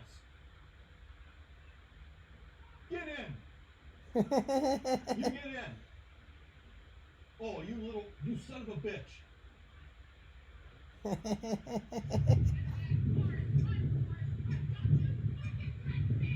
Get in the house. I'm putting this online. You are rude. I'll tell you. I didn't threaten you. I said get in the house. Okay, that's not a threat. Unreal. You don't got my tag. I ain't from Texas. It's a rental. Yeah.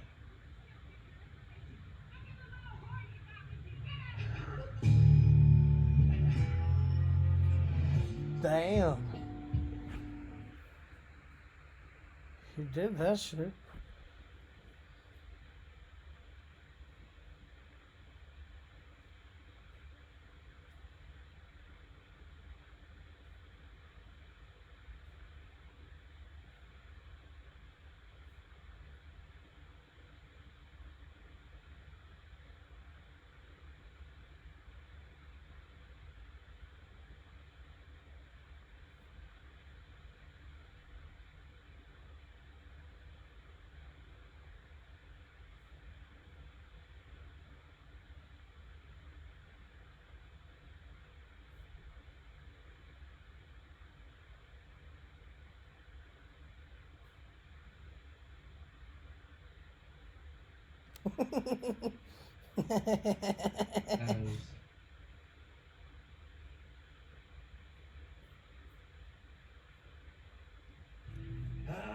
Happy Halloween. Happy Halloween. Can I get some candy? Please, candy. Candy. Happy Halloween.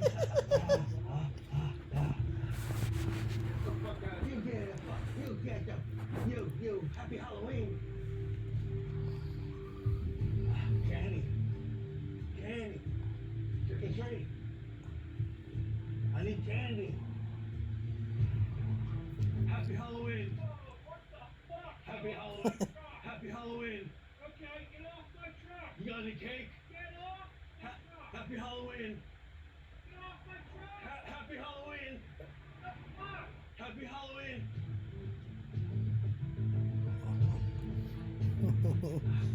Trick or treat. Trick or treat. Trick or treat. I want candy. I want candy. I want candy. Happy Halloween. I'll take a pretzel. Pretzel it is. Yes, I forgot to say trick or treat. Thank you. Happy Halloween.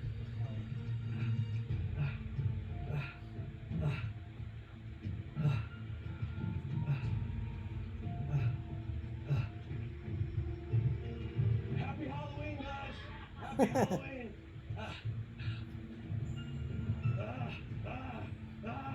Happy Halloween. Happy Halloween. Gotta get some candy? You don't got any candy? Pour some beer in there for me. Please. I'll squeeze it out and drink it.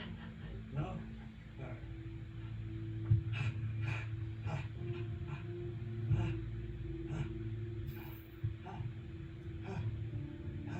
Happy Halloween. Happy Halloween. Hey, hey! Happy Halloween.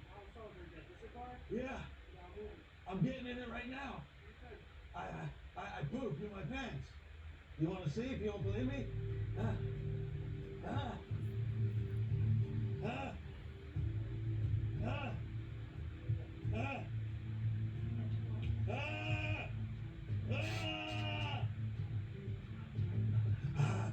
Happy Halloween. Happy Halloween. Yeah, Mickey.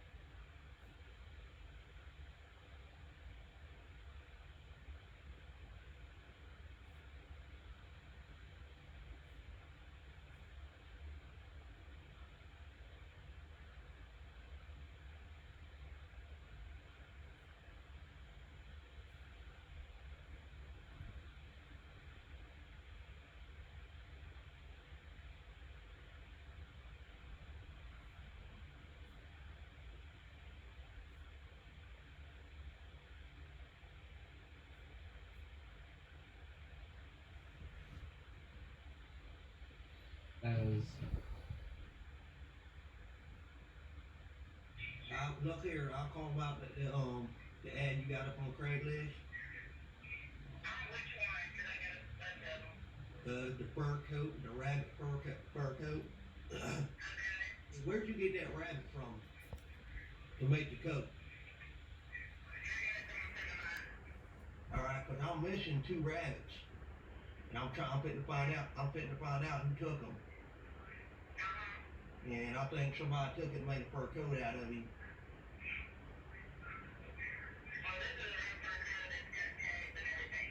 Well, I'm saying I know it's a real fur coat. My rabbit was real, and somebody stole him. So I want to find out.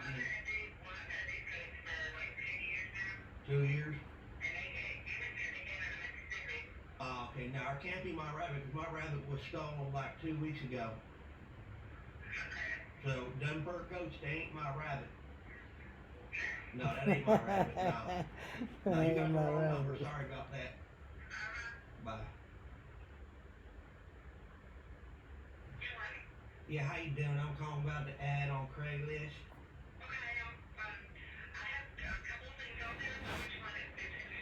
Stole fur.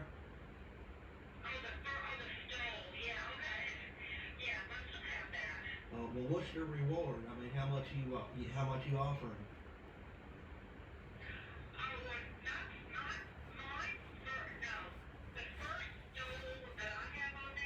Right. Well, report it stolen, Craigslist.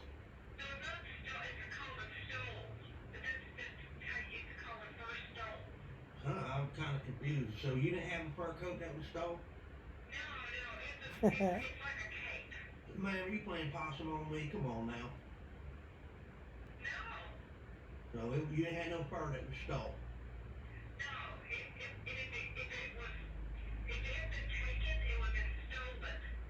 Huh, that's weird. Oh, you had one taken? Right.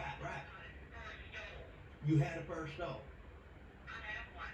Oh, but it wasn't stolen.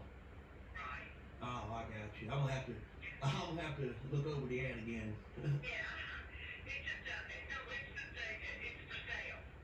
Oh, it's for sale now. So you found it. Oh, so I'm glad to hear you found it, ma'am. Yeah. Well, you didn't lose it, but it was stolen, right?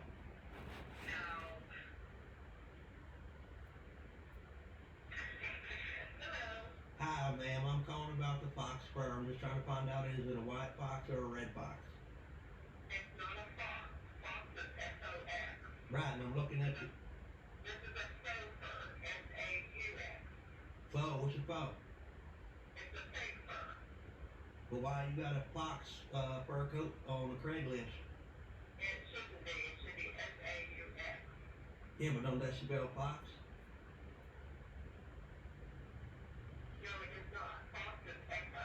F-O-X? And what so how did you spell it again? F-A-U-X. F-A-R-X. I mean, how you pronounce that? F-A-U-X. Right, I heard you S-P-H-S, but how do you pronounce it? It's pronounced faux. Faux? Huh. It's a fake fur. So this ain't a real fox? No, it is not. Oh, that's gotta be false advertisement, ma'am. That's gotta be false advertisement.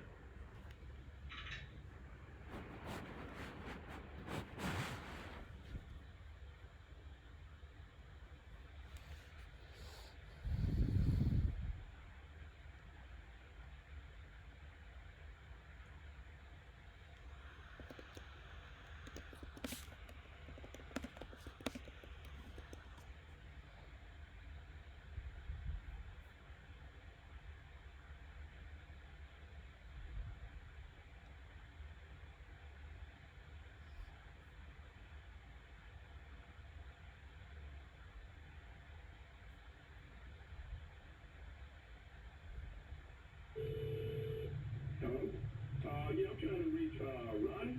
Yeah, this is Ronnie. Hey, what's going on, man? My name is Perkins, man. I saw you at the club last week. You do go to the club Grooves a lot, right? Who you said to? My name's Perkins. Okay, Perkins, how'd you get my number?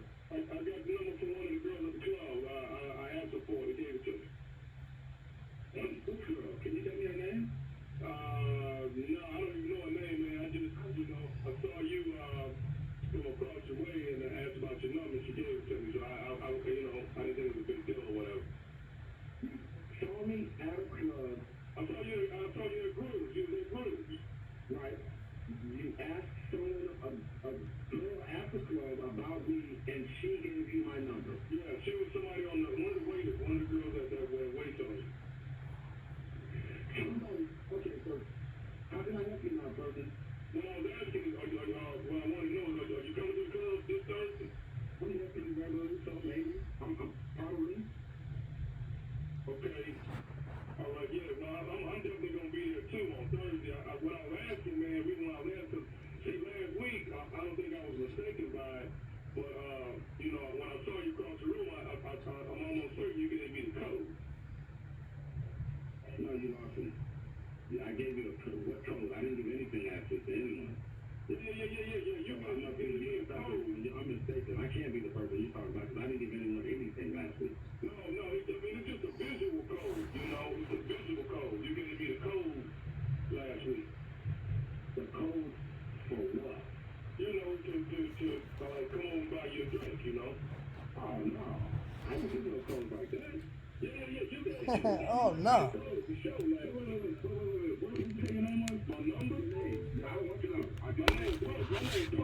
Everybody know me by Perkins, but yeah, you gave me the code from across the room. That's why I got the number. And they're giving out, somebody gave you my number at the club for some code. No, she don't know you gave me the code, you know. But you gave me the code though. Look, man, I don't even know what the code is. So you gave me the code from across the room, man. You gave me the code. My man, listen, whatever you do in your time is your business. I don't know a code, so even if I did say or look or do anything, I don't know what a code is to even give a code. So you got the wrong joke, you know, you need a code. Codes, hey man, I don't want to trans. I don't want nobody giving out my number at the club. As a matter of fact, I need to call the manager for the club, because somebody got to get fired for that. For the code, you can't get fired for the code, man. Oh, no. Hey, bro, how many times I got to tell you this, man? Do what you do. I can tell you what I don't do. I don't give out codes. You gave me the code, man. Brother, tell me what the code is then. Tell me what I did so I can know never to do that again. You already know the code because you gave me the code. Second of all, tell me who the lady is who gave you my number, who the waitress is.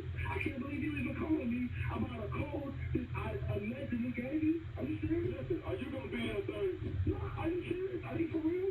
Are you going to be there Thursday? Hell no, I ain't going to be there Thursday. And if I am there Thursday, man, you better not run up on me talking about no codes. Because I'm going to find how you are. I'm going to find who the person that's giving out my number. And it's going to be some problems at the club on Thursday. So if you think you see the code, approach me about a code and see how we handle it on Thursday. How's that? And I'm telling you now how I feel about this. I don't do nothing about no codes. I don't do codes. I don't give out my numbers. I don't want you to find me a trick. Do whatever you do. Whatever you do behind closed doors, that's what the you do. But that ain't what I do. So don't call me with the don't catch me on Thursday because we don't have a problem in a club that I used to think was cool. But now I know it's much going on and I can't even go there no more. I'm not giving out codes. You gave the code. Hey man, say bro, I ain't giving out no code. And you need to stop saying that, man. Because I don't know what the code is. Okay, you don't know what the code is. Tell me what the code is, man.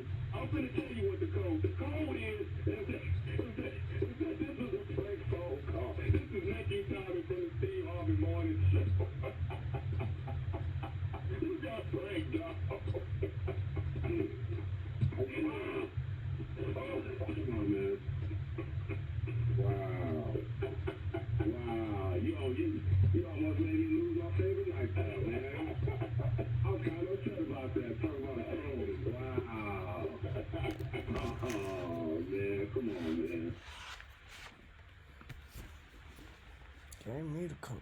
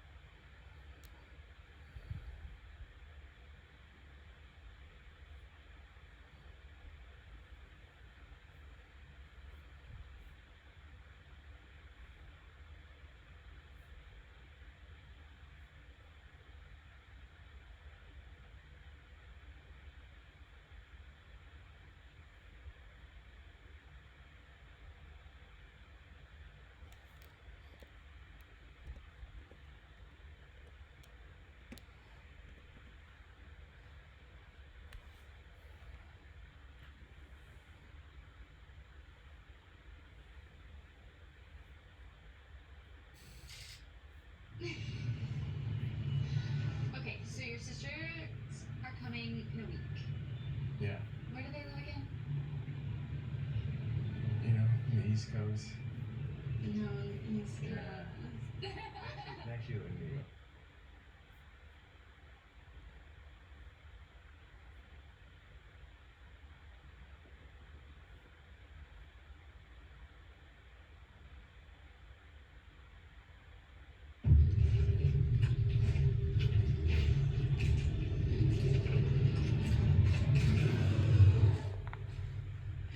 Roots come out of your hole and beat the living black as coal. Terry, you've been walking for like an hour. Are you sure this is the way? She knows where she's going, Ben. Roots, go back in the hole and spare the living one more soul. Stop it, Max. Should we really be doing this? There's a reason the story tells us to stay away from it, right? Carrie's dad is in the high order, Ben. I think she would know. Carrie. Probably just a story, Ben. Don't put your pants again.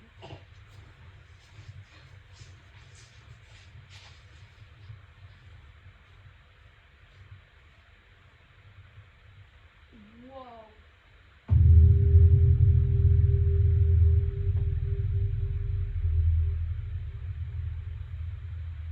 Just going to open it.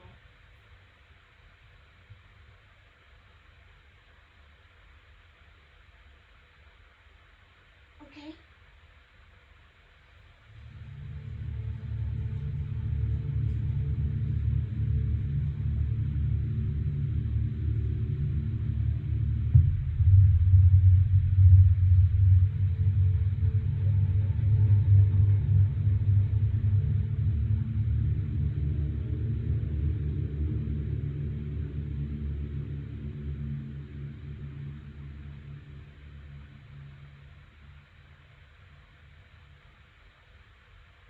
I knew he wouldn't do it.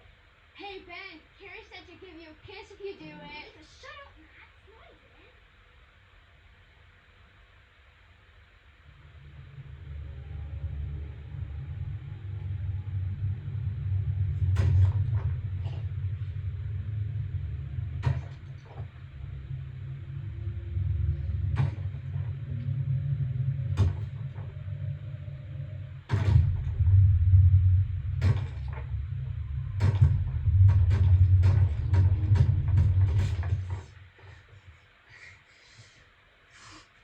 At least you tried. Maybe if you're nice enough, it'll just open by itself. Yeah, Ben, did you try asking me? Yeah, please, Groot, come out of your hole and beat the living black as coal.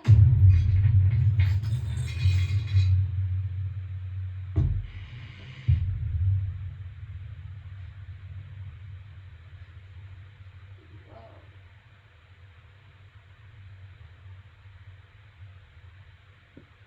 Are you going to open it?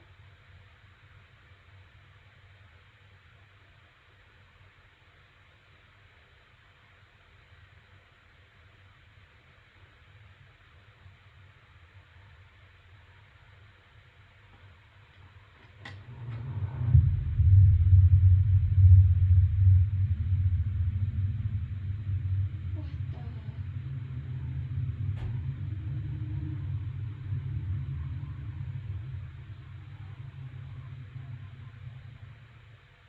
How?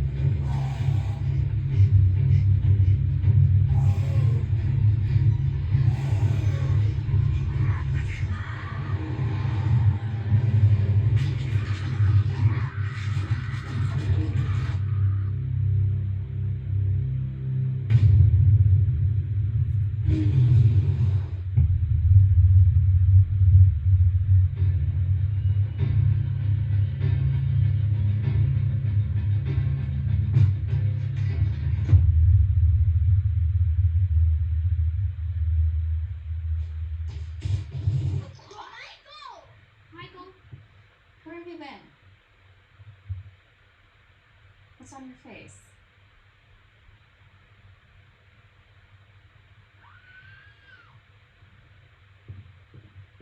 was that?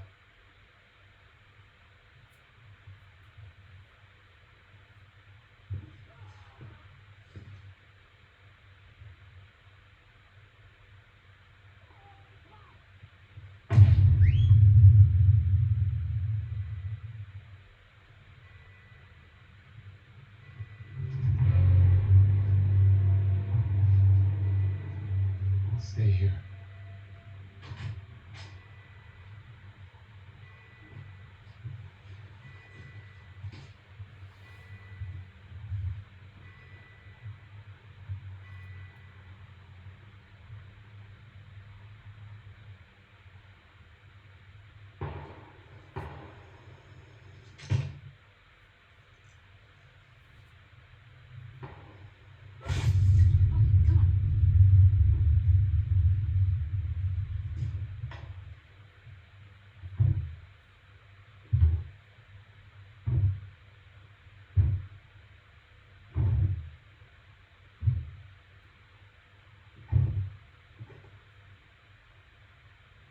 Matthew?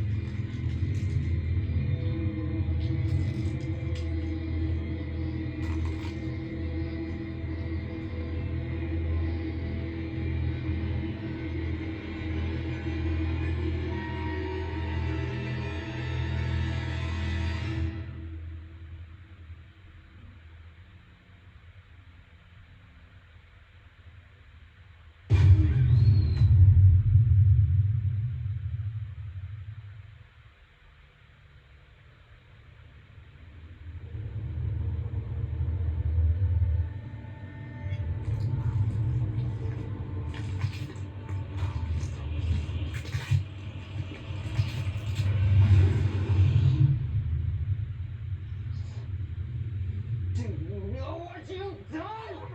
No. I'm sorry, Daddy. So we need to be quiet.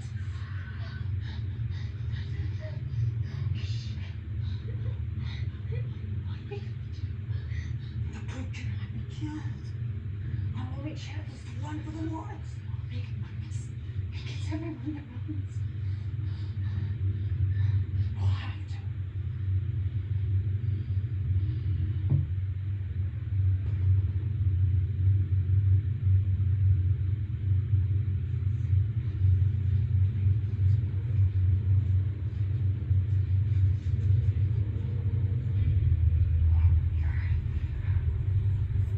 Don't worry.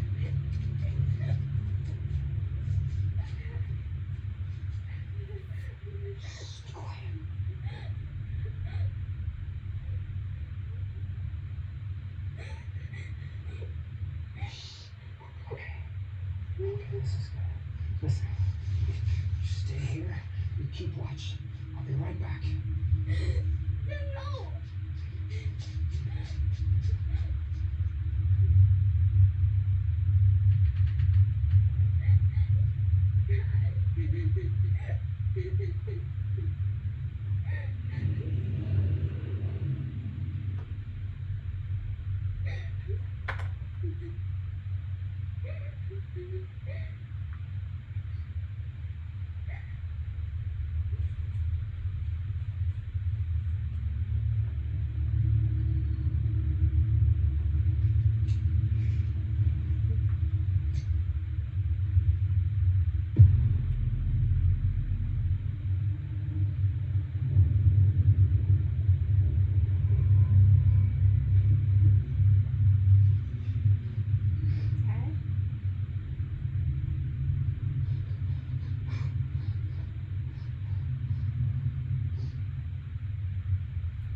told you to keep watch, Carrie.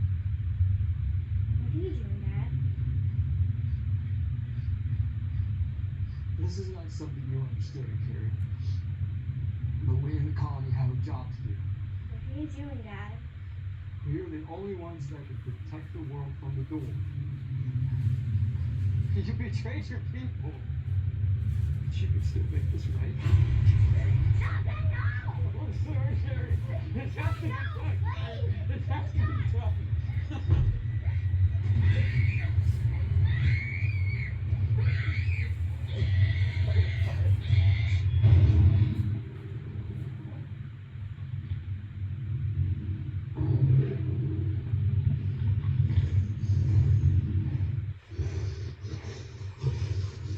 Bruce, Bruce, get back in your hole and scare it away.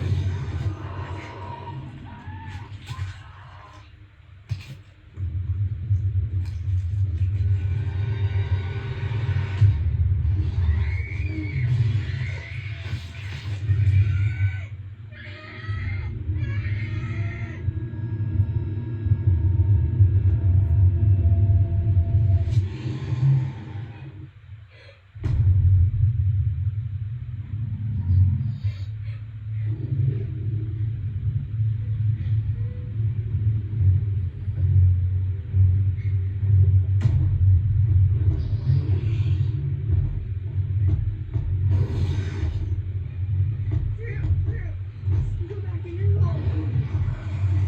He's afraid of the living. Bring my soul.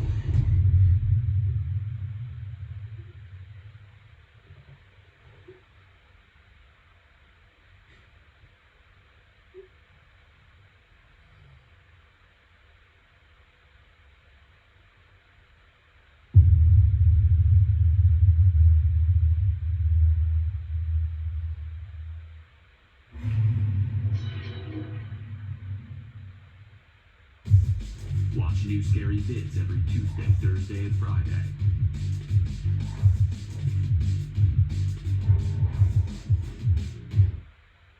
As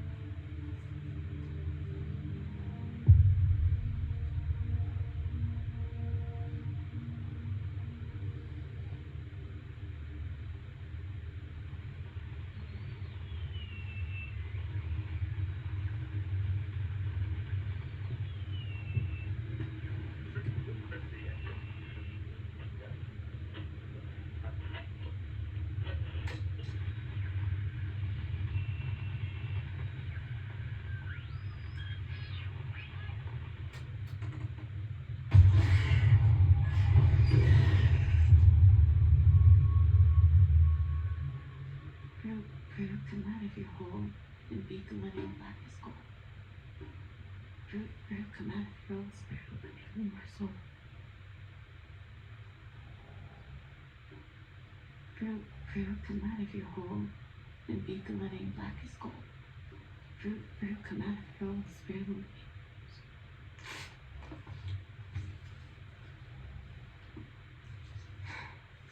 Come out of your hole, beat the living black as gold. Fruit, fruit, come out of your hole, spirit, living more soul. Hey Ben, Carrie said to give you a kiss if you do it. Shut up, Matt. Hey, it's me, Arthur Dean. I grew crops for the colony. Get away from me! Get I'm off here me! to help you. I'm the one who patched your arm.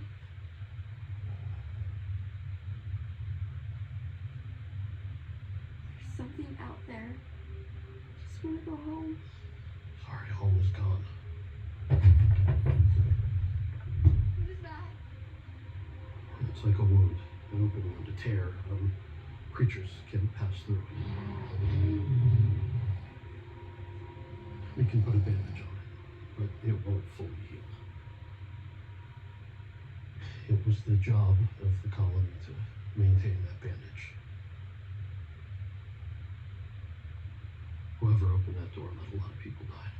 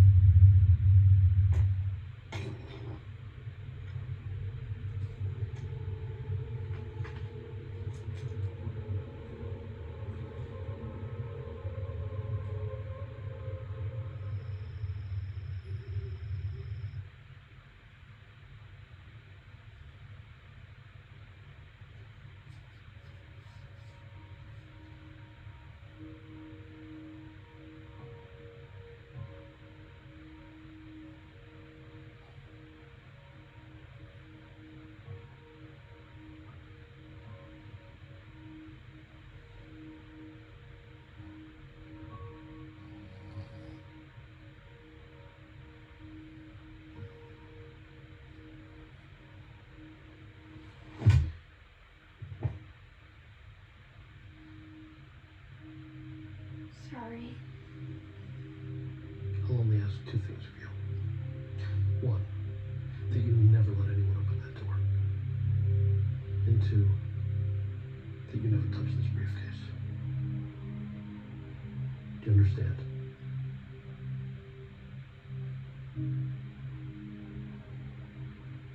You know, when I have trouble falling asleep, I try to get quiet enough so that I can count my own heartbeat. You try that for me?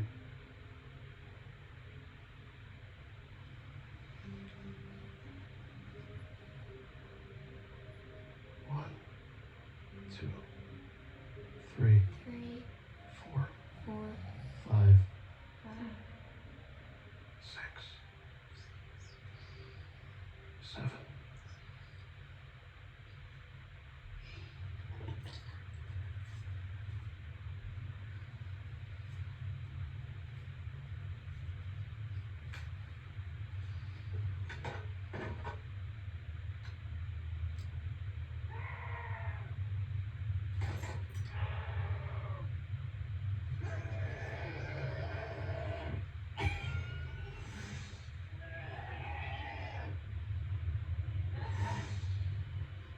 You want to play?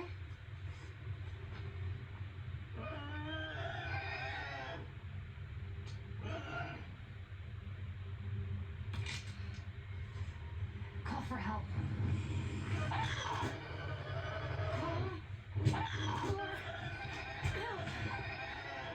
Hey, that's fine. We can do this together.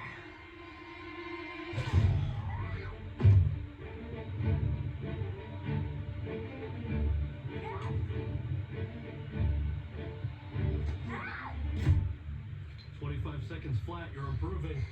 Hey, Dee, I need to tell you something. Later, first I have something for you.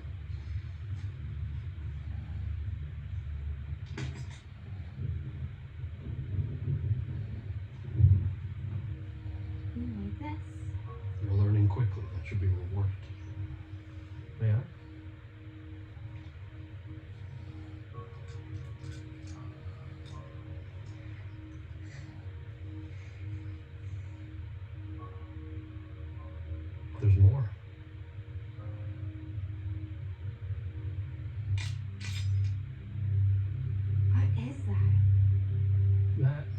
protect you. These rocks are from the portal. Which explains why you saw that woman.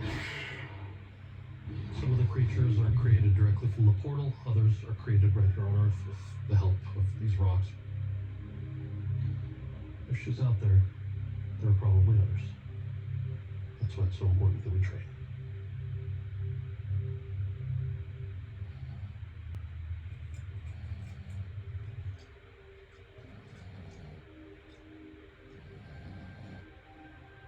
Whoever opened that door let a lot of people die.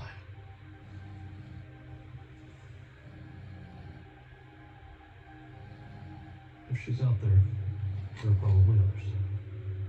That's why it's so important that we train.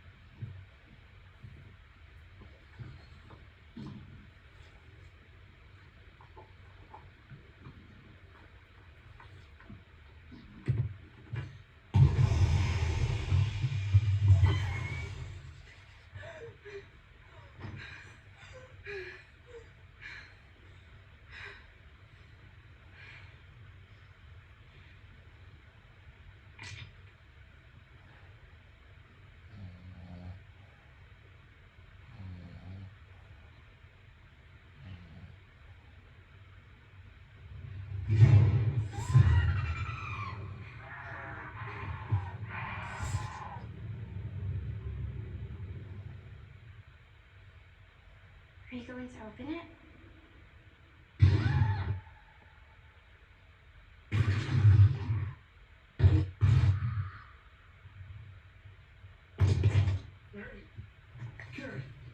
Carrie, are you okay? Carrie. Oh my God. Why would you take all those things without me? Because it was me! I let Sabrina out the door! I made my friend open it! It was my fault! I swear, I thought it was just a story.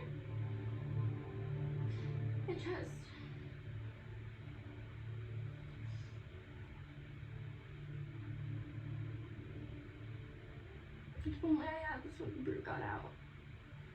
No one would have died.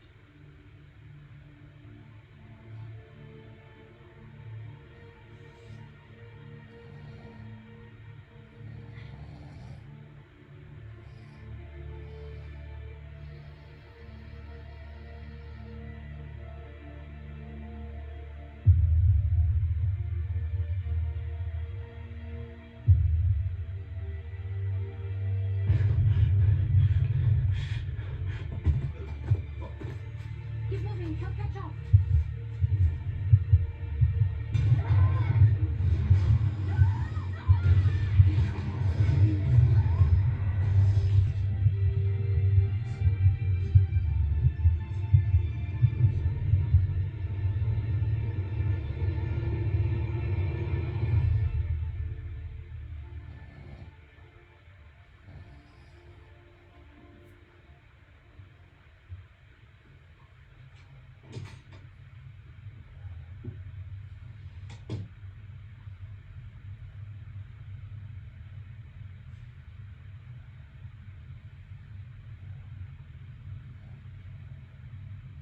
Edie?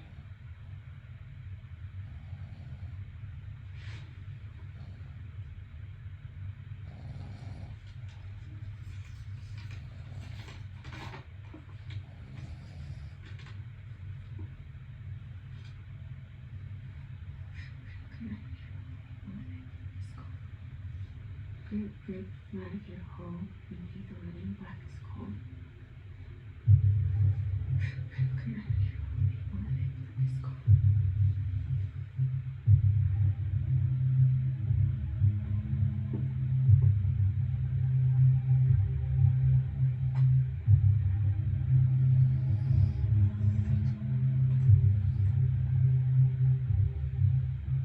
Hey Ben, Carrie said to give you a kiss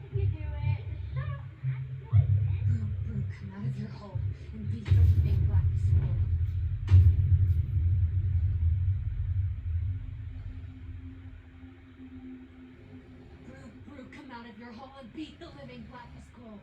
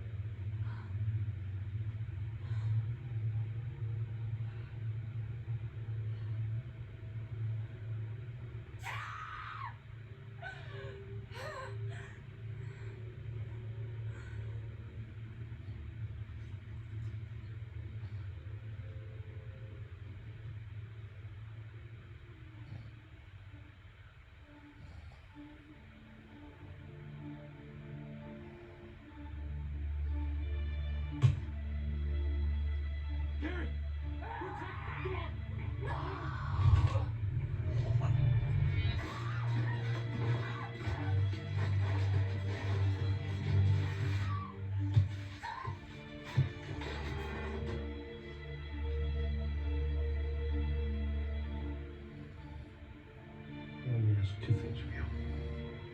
One, that you never let anyone open that door.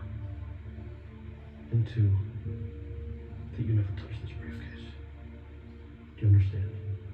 Sorry, Ivy.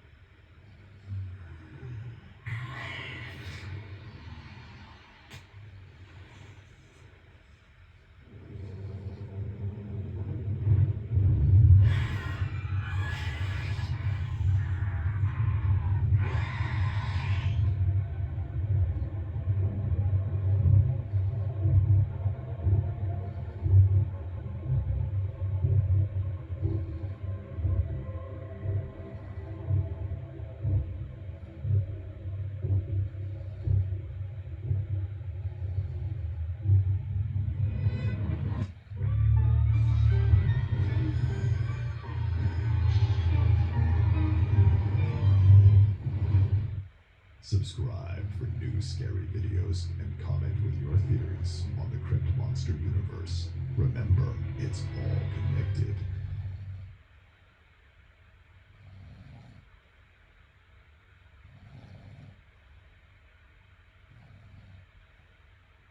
I'm going to school today. Gotta get myself an A. Gotta study real hard. Gotta pay attention. Gotta get myself an education.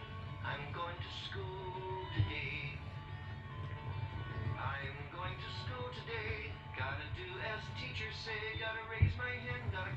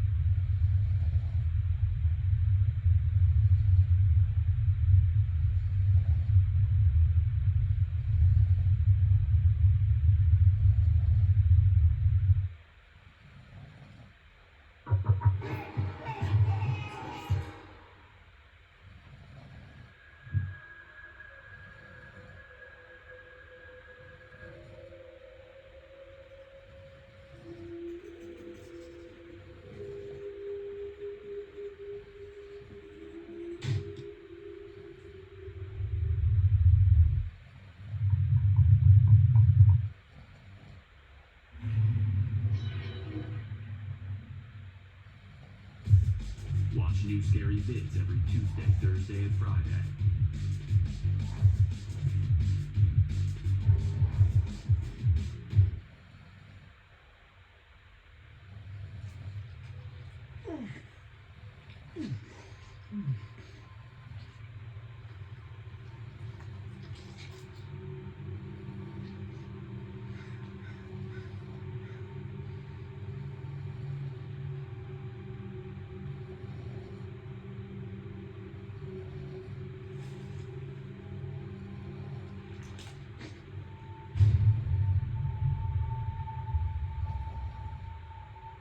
Oh, who's done it now?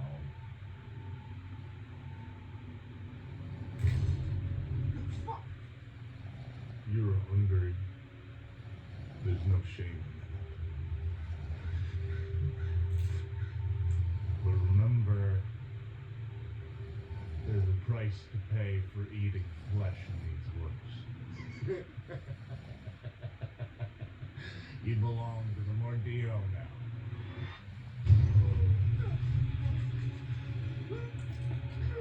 Here come the Emperor. And now flesh.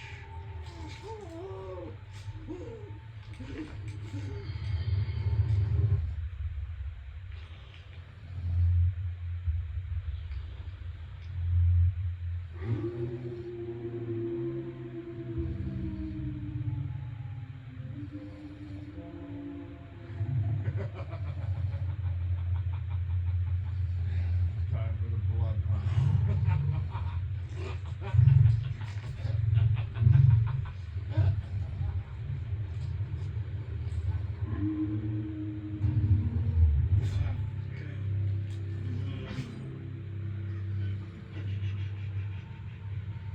So we always think.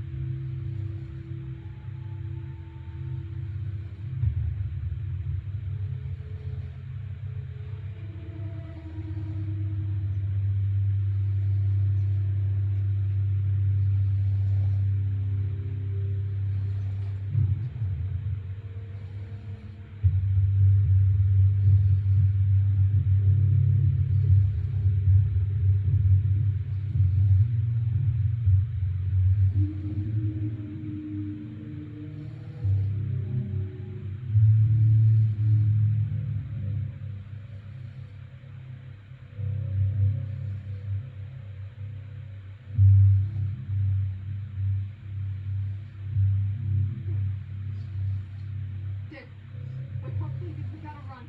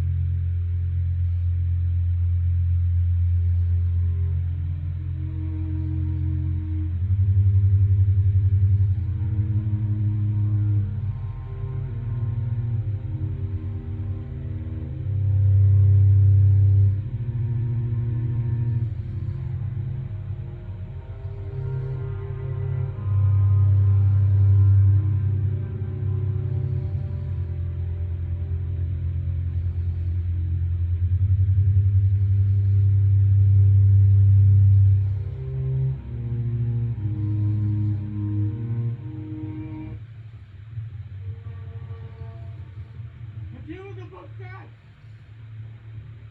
the flash, change me! Change me!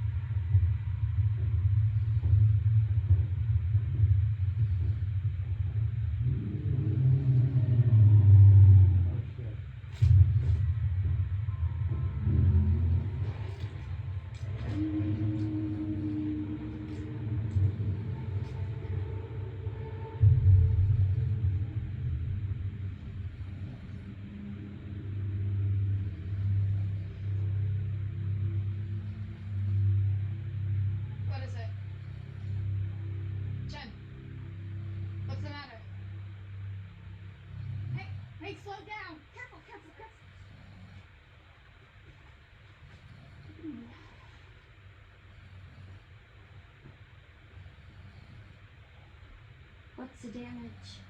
It's better than yesterday. Couch gone from cherry to grape. My favorite.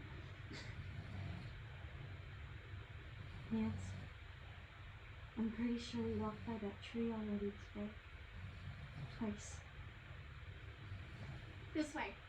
We need to pick up the pace. Broken ankle or not, I'm not spending another night in this forest. Maybe I should let someone else navigate. Bite me. I'm hungry enough, I'm not. Is that a threat, Nancy?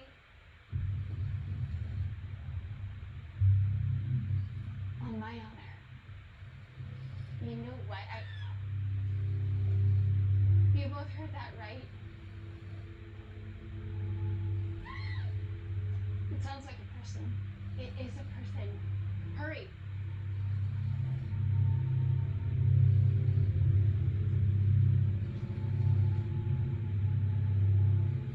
Be careful, Jen. We don't know what's... Holy shit.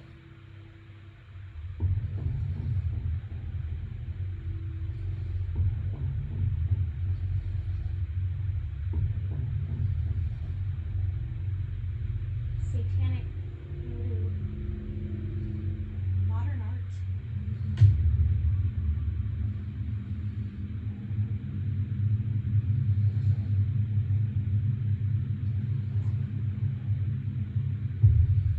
They're kind of pretty.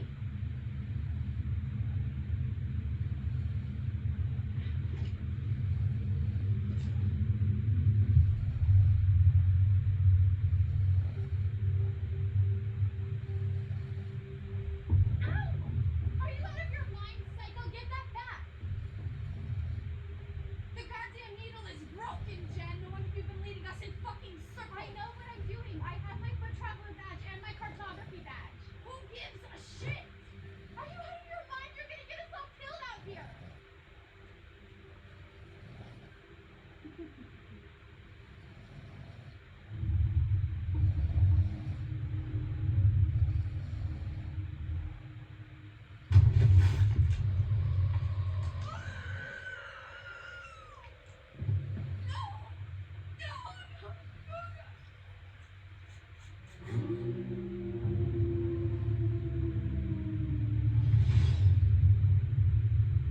What did you do?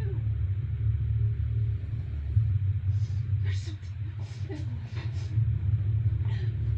Holy shit! We gotta go! I'm not going anywhere with you! You stay away from you! You stay away from you! You're psycho! That's right!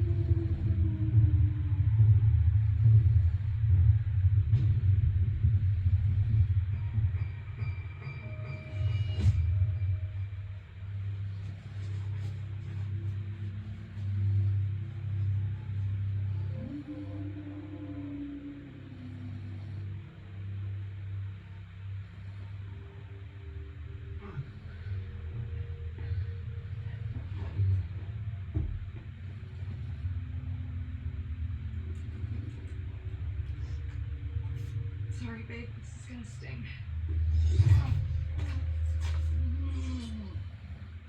Just call me babe. You used to call me babe all the time. You just did it again just now. I guess I did. I'm just hoping I know what I'm doing.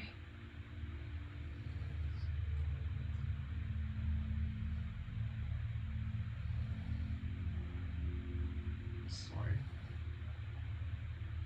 I'm the one who's sorry. I should have done something. Attacked him, anything.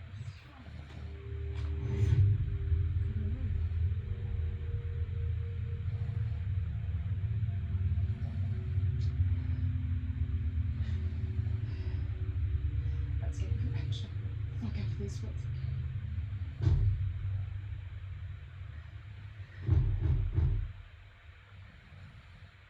No, we don't know who's out there.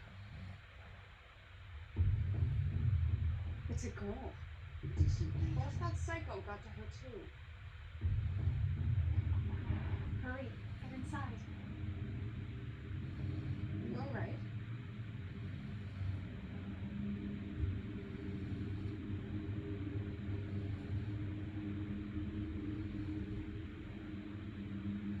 You're one of those missing Mohawk girls, aren't you? How long have you been out there? Did you see him? Sadistic little fuck with the demon mask. I don't. What did you say? It's okay. Christ!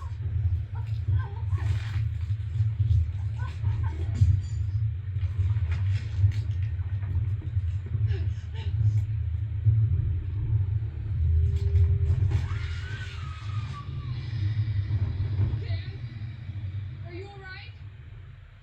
I think.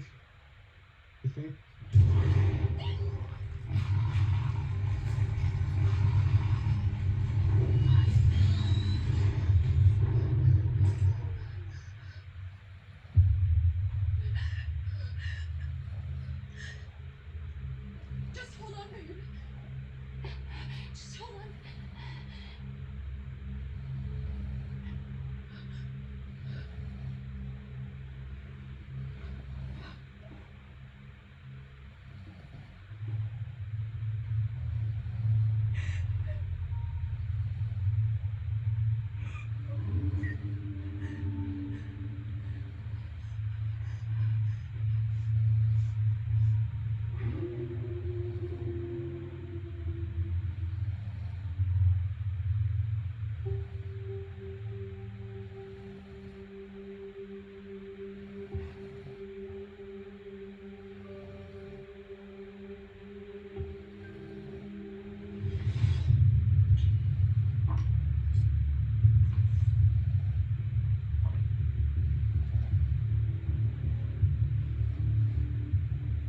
Let's get the fuck out of these woods.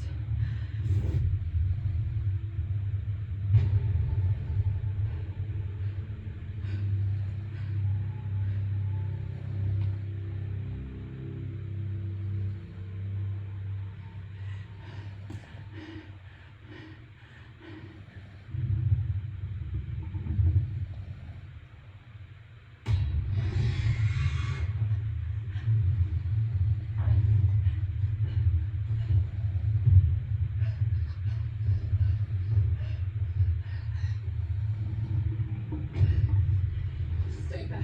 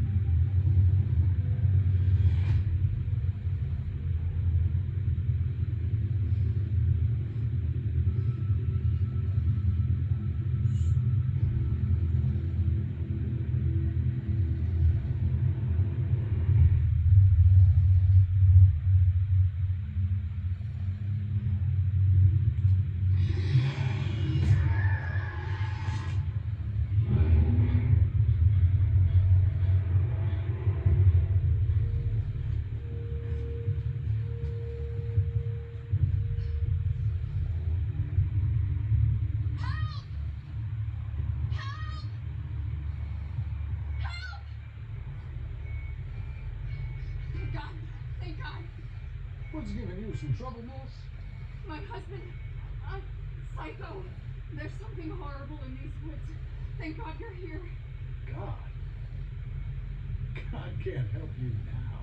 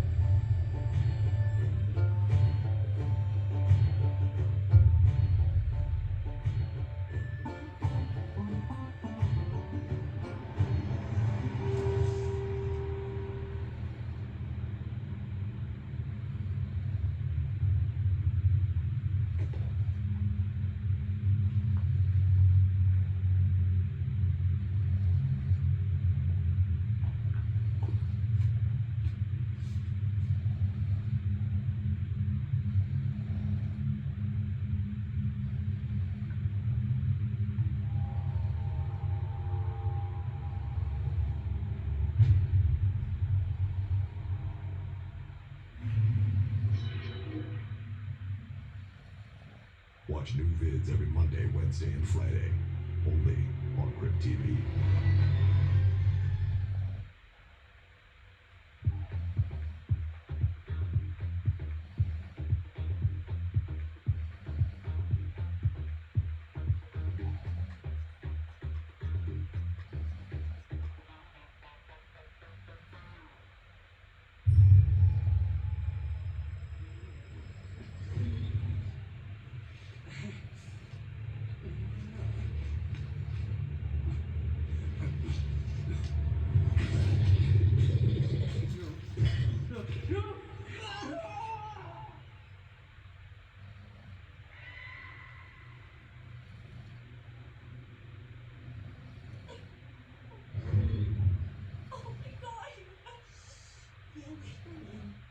Just be cool, guys. Let's relax.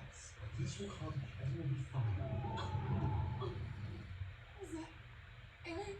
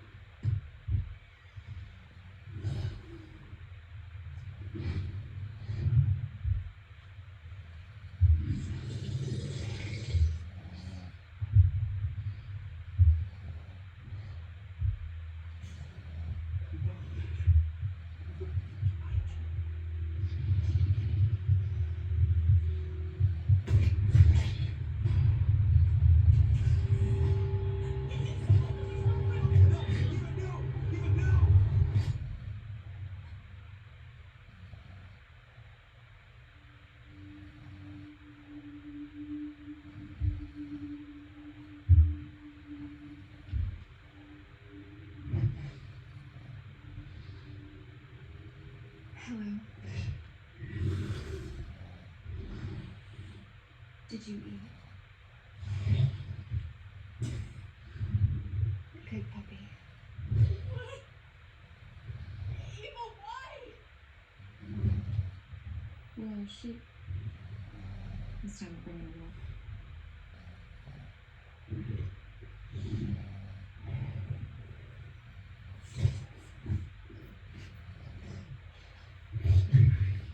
There you go, girl. Box lunch.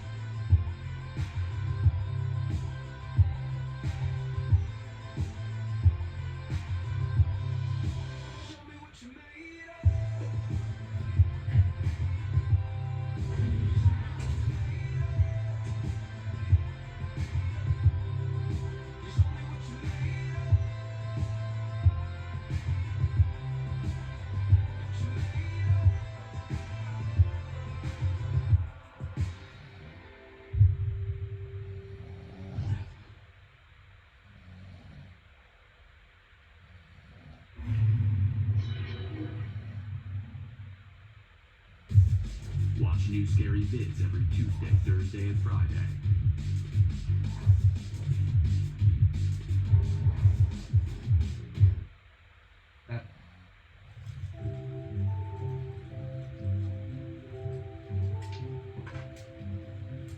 Crystal, I told you these cookies are for Santa. But I want one! I mean, you already had dessert.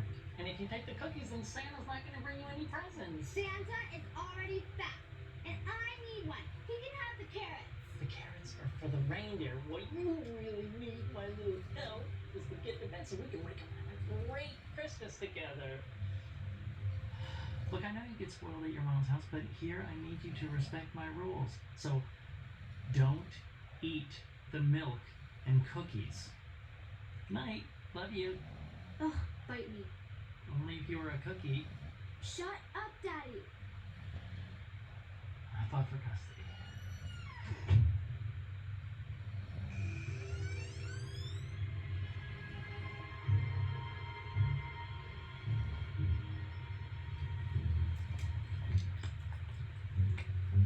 Santa? Is it really you?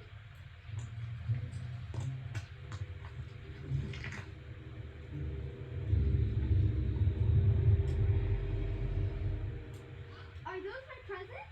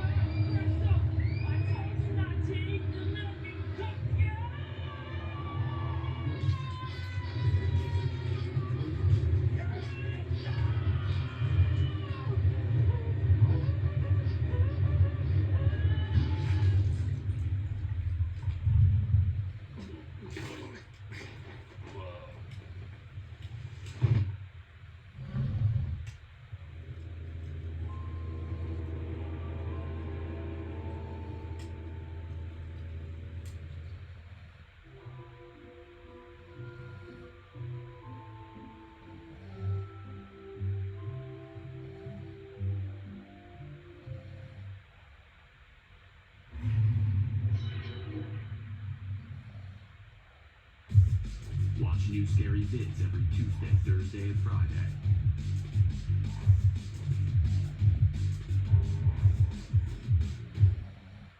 As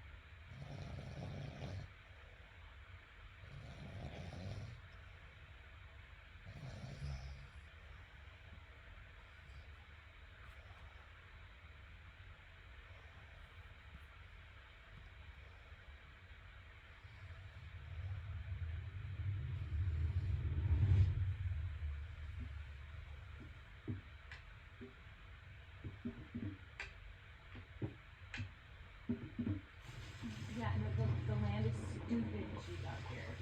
Wait, what? Oh, Noah, he's having a playtime. He can totally stay another night.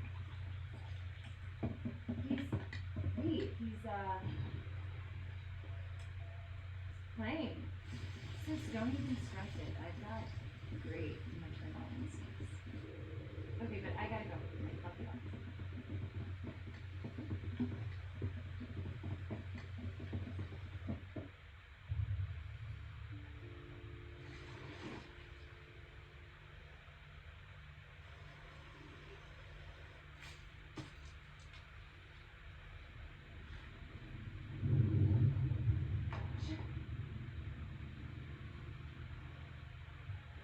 Hey there, everybody.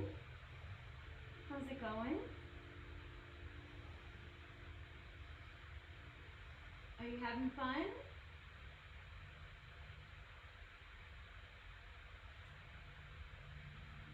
Okay, well, why don't you go back outside and play?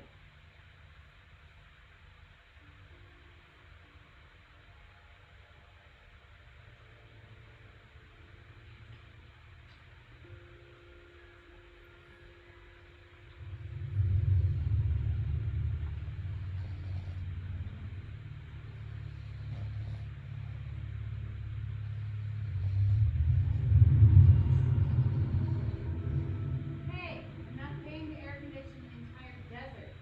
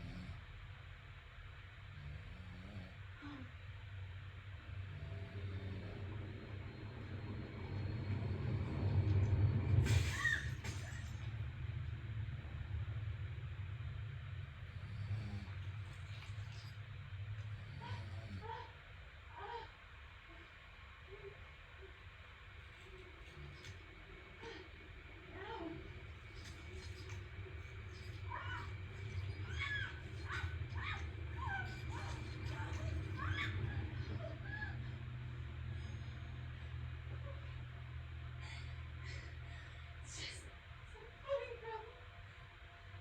You're not being crazy. Some weird, high-tech bullshit. You're saying there's totally no one in your life.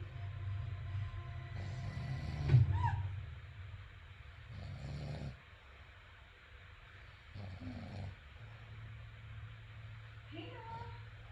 It's okay. Just clumsy Aunt Rachel. Do you like talk? At all?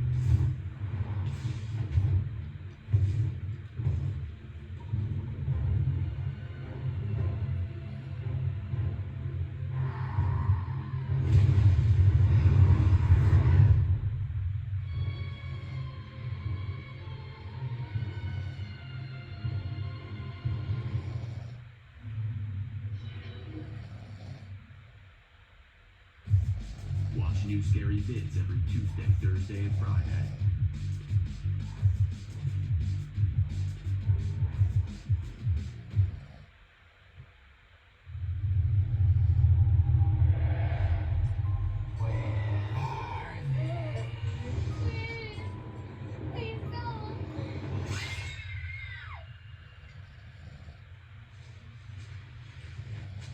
Libby, it's a little late to be eating cake.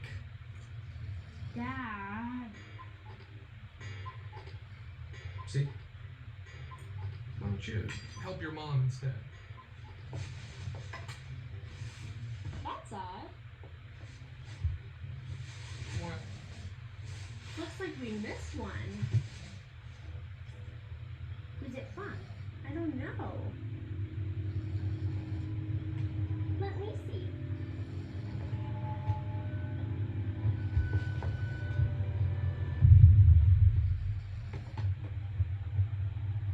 It's empty.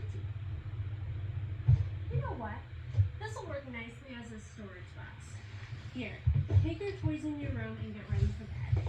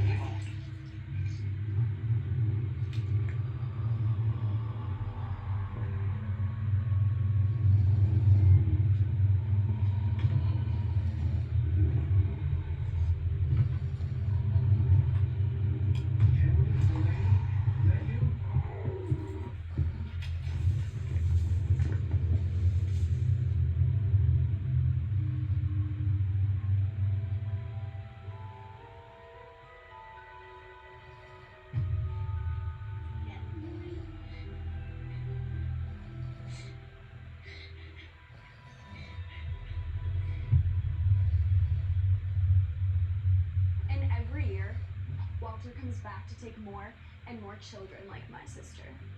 But not anymore. This is his end. His reign of terror will finally be over. We will no longer fear Christmas Eve, and with our powers combined, we will cleanse the world of this evil force once and for all. Am I at the wrong house? Jackson, you're my tech expert. Marley, you're on recon. Marley.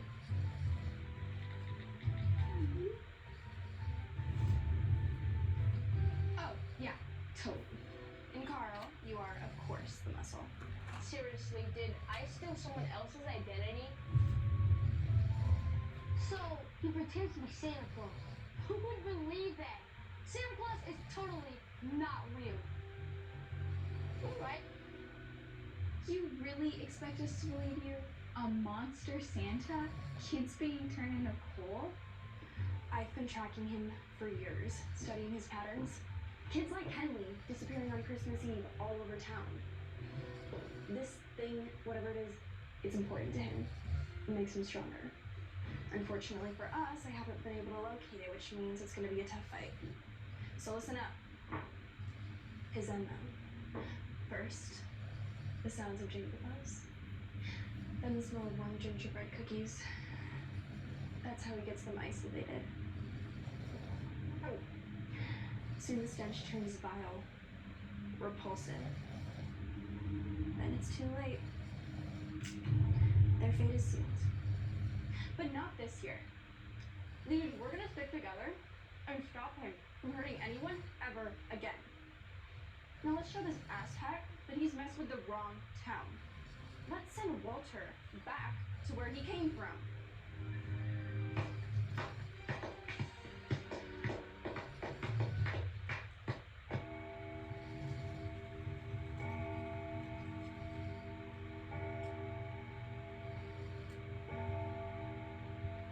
Nothing from the live stream yet. No one from school has posted over an hour. Yeah, because they're all asleep. Look alive, team. What the? I lost the feed! Gingerbread. Where's he going?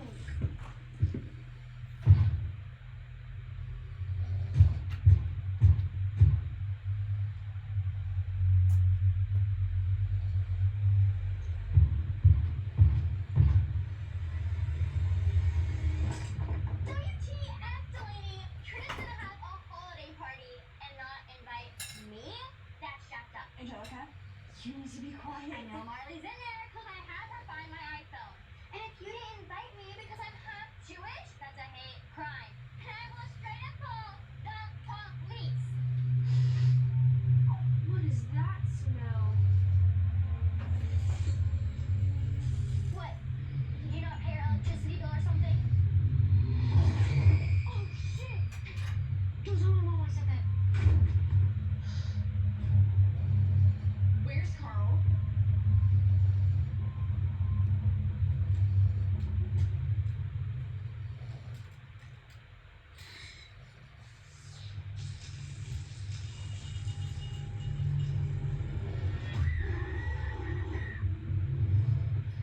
In position. Don't be afraid. That's what he wants. Gotta say, it's working. Is he gone?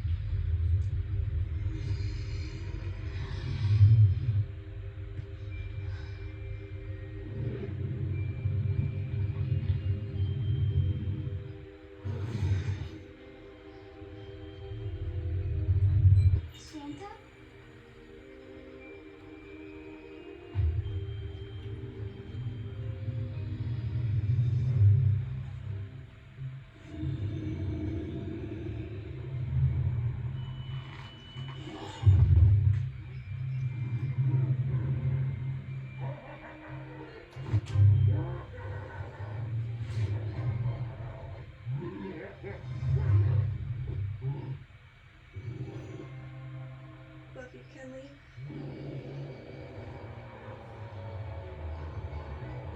Season's beatings.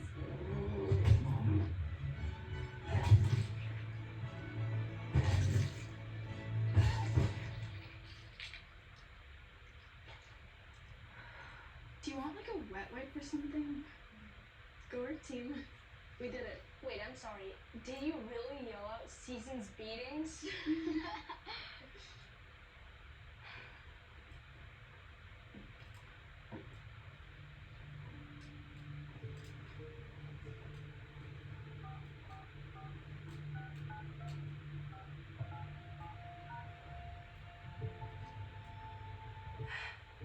It's me. You can come get him now. I'll be right there.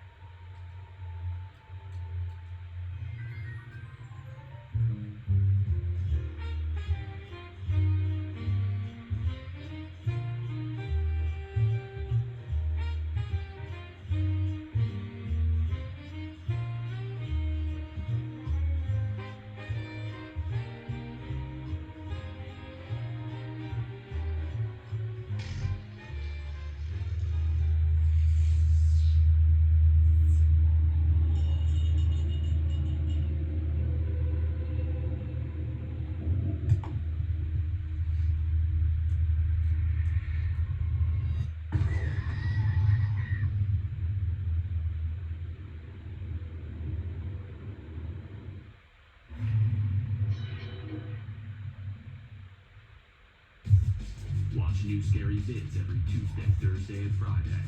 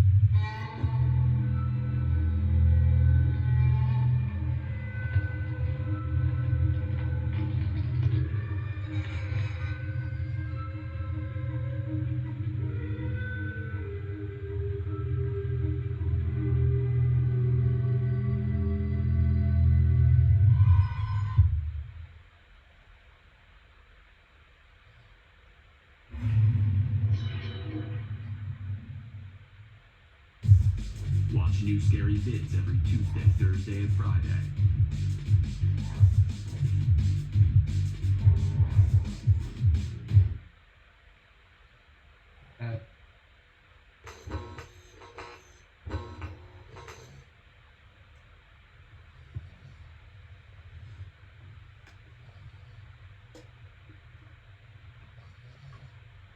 Here you go, Mr. Novak.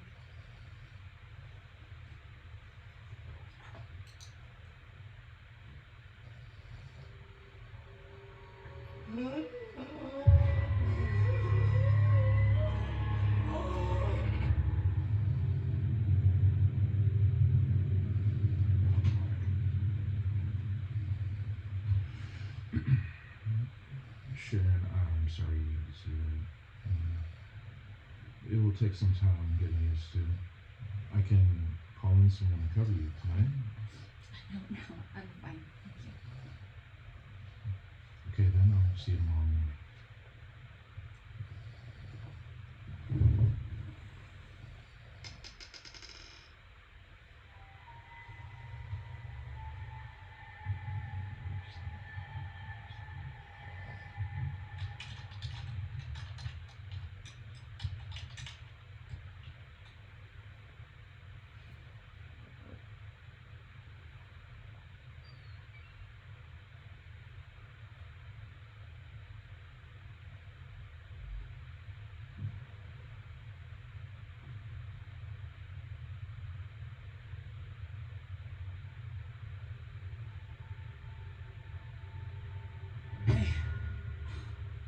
Jesus, Jake. I'm really sorry. It's just this place. Yeah, I've been here for 2 years and it still freaks me out. Hey, so day shift will be here in 30 minutes, and I've been here for 16 hours, and I'm exhausted. Do you think you can cover for me? Yeah. Really? Yeah. You're the best. I'll see you later. See ya. Alright. Have a good night. Night.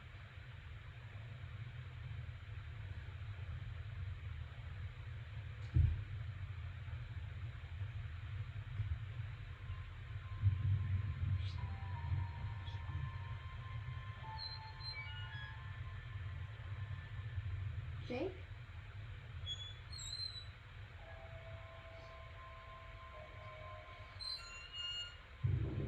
Jake?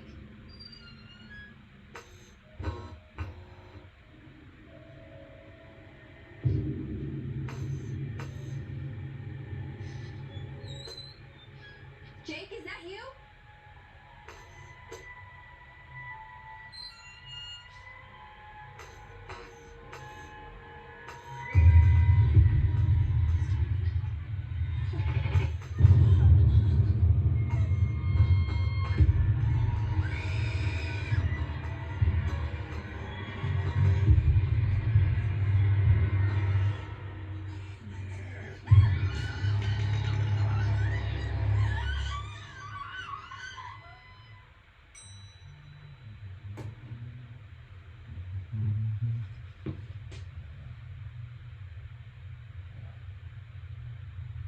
Not again.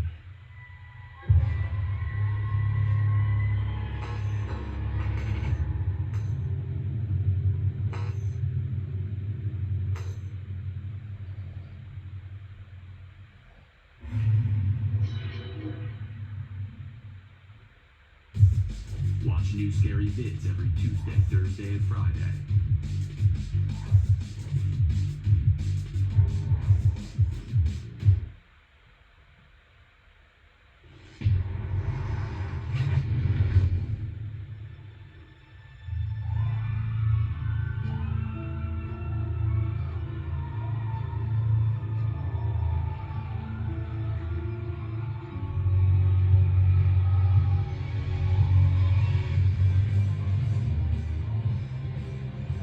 Can you believe it's been 20 years? It smells the same. Oh my god, it literally does. We're really embracing the whole nostalgia thing. I thought you'd be wearing yours. You said we should wear them in your email. What email? Hi! Welcome! Nice to see so many old faces here. I heard she was in rehab for self-harm. Sharing stories and picking up where we left off. Woo! Go Blobby!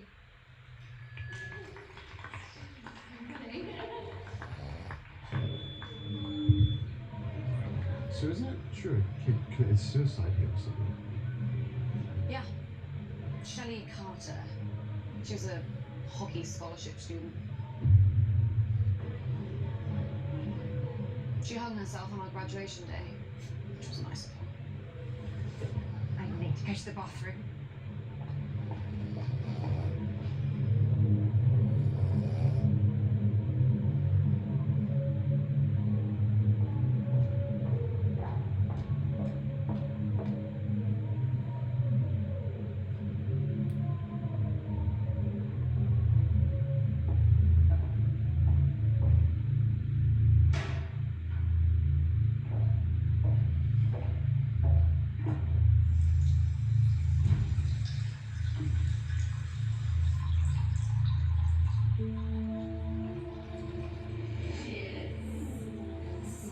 Shelley.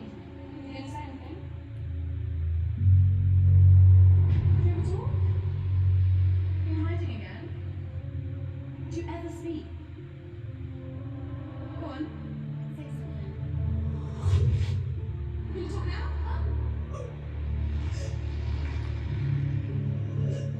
Stay one line.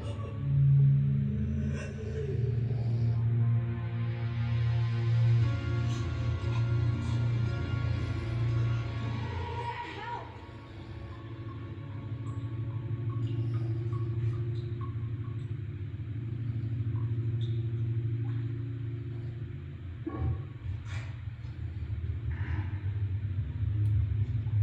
Hello?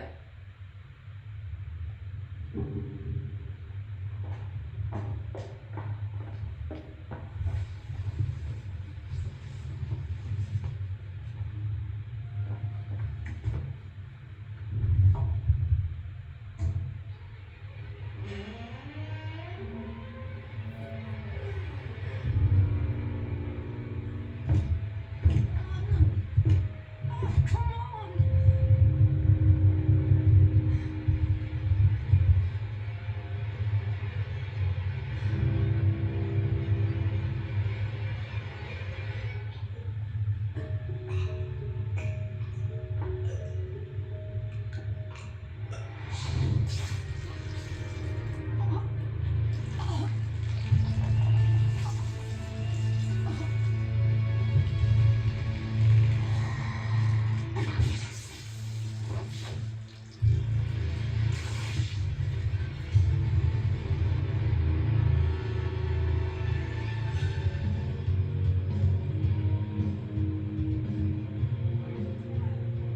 Do you mind checking Laura? We have to go.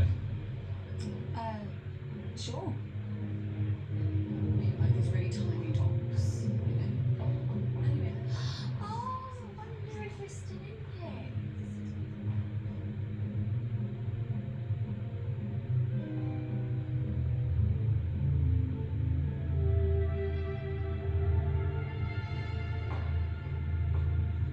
Nix, come on.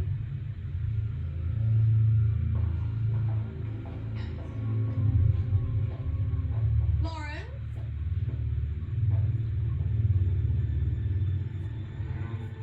She's not here. Let's go. Paddy. What's that?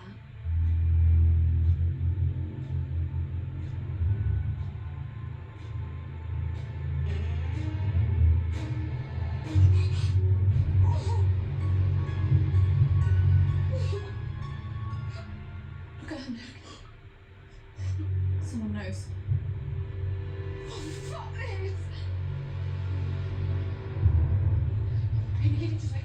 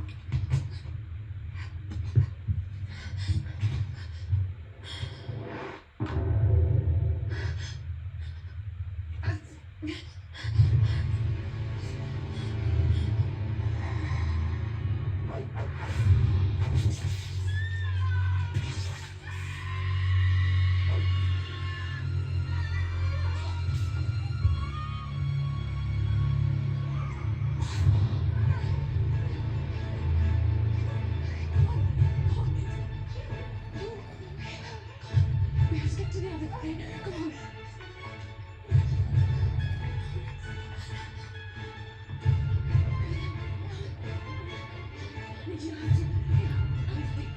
You can, come on, you can.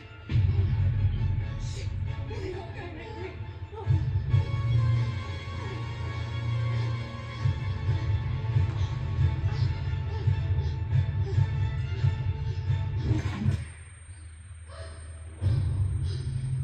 God's sake.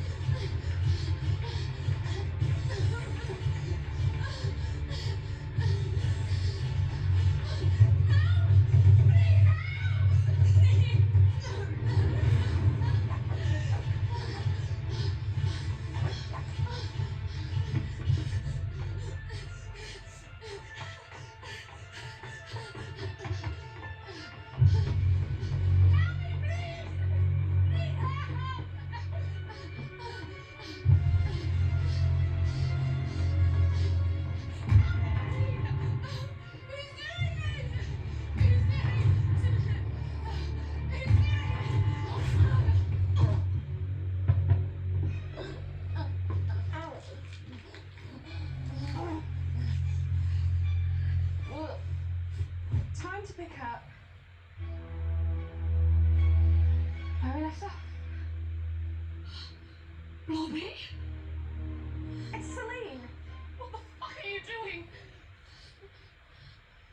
I saw you. What? I stood here 20 years ago. Suicide was the perfect cover-up.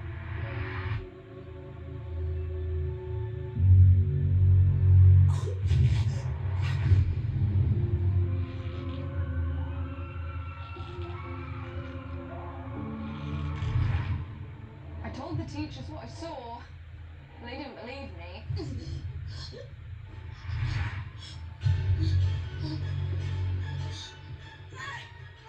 We had no choice but to deal with it ourselves. So here I am, dealing with it.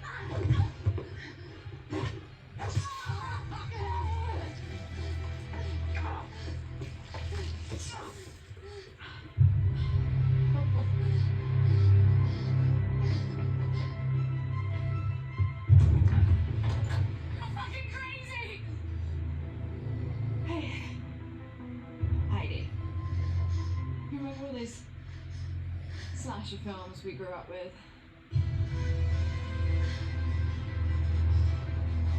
There's never just one killer, was there? Really hard to plan a reunion when you're dead.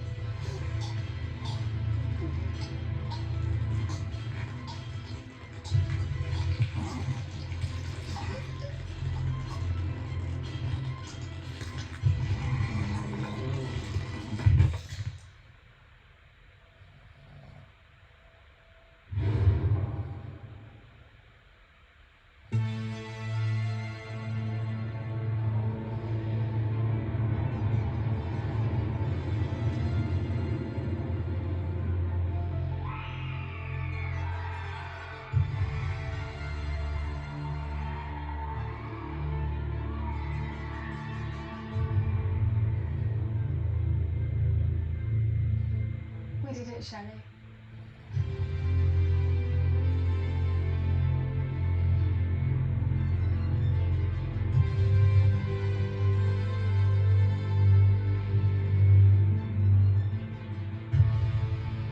I think this is the beginning of a beautiful friendship.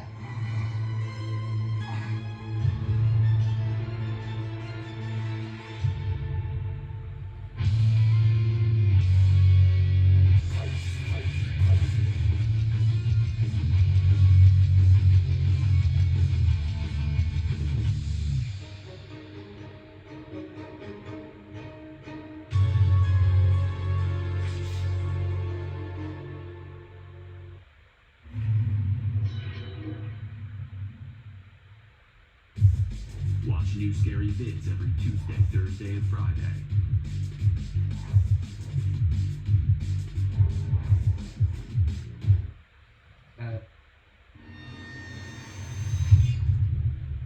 We are a family.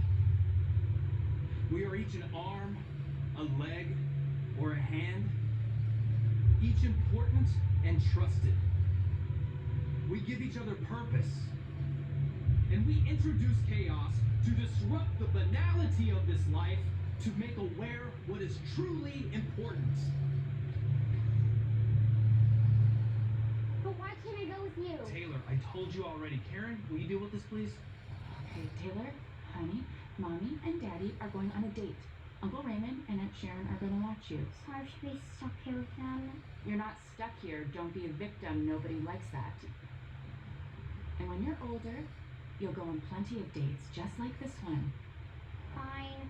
Taylor, what did I just say? Don't be a victim. Right. And bed before 9.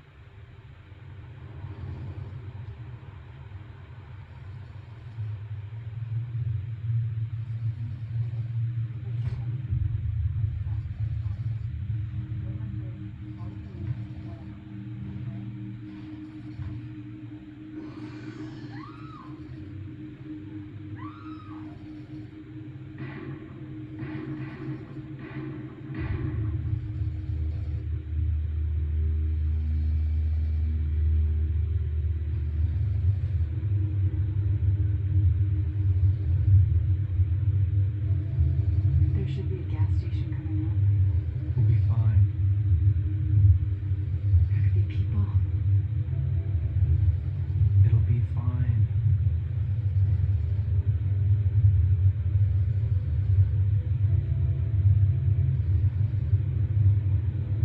Watch out!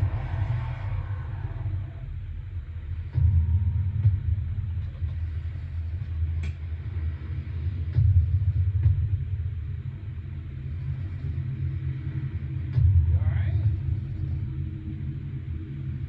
What are you doing out here? Should we ride? Yeah, why don't you come with us? Are you sure I want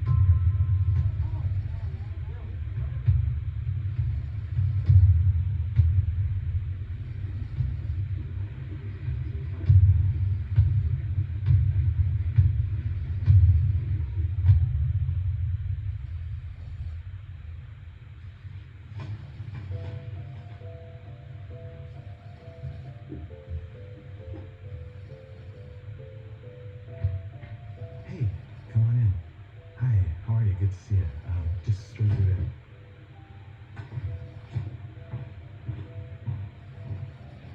They should be here by now. It'll be fine. They've done this dozens of times.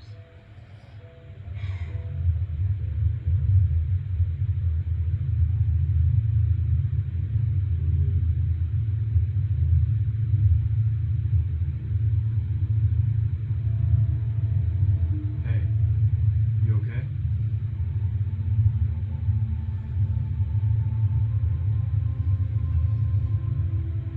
Where are you heading?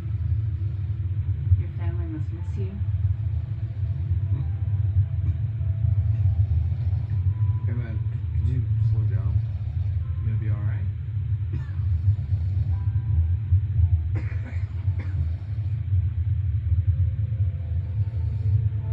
Hey man, just come on. Pull over.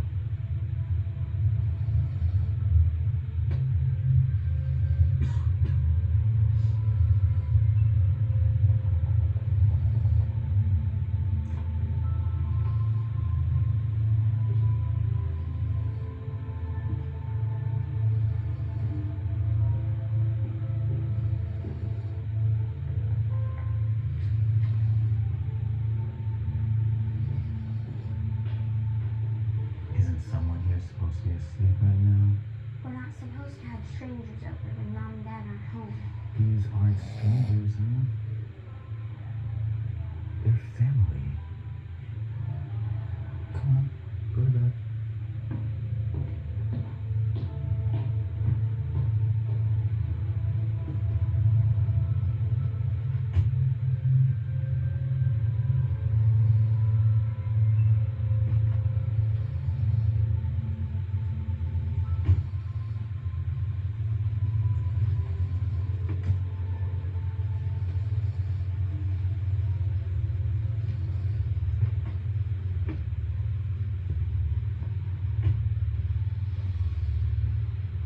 It's a creepy mask.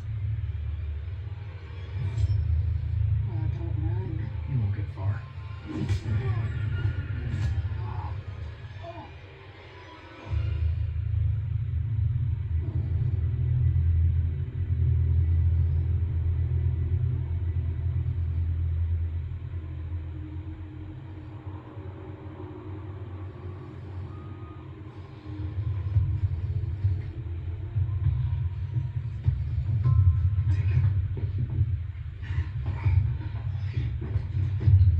What the hell happened? Nothing. We're here. Taylor's asleep, of course. Well, we should get started. We are a family. We are each an arm, a leg, or a hand, each important and trusted. We give each other purpose, and we introduce chaos to disrupt the banality of this life, to make aware what is truly important. And as families do, we grow, but not all at once, but with careful selection. And today, we add one more. To usher in new blood, we must spill old blood. For you cannot take what you cannot give. So let us rise as a group.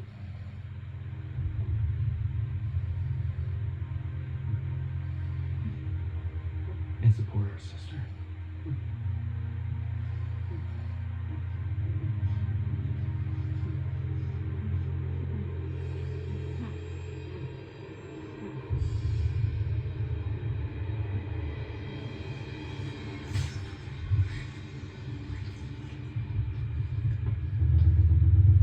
Taylor? Taylor? Open up, I can explain. I need you to be a big girl and open up the door, okay?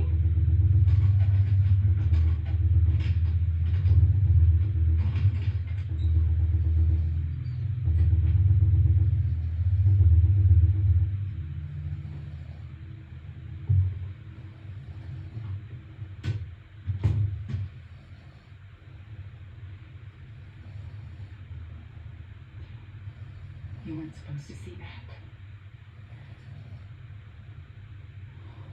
Taylor. Sonny, baby. We're a family. All of us. Everyone that you saw down there, they want to protect you. We get rid of bad people. We all love you, Taylor. But for now, you have to keep this a secret. All right? You can't tell anyone. Do you understand? And remember, never act like a victim, and you never will do one.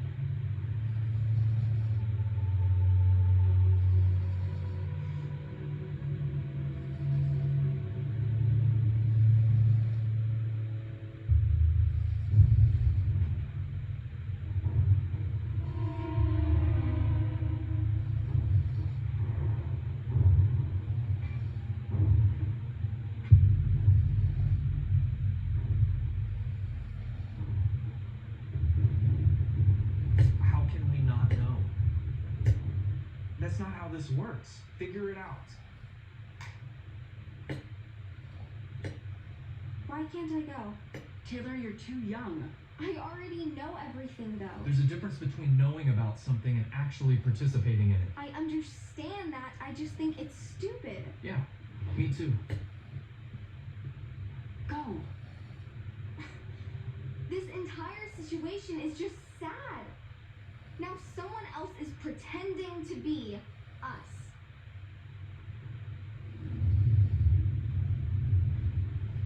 What happened to you guys?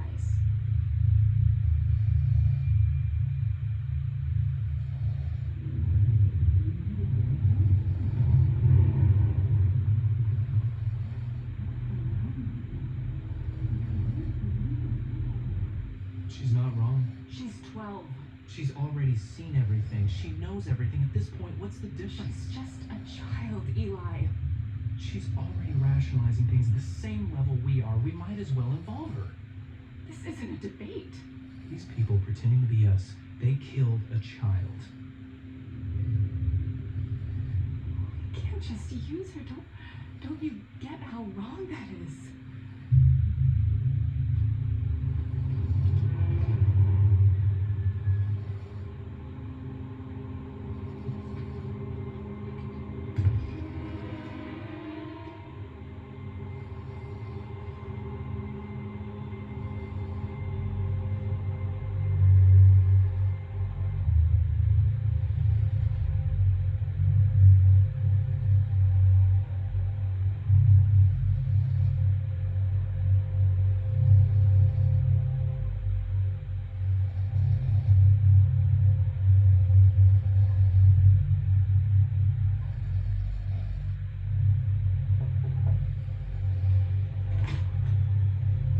I'm sorry, mister. I got locked out of my house and my parents aren't home and I just really need to use a phone to call them. Can I come in?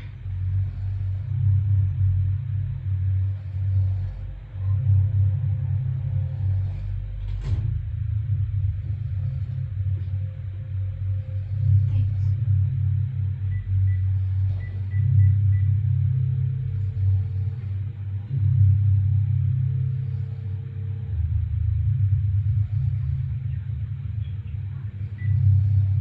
I can try again in a minute. You know, it must be really scary on your own this late, especially with everything that's been happening, you know? That poor girl. Yeah. I guess it is pretty scary. I wouldn't want to be the person who did that. They're gonna be in trouble. And the cops don't even know who it is.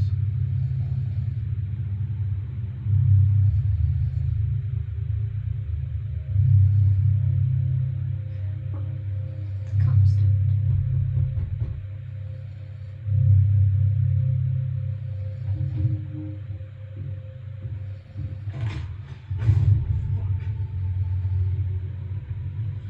They say imitation is the highest form of flattery.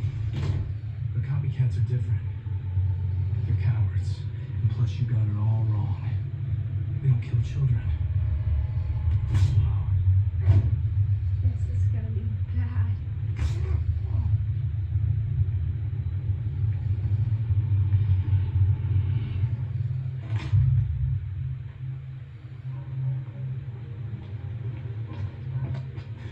I'm gonna tell you this one time and you are gonna listen.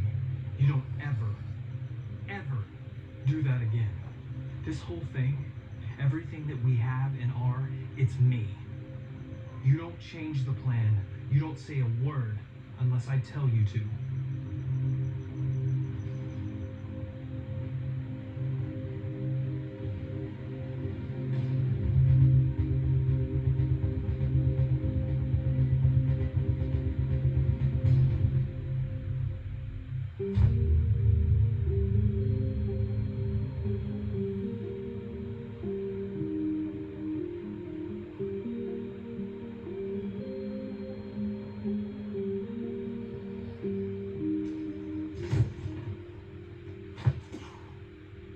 Smooth, eh?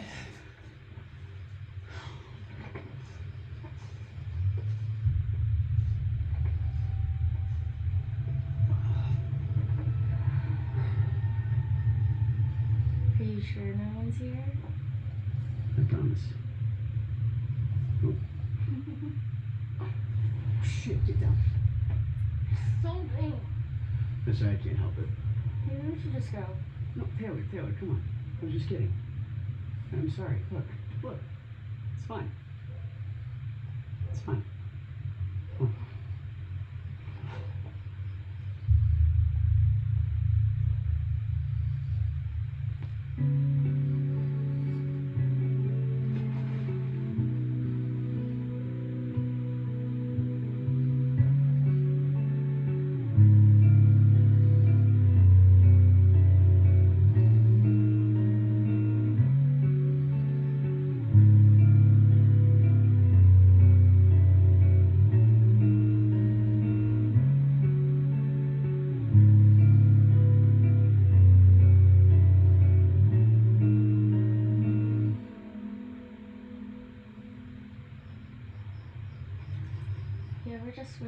things were different? I mean, like, I wish I could, like, teleport or something. Ooh, or not live in a dorm. No, like, you ever wish you were just somewhere different? Like you could do whatever you want, not have to answer to anyone or follow anyone's rules. Yeah. I mean, yeah, I get that. But here we are together. Plus, if you were somewhere else, then where would I be right now?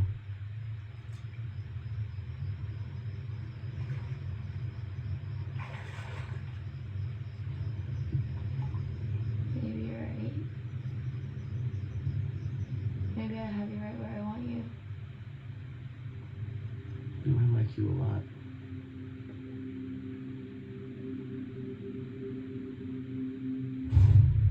That was a little. Were they? Obviously not.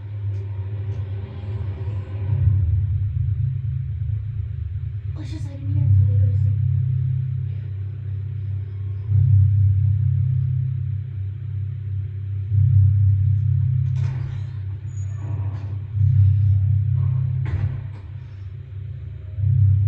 I'm glad we're here. Yeah. It's just my family is really important to me. That's kind of a weird thing to say.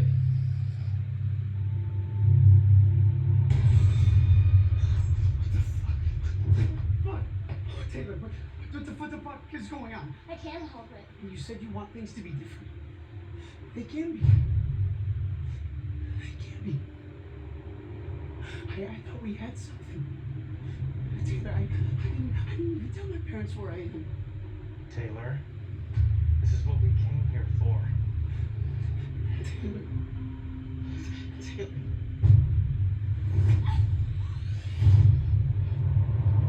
You do not walk away from me. Oh, listen, and my dad will pay you. I swear. He'll give you whatever you want. However much you want.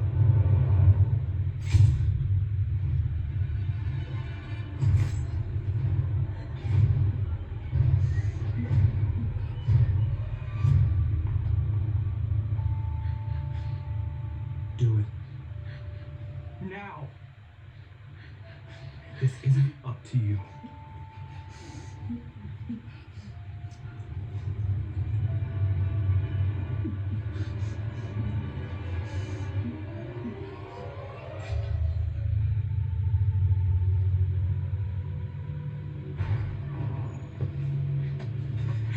This whole night was for you. I planned this for you. And you turn your back on your family. And for what? I thought we were over this rebellious teenager thing.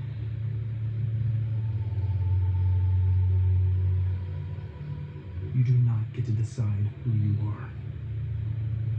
I do. What?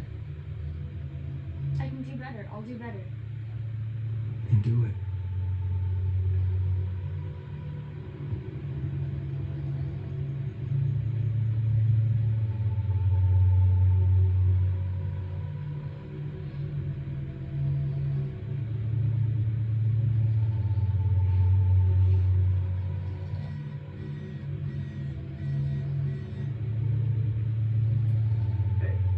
Hey, do you guys want to come over? Yeah, totally.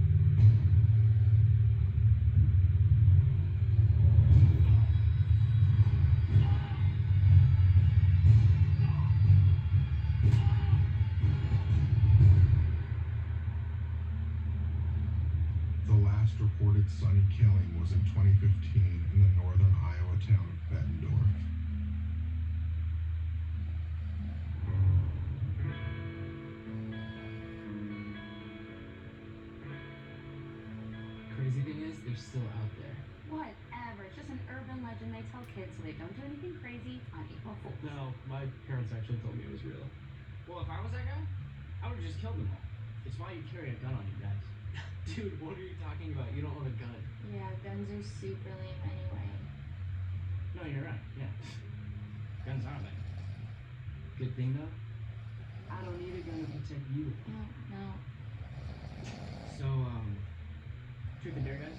Ooh, can I go first? Can I go first? That's so lame. No, let's do it. Okay, I'll go first. Taylor. Truth or dare? Dare. I dare you to do 7 minutes of heaven. You don't have to do that. No, it's fine. I want to. I swear. Okay.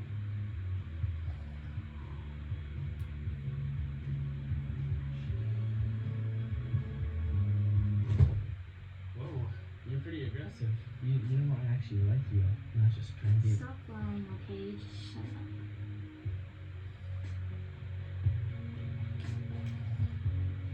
Oh, sorry. This game sucks.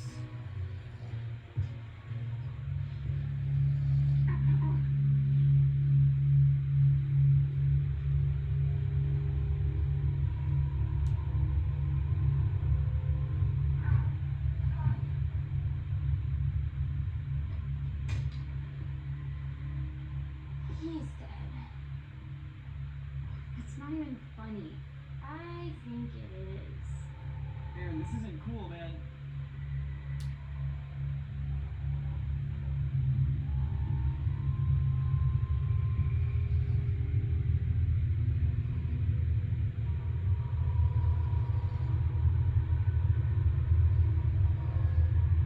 He's dead. He's really dead.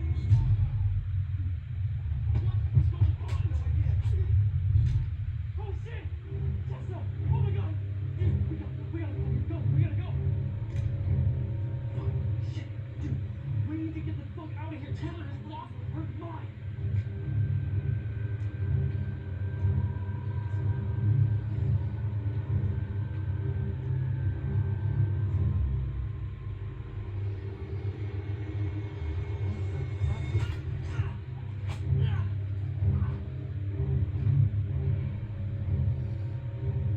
Come on, Taylor, you don't have to do this. I know, it's just so much fucking fun though.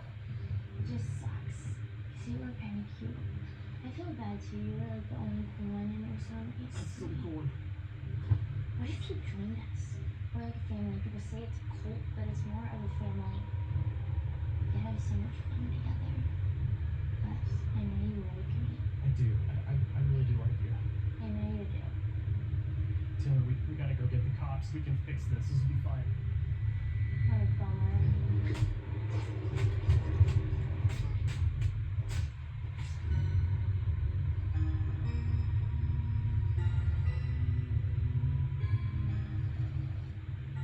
Taylor, I told you, strangle, don't stab. You never listen. Stabbing's so much more fun though. Looks like we are gonna need a lot more bleach. I did good though, right? You did good. You're part of the family now. You know what? I think we should do a family portrait.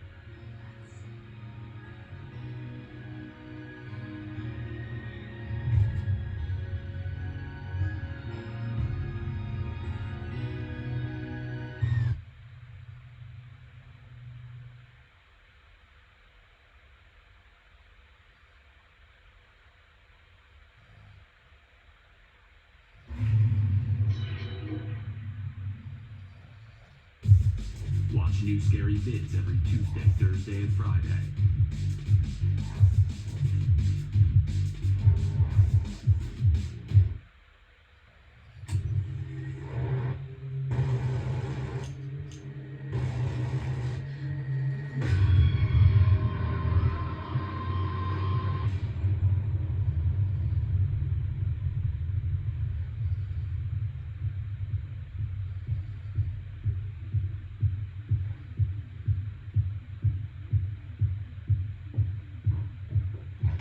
Reading that creepy shit again. It's for my thesis, and you know it. Hey, why aren't you dressed? What am I supposed to today? You guys know I gotta study or McMillan will flunk me. Please, you don't even have to try. He passes you every semester for looking the way you do. Shut up. He is not like that. Ugh, you say you like being adultified, but then you always do this. You owe us, bitch. And how stupid do you think we are? Have fun, Luke. Guilty. You'll find it in your hearts to forgive me.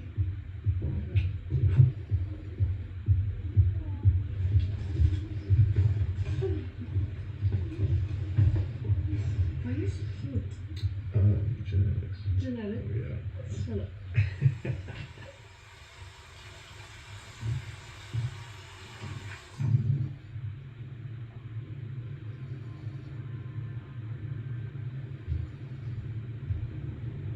Hello? Luke?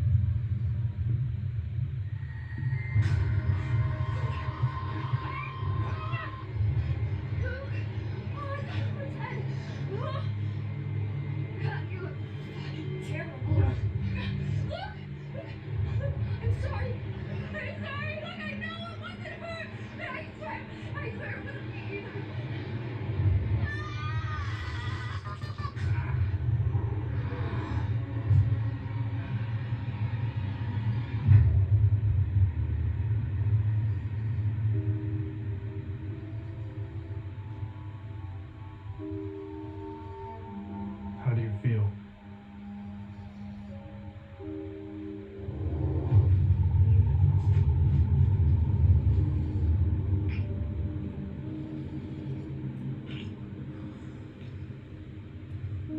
So, was it her? No. But we'll find the one.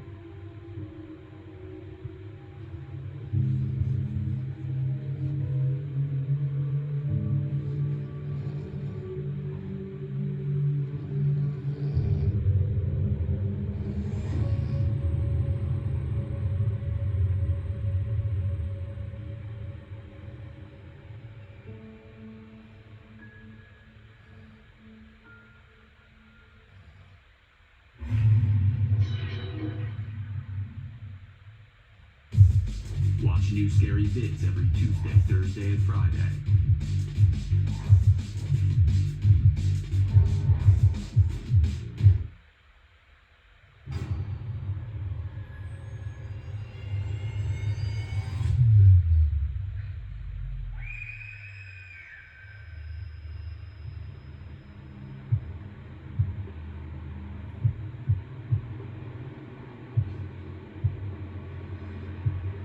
See? I told you Atlanta's the best view of the city. Pretty. I'm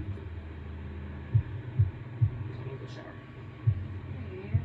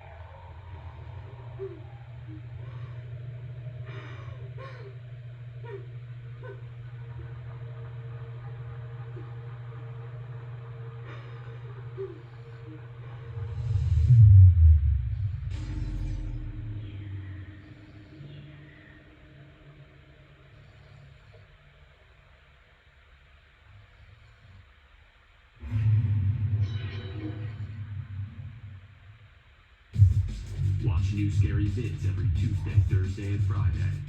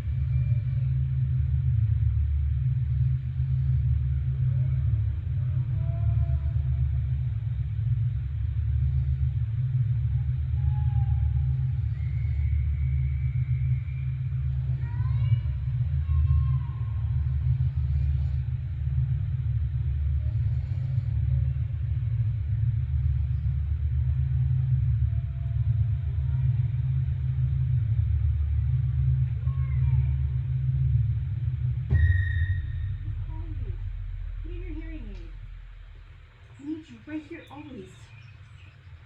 Can't lose you too. Sorry about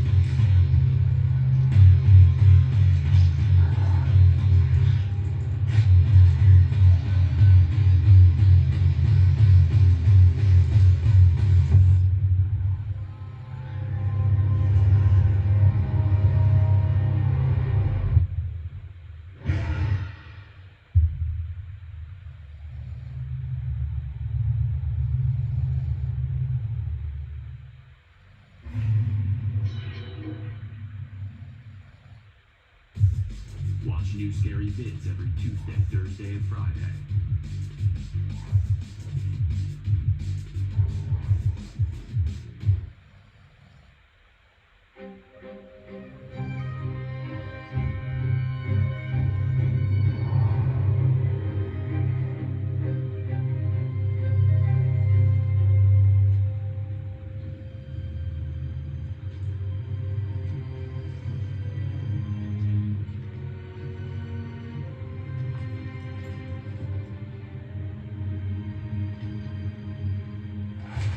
Good evening. It seems the kidnapper investigators are calling the Collector has found yet another young victim today. Reporting live from the scene is Jim Rand. Yes, I know this has been going on for some time now. I paid my rental Police time. are investigating yet And another it case of a compensated possible for child all of the kidnapping. damages. 8-year-old Evelyn, a spelling bee Yes. winner and a stamp collector. This makes the Yes, sir. seventh known victim in the kidnapper's collection. Police have found her body. Yes. Yes, sir, I know. I just need more time. Okay, I promise. I'll put an answer by the end of the month.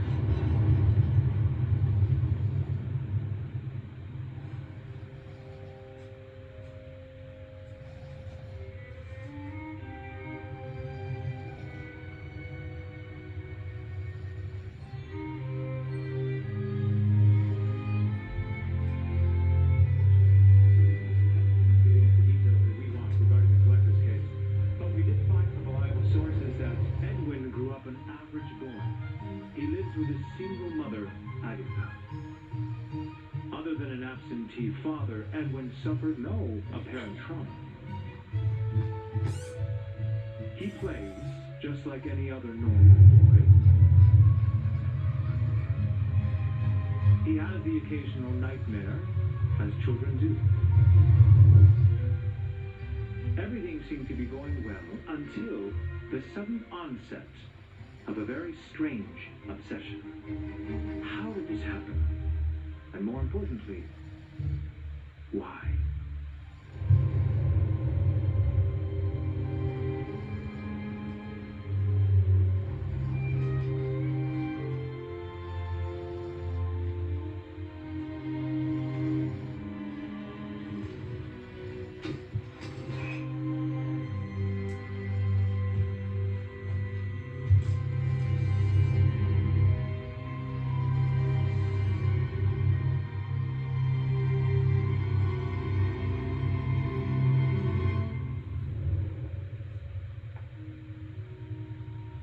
Spider.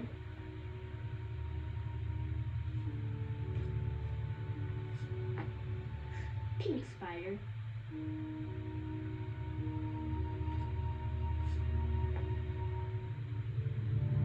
Dead spider.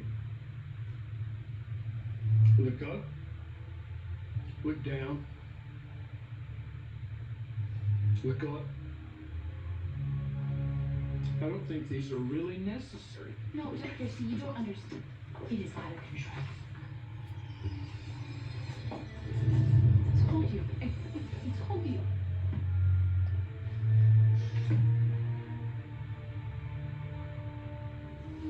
Yes, sir, they're here right now. And I can assure you this will never happen again. Because he's on a special medication. Yes, it's all under control.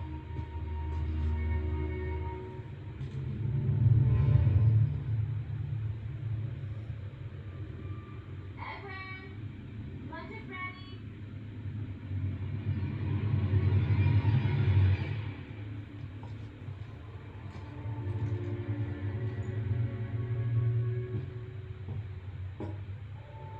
Take it.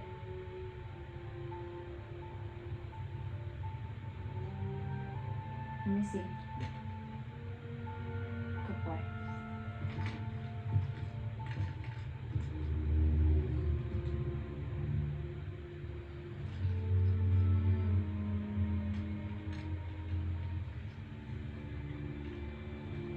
Detective O'Malley, is there any details you can tell us about the Collector's case? There's not a lot of information we have at this particular time. Is there anything you want to say to concerned parents out there, perhaps? Well, I do believe that most of the crimes are seemingly happening in apartment complexes, so if you live in one, just be careful. That was Detective O'Malley that we just spoke to. And unfortunately, as you can see, but we did find from reliable sources that in addition to Edwin? kidnapping children, the perpetrator is also known for collecting the toys Edwin, associated I'm gonna go with downstairs and do some laundry, okay? It's a strange turn of events, Ted, and Edwin?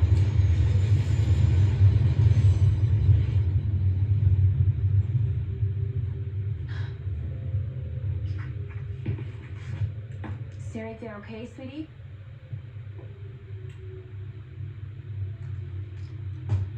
Edwin. It's not funny. Come out.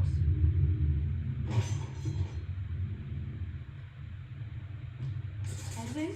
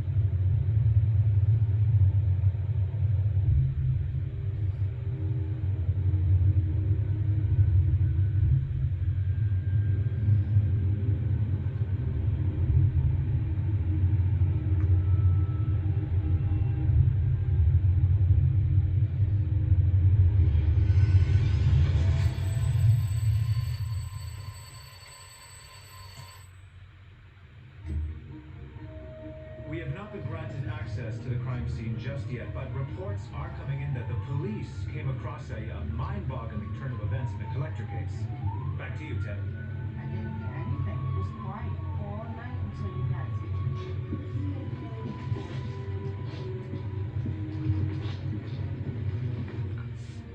I went to bed at probably 11 o'clock.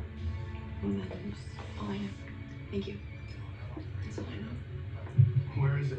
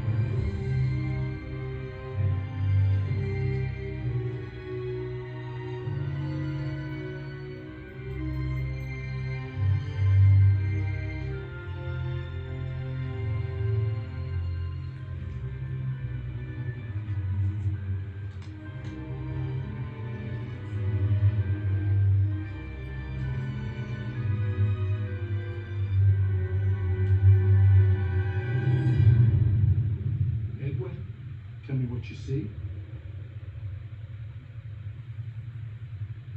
Butterfly. Turkey. Prehistoric bug. Spider.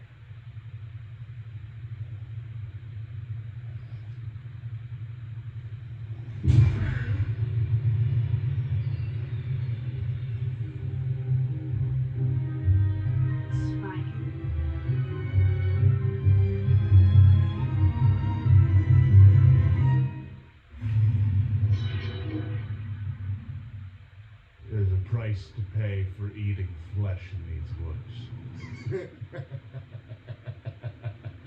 You belong to the Mordillo now.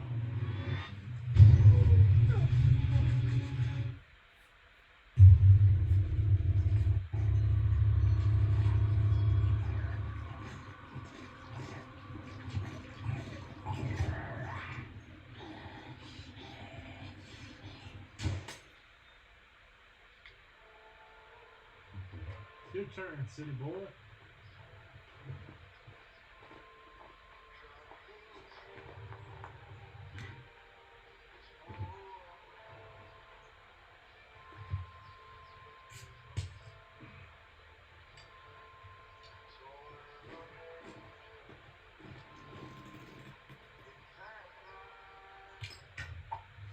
Hey!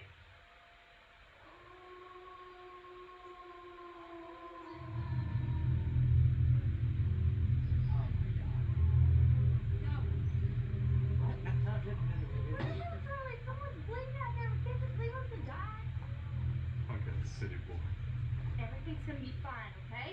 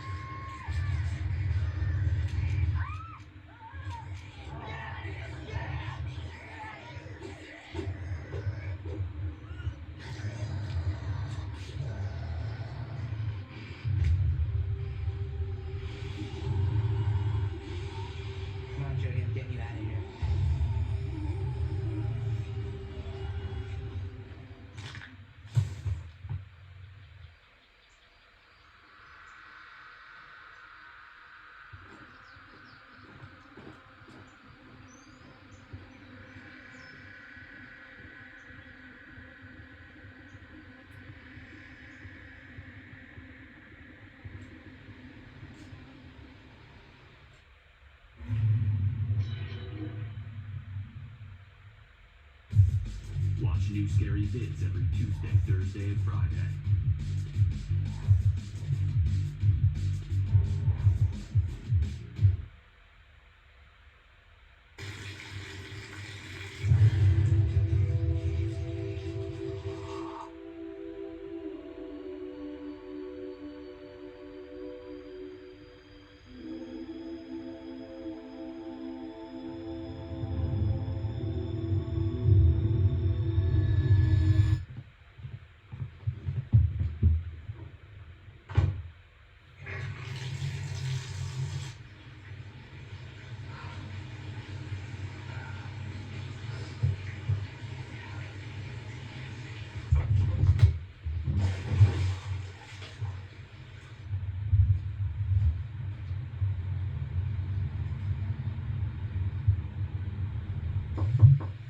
Sarah, can you answer me? Sarah? You okay in there?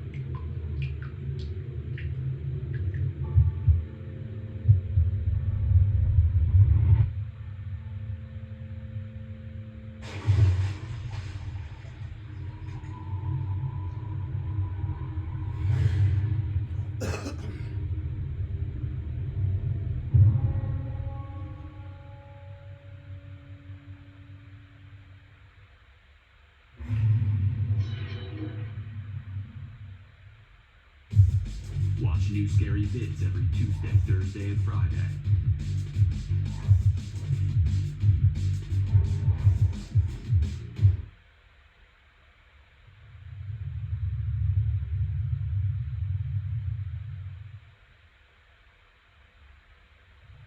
Well, if you run across anything new, we're posting those on the group Facebook page. Don't worry, it's private. Well, before we wrap up, I think we all noticed a new recruit. Do you want to tell us anything about yourself? Oh yeah. I'm Andrew. Hi, Andrew. For me, well, I was 5. Same story I heard from you all.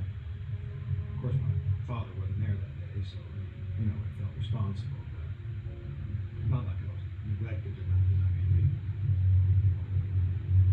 it's just that I shouldn't have opened the door. I shouldn't have opened the door. Sandy.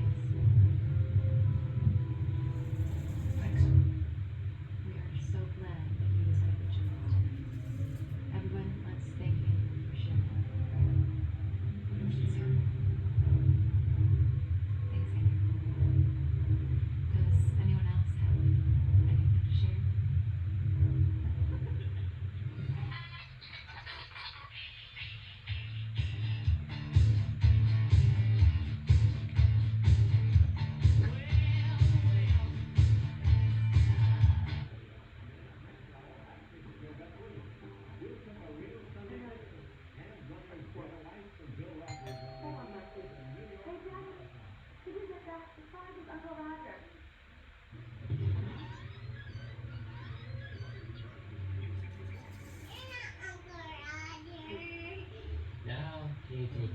But can your uncle do this? I don't know. No! I've got it.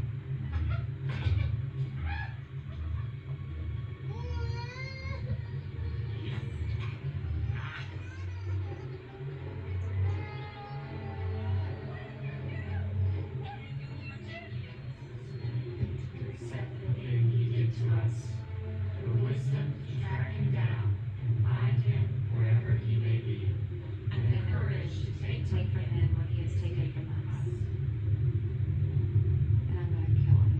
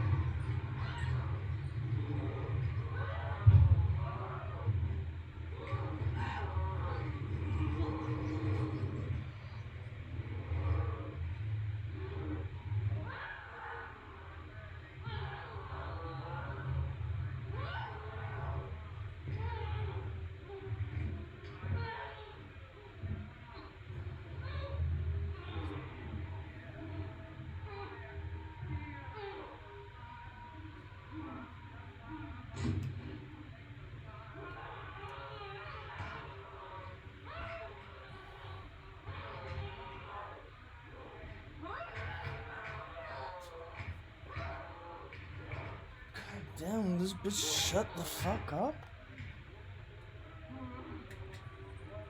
Shut the fuck up.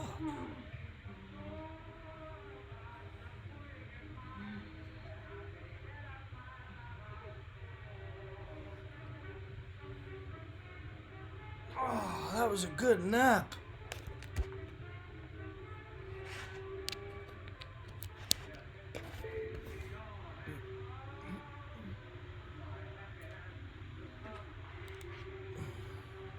What's up, chat? What's up, chat?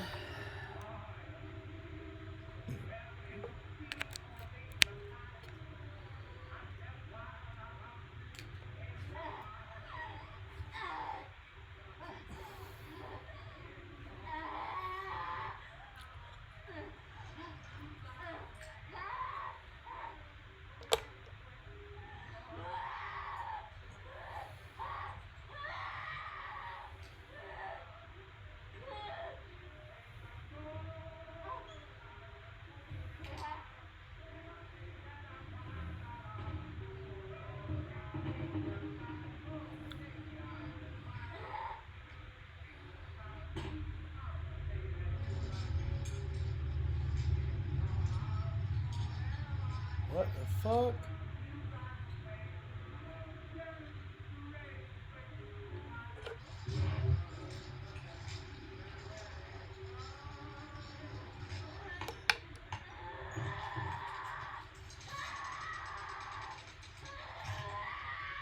Damn.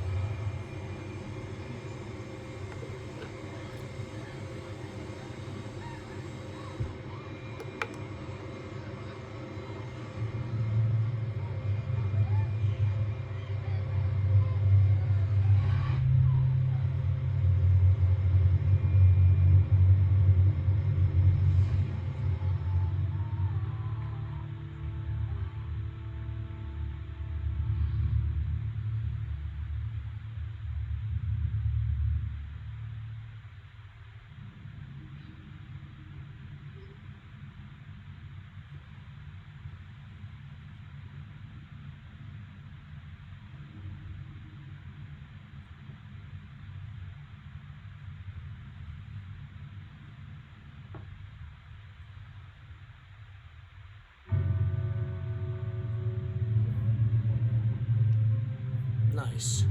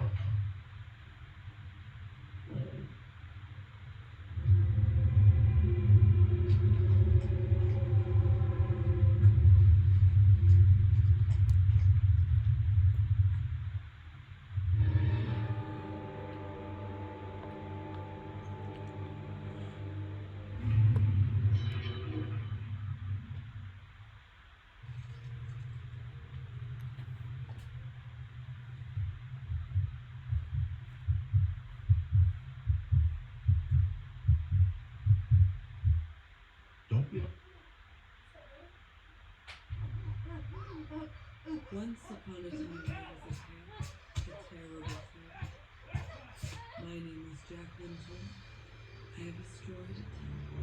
Peter, pumpkin eater, had a wife and couldn't keep her. Took her in a pumpkin shell, and there he kept her very well. Her name was Jack Linton. I lived a slave to a monstrous man, a man they called Peter the pumpkin eater. Though I'd baked him a mountain of pies, hundreds flawless, I discovered that night the true value of my life. 4 pumpkin seeds.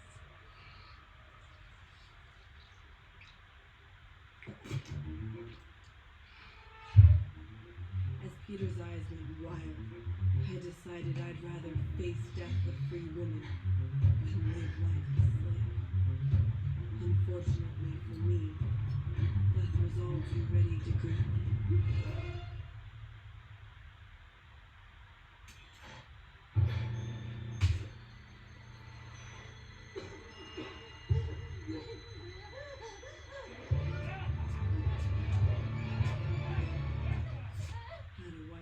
Couldn't keep her. Although it was less a pumpkin shell he kept me in, more a pumpkin pit, decomposing reminders of my time served. It was his final insult as he covered me with dirt. An entire year in the cold ground, rotting with the pumpkins, becoming one with the patch. My spirit bound inside a corpse. Even then I whispered to him, as the hours gave way to midnight. The hour the gates to my cell would be flung open. Oh? Hey, someone there? Who's there?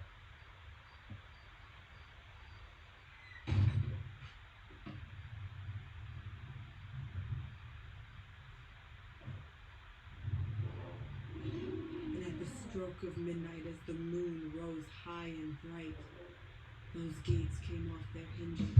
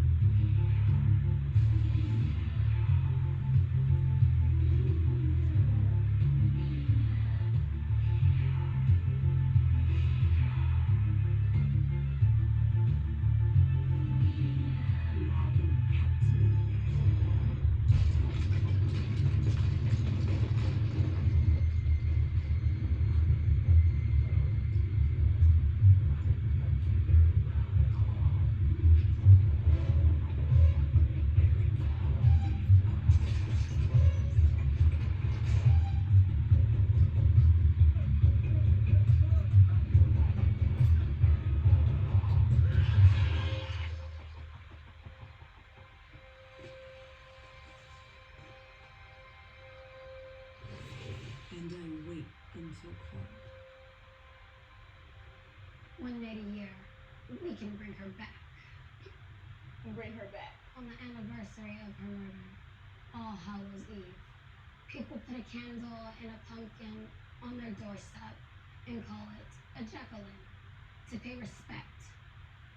And if you need her, if you truly do need her, you can call to her tonight with the candle.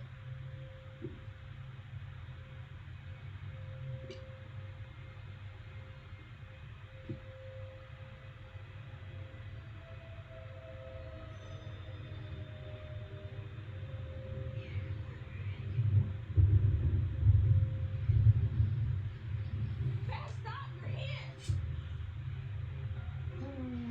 Wrap me tight to meet this Halloween Eve moonlight. I pray, good spirit, hear my cry.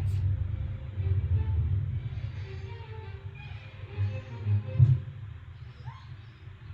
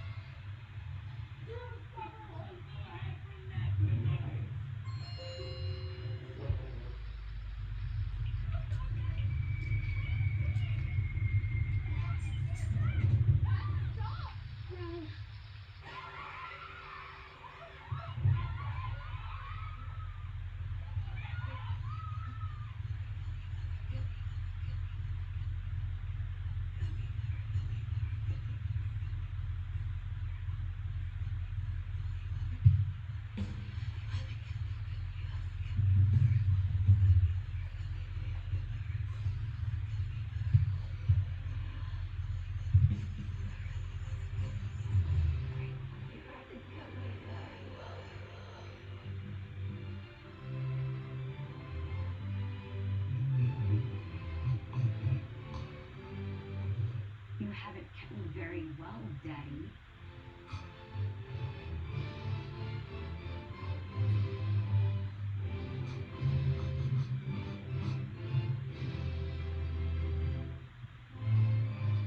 You haven't kept me very well at all. What the fuck, man?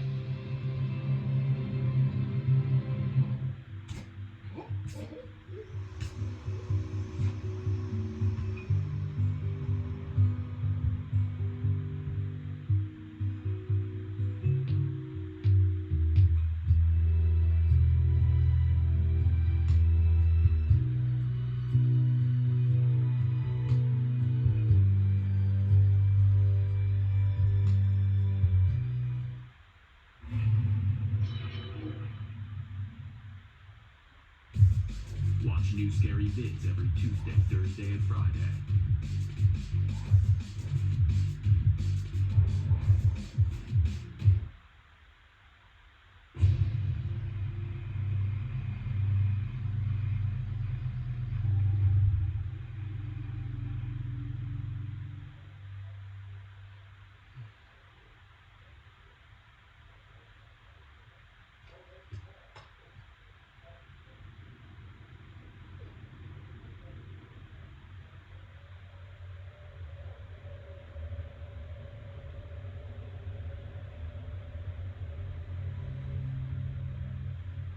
Talos?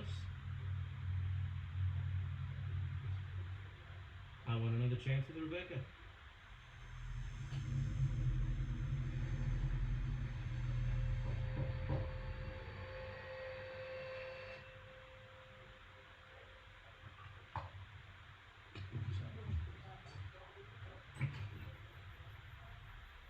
Holy shit!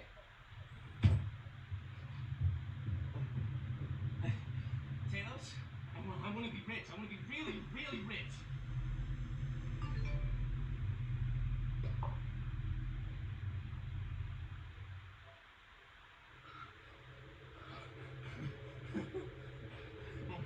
Look at it.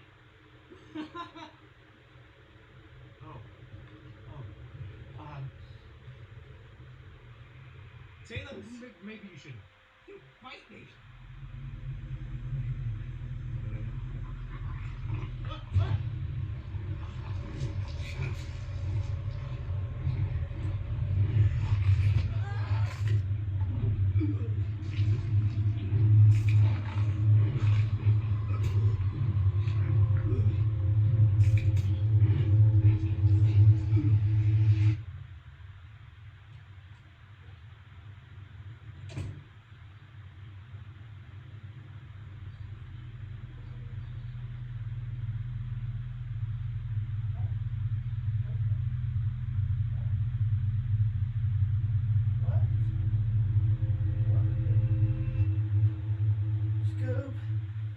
groove entirely. That's you.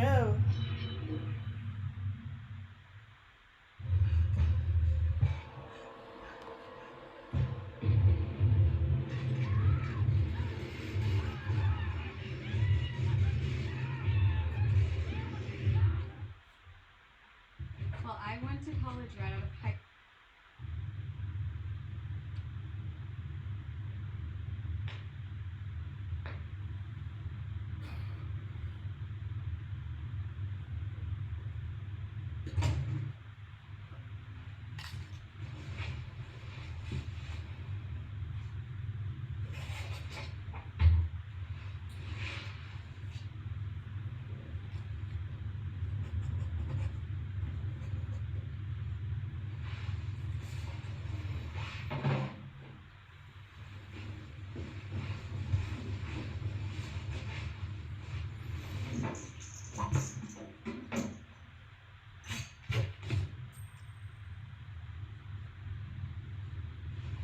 Squeeze.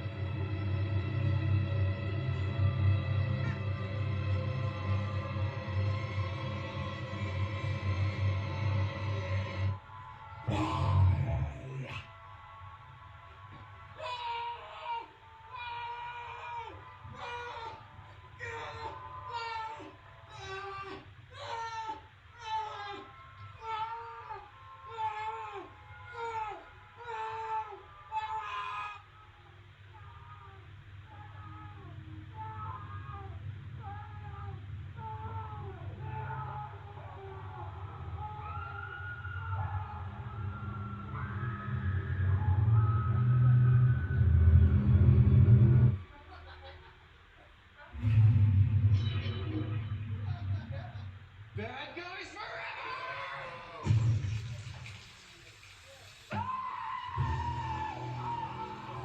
Stop, drop, and roll. Stop, drop, and roll. Shake really fast. Shake it off, shake it off. Shake it off, shake it off. Neutralize the burn. Neutralize the burn.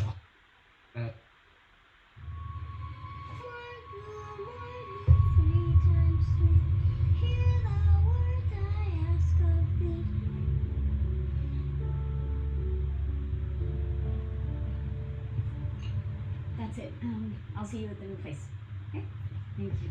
Grant me vision, grant me power, cheer me in my darkest hour. I need you. Ashley, we have to get going. Also the sweet to drink. The moving truck is already Not right gone. this second. Okay.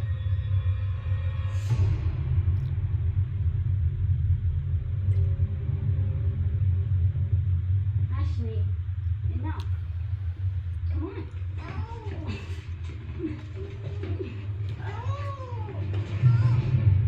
Can't sell this place. You can't take me away from here.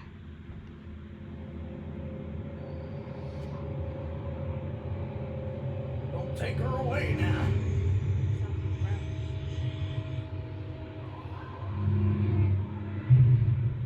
unleash the power of the ancients with this protection spell. The burning of this house will see. She shall never leave.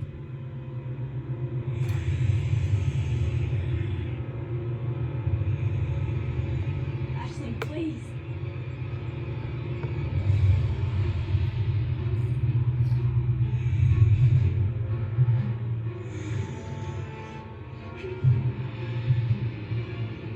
Ashley, please.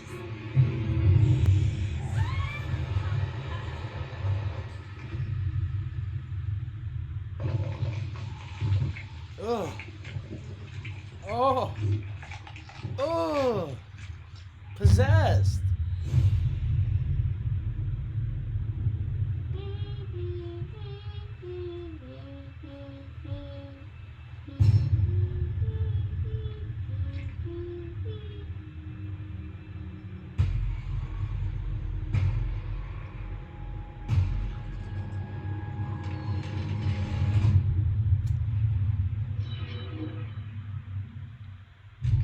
Oh shit! Jessa, we gotta fucking go. We gotta go. Fuck, shit, dude. We need to get the fuck out of here. Taylor has lost her mind.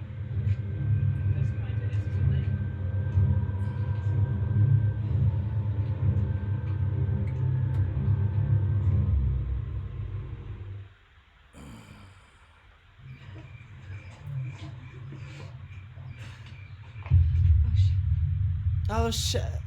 It's just a motion sensor. It's just a motion sensor. Okay. Trust me. He's from California, y'all. If you don't know, he's from California. It's just a motion sensor. Trust me.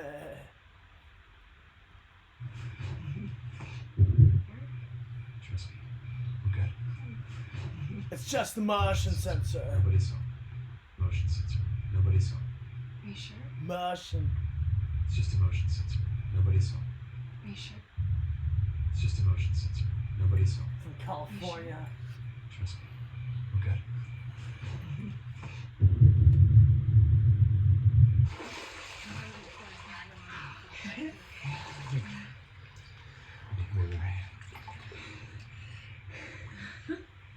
If you're not gonna kiss me, then why did we come here? Marco. You have to be kidding me. No. Look, this has got to be one of the last full pools in town. Let's have some fun.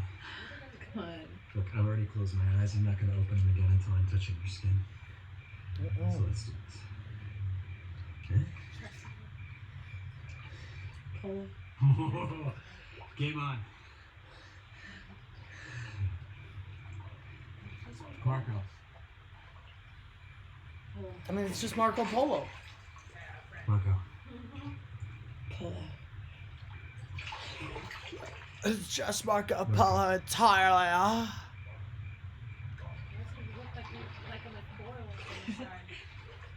Polo. Marco. Polo.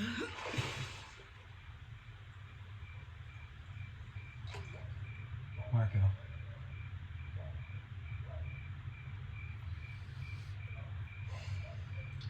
Marco.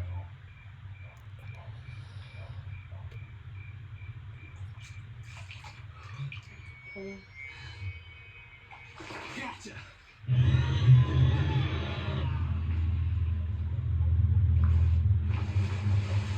Damn, that was like the hottest demon I've ever seen. She was kind of sexy. That was kind of hot. She had a nice voice too. I mean, she's a demon. So. This guy, you kept hearing this guy. This guy, other people, she was a whole bunch. I don't know exactly what it was. I need to. Oh fuck.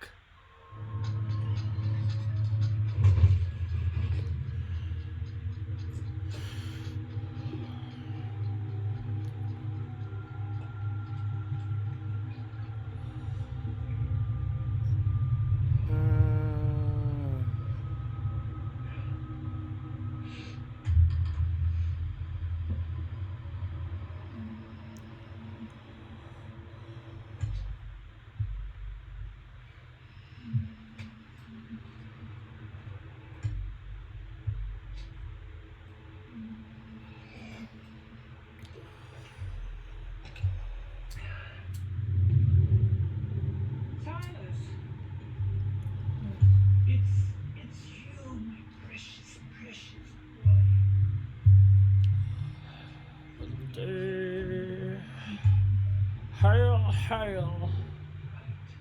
You must be starving.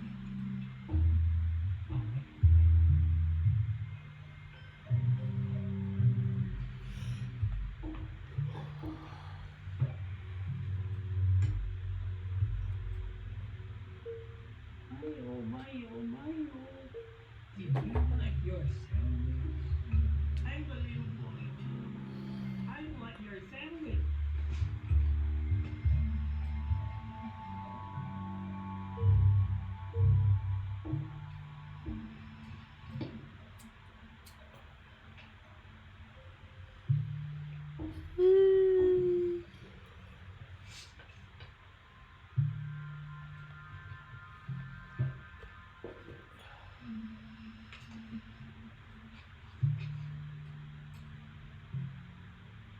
Oh, damn it.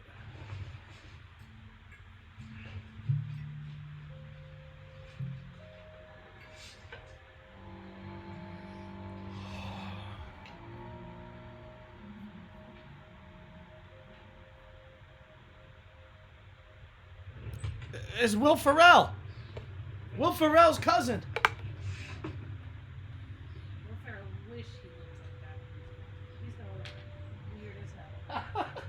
Think about that other guy that I don't like with the curly hair. He already looks weird. He's not even that old. Will Ferrell is not I mean, that man has a huge head.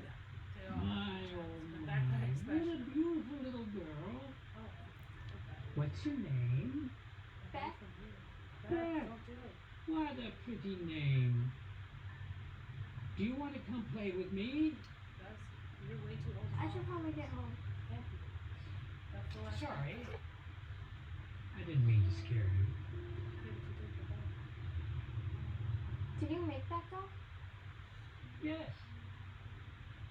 I have a bunch more inside. You want to see?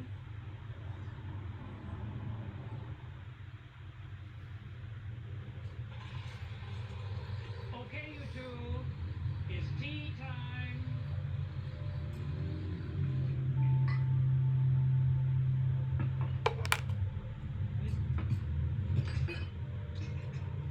This tea will make you feel better, buddy.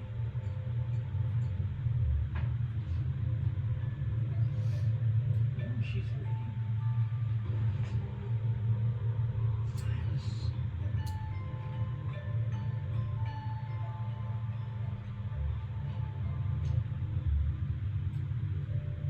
I got you a friend.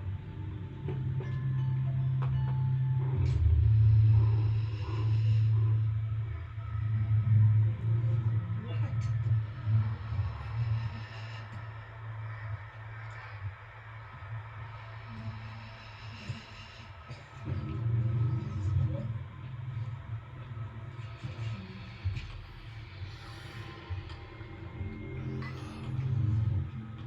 Here you go, Nut. Wait. It's just a little hot. Don't forget to blow on it.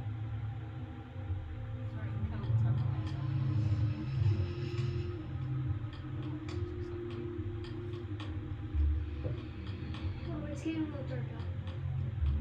I should probably head home. No, you can't. You have to wait until everyone's finished. My hair feels so funny. I'll grab you some water.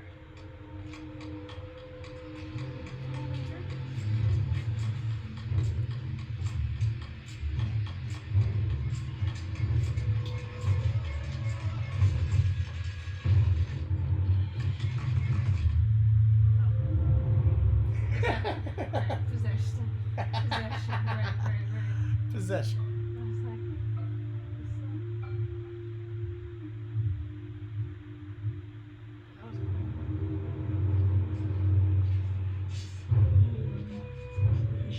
Precious little girl.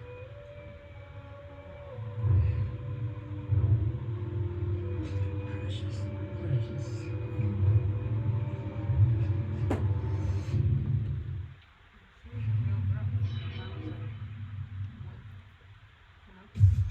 Watch new scary vids every Tuesday, Thursday, and Friday.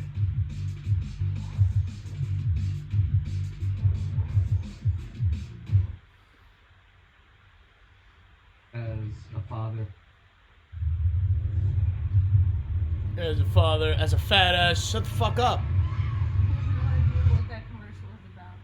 It could have been for anything. It could have been for anything. Yeah.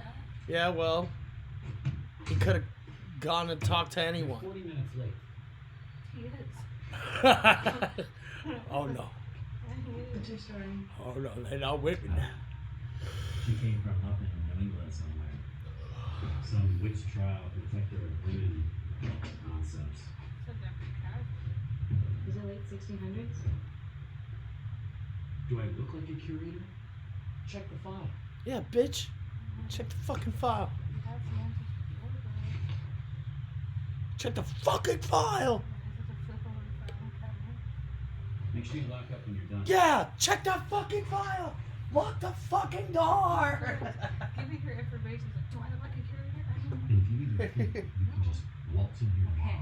See you then.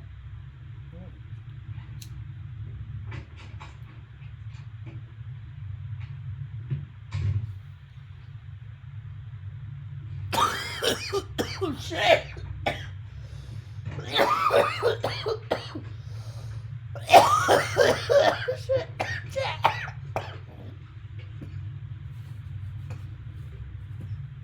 You're a beauty, aren't you? Yeah.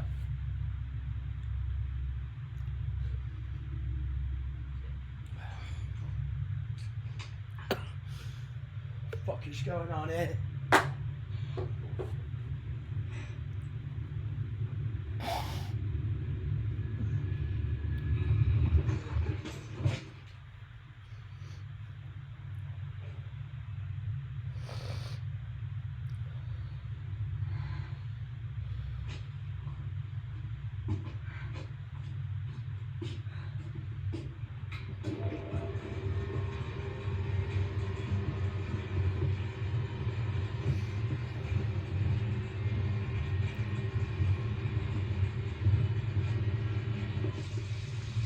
She cut herself Yeah.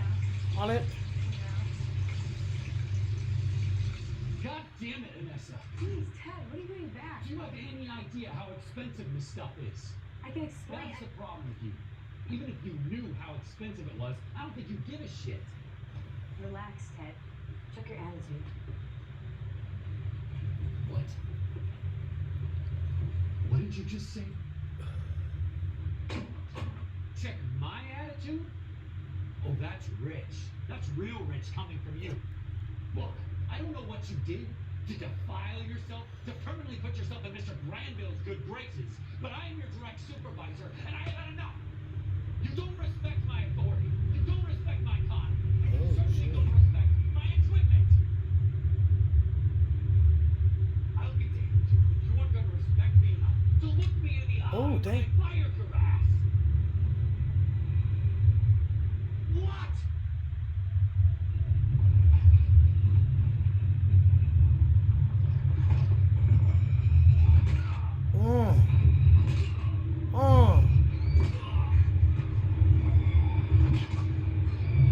Club the shit out of her.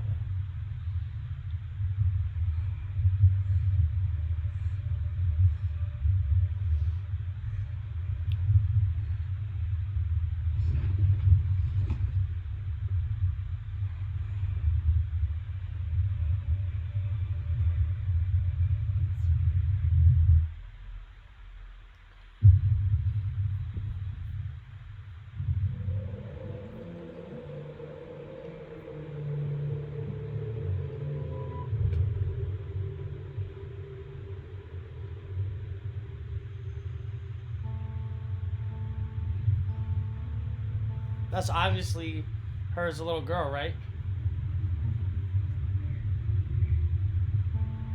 That's what I would guess.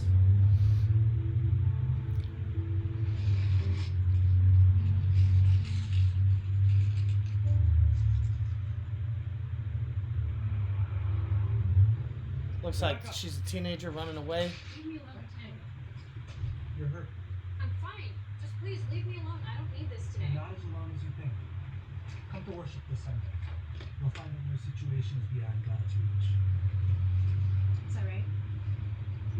So tell me, where Where was he last night around 11:30? Maybe could use to pop in.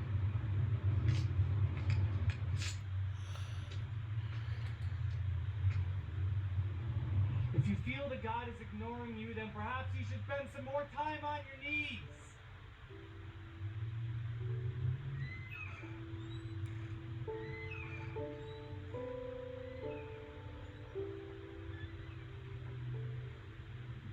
No calls again this week?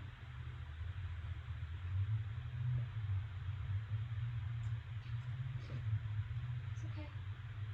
Let me see.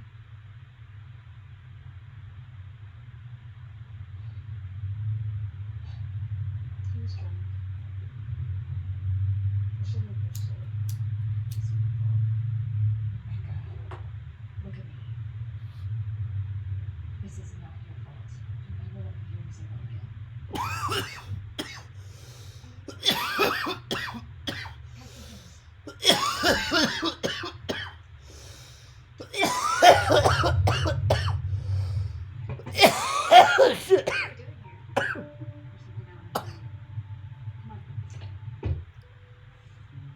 Yep. Demon godmother.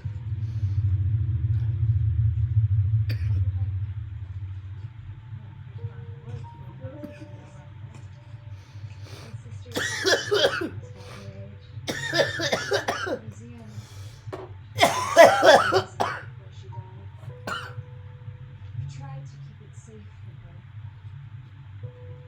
Until I found the right person to give it to. Think what?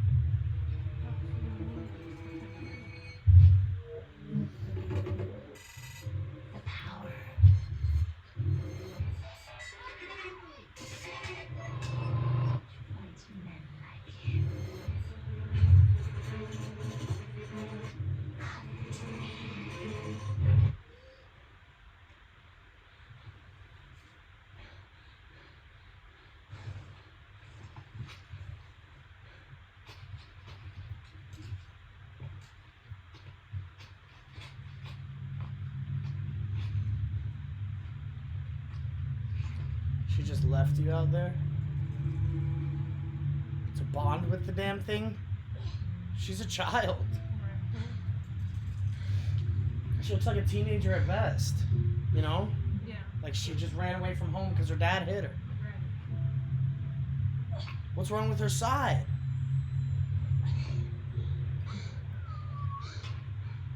Okay, Tim's a stalker. Just leave me alone. Tim's a stalker.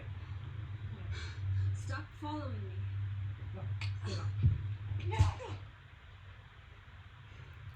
Why is it so difficult to make you people understand?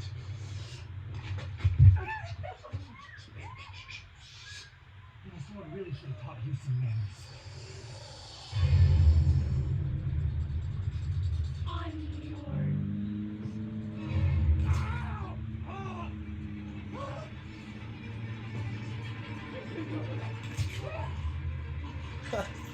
Ooh. Ooh.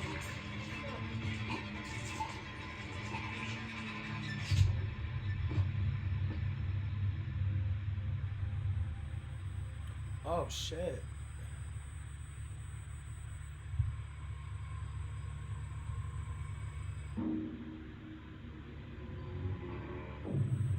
Oh shit, why is she like that shit? You're not supposed to like that shit.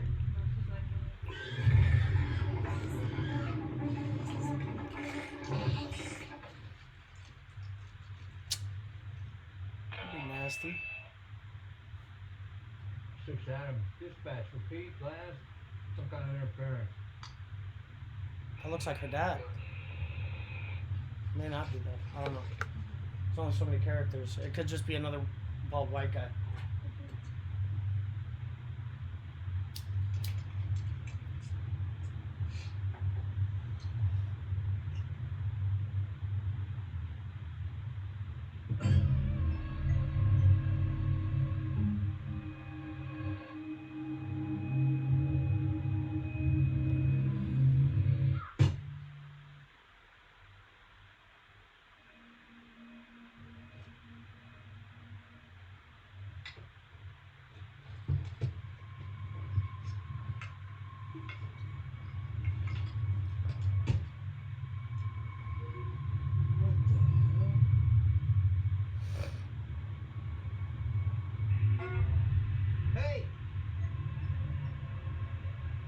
Hey, wait! Come here! Hey! Hello? Bro, you don't call for no backup because that shit looks like a straight setup. Hello? He's not thinking about that at all. Ain't no single cop going into that big ass Okay, place don't be like that. afraid, I'm a police officer. He said I got this. No, that's a setup. I swear. He's walking right into it. I mean, even if it wasn't a demonic setup, you would have to figure it's some kind of setup. Following a small child into a dark, secluded place.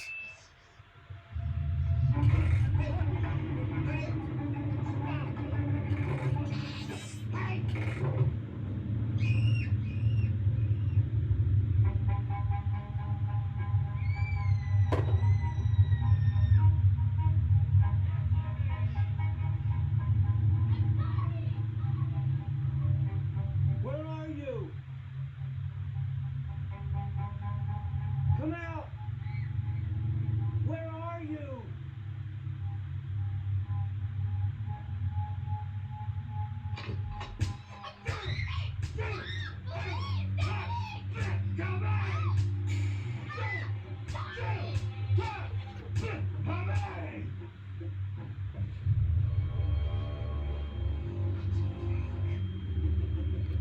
Look familiar? Hey, what are you doing here? I'm here to give you a message. What are you talking about?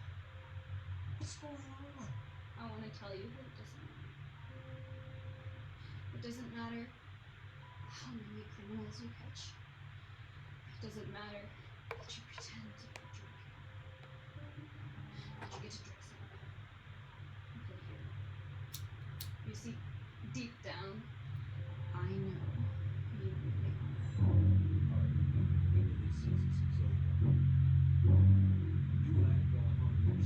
No.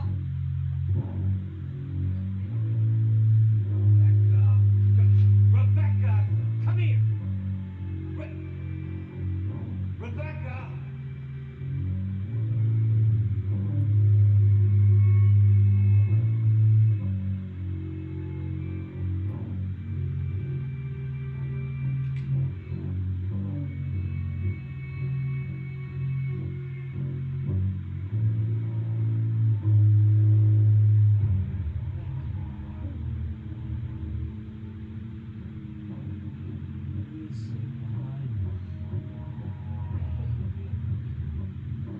So much.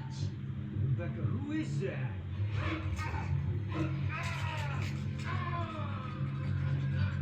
You can only beat a dog so many times before it learns to bite.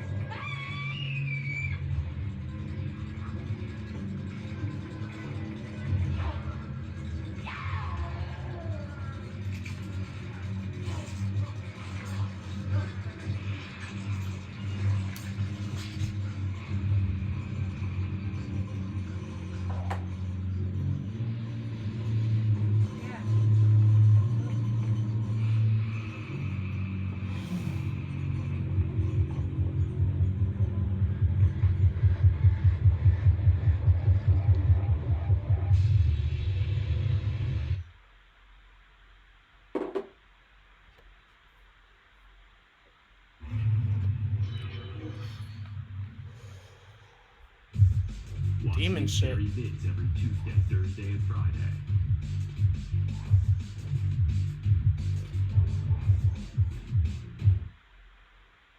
As a father who works full time,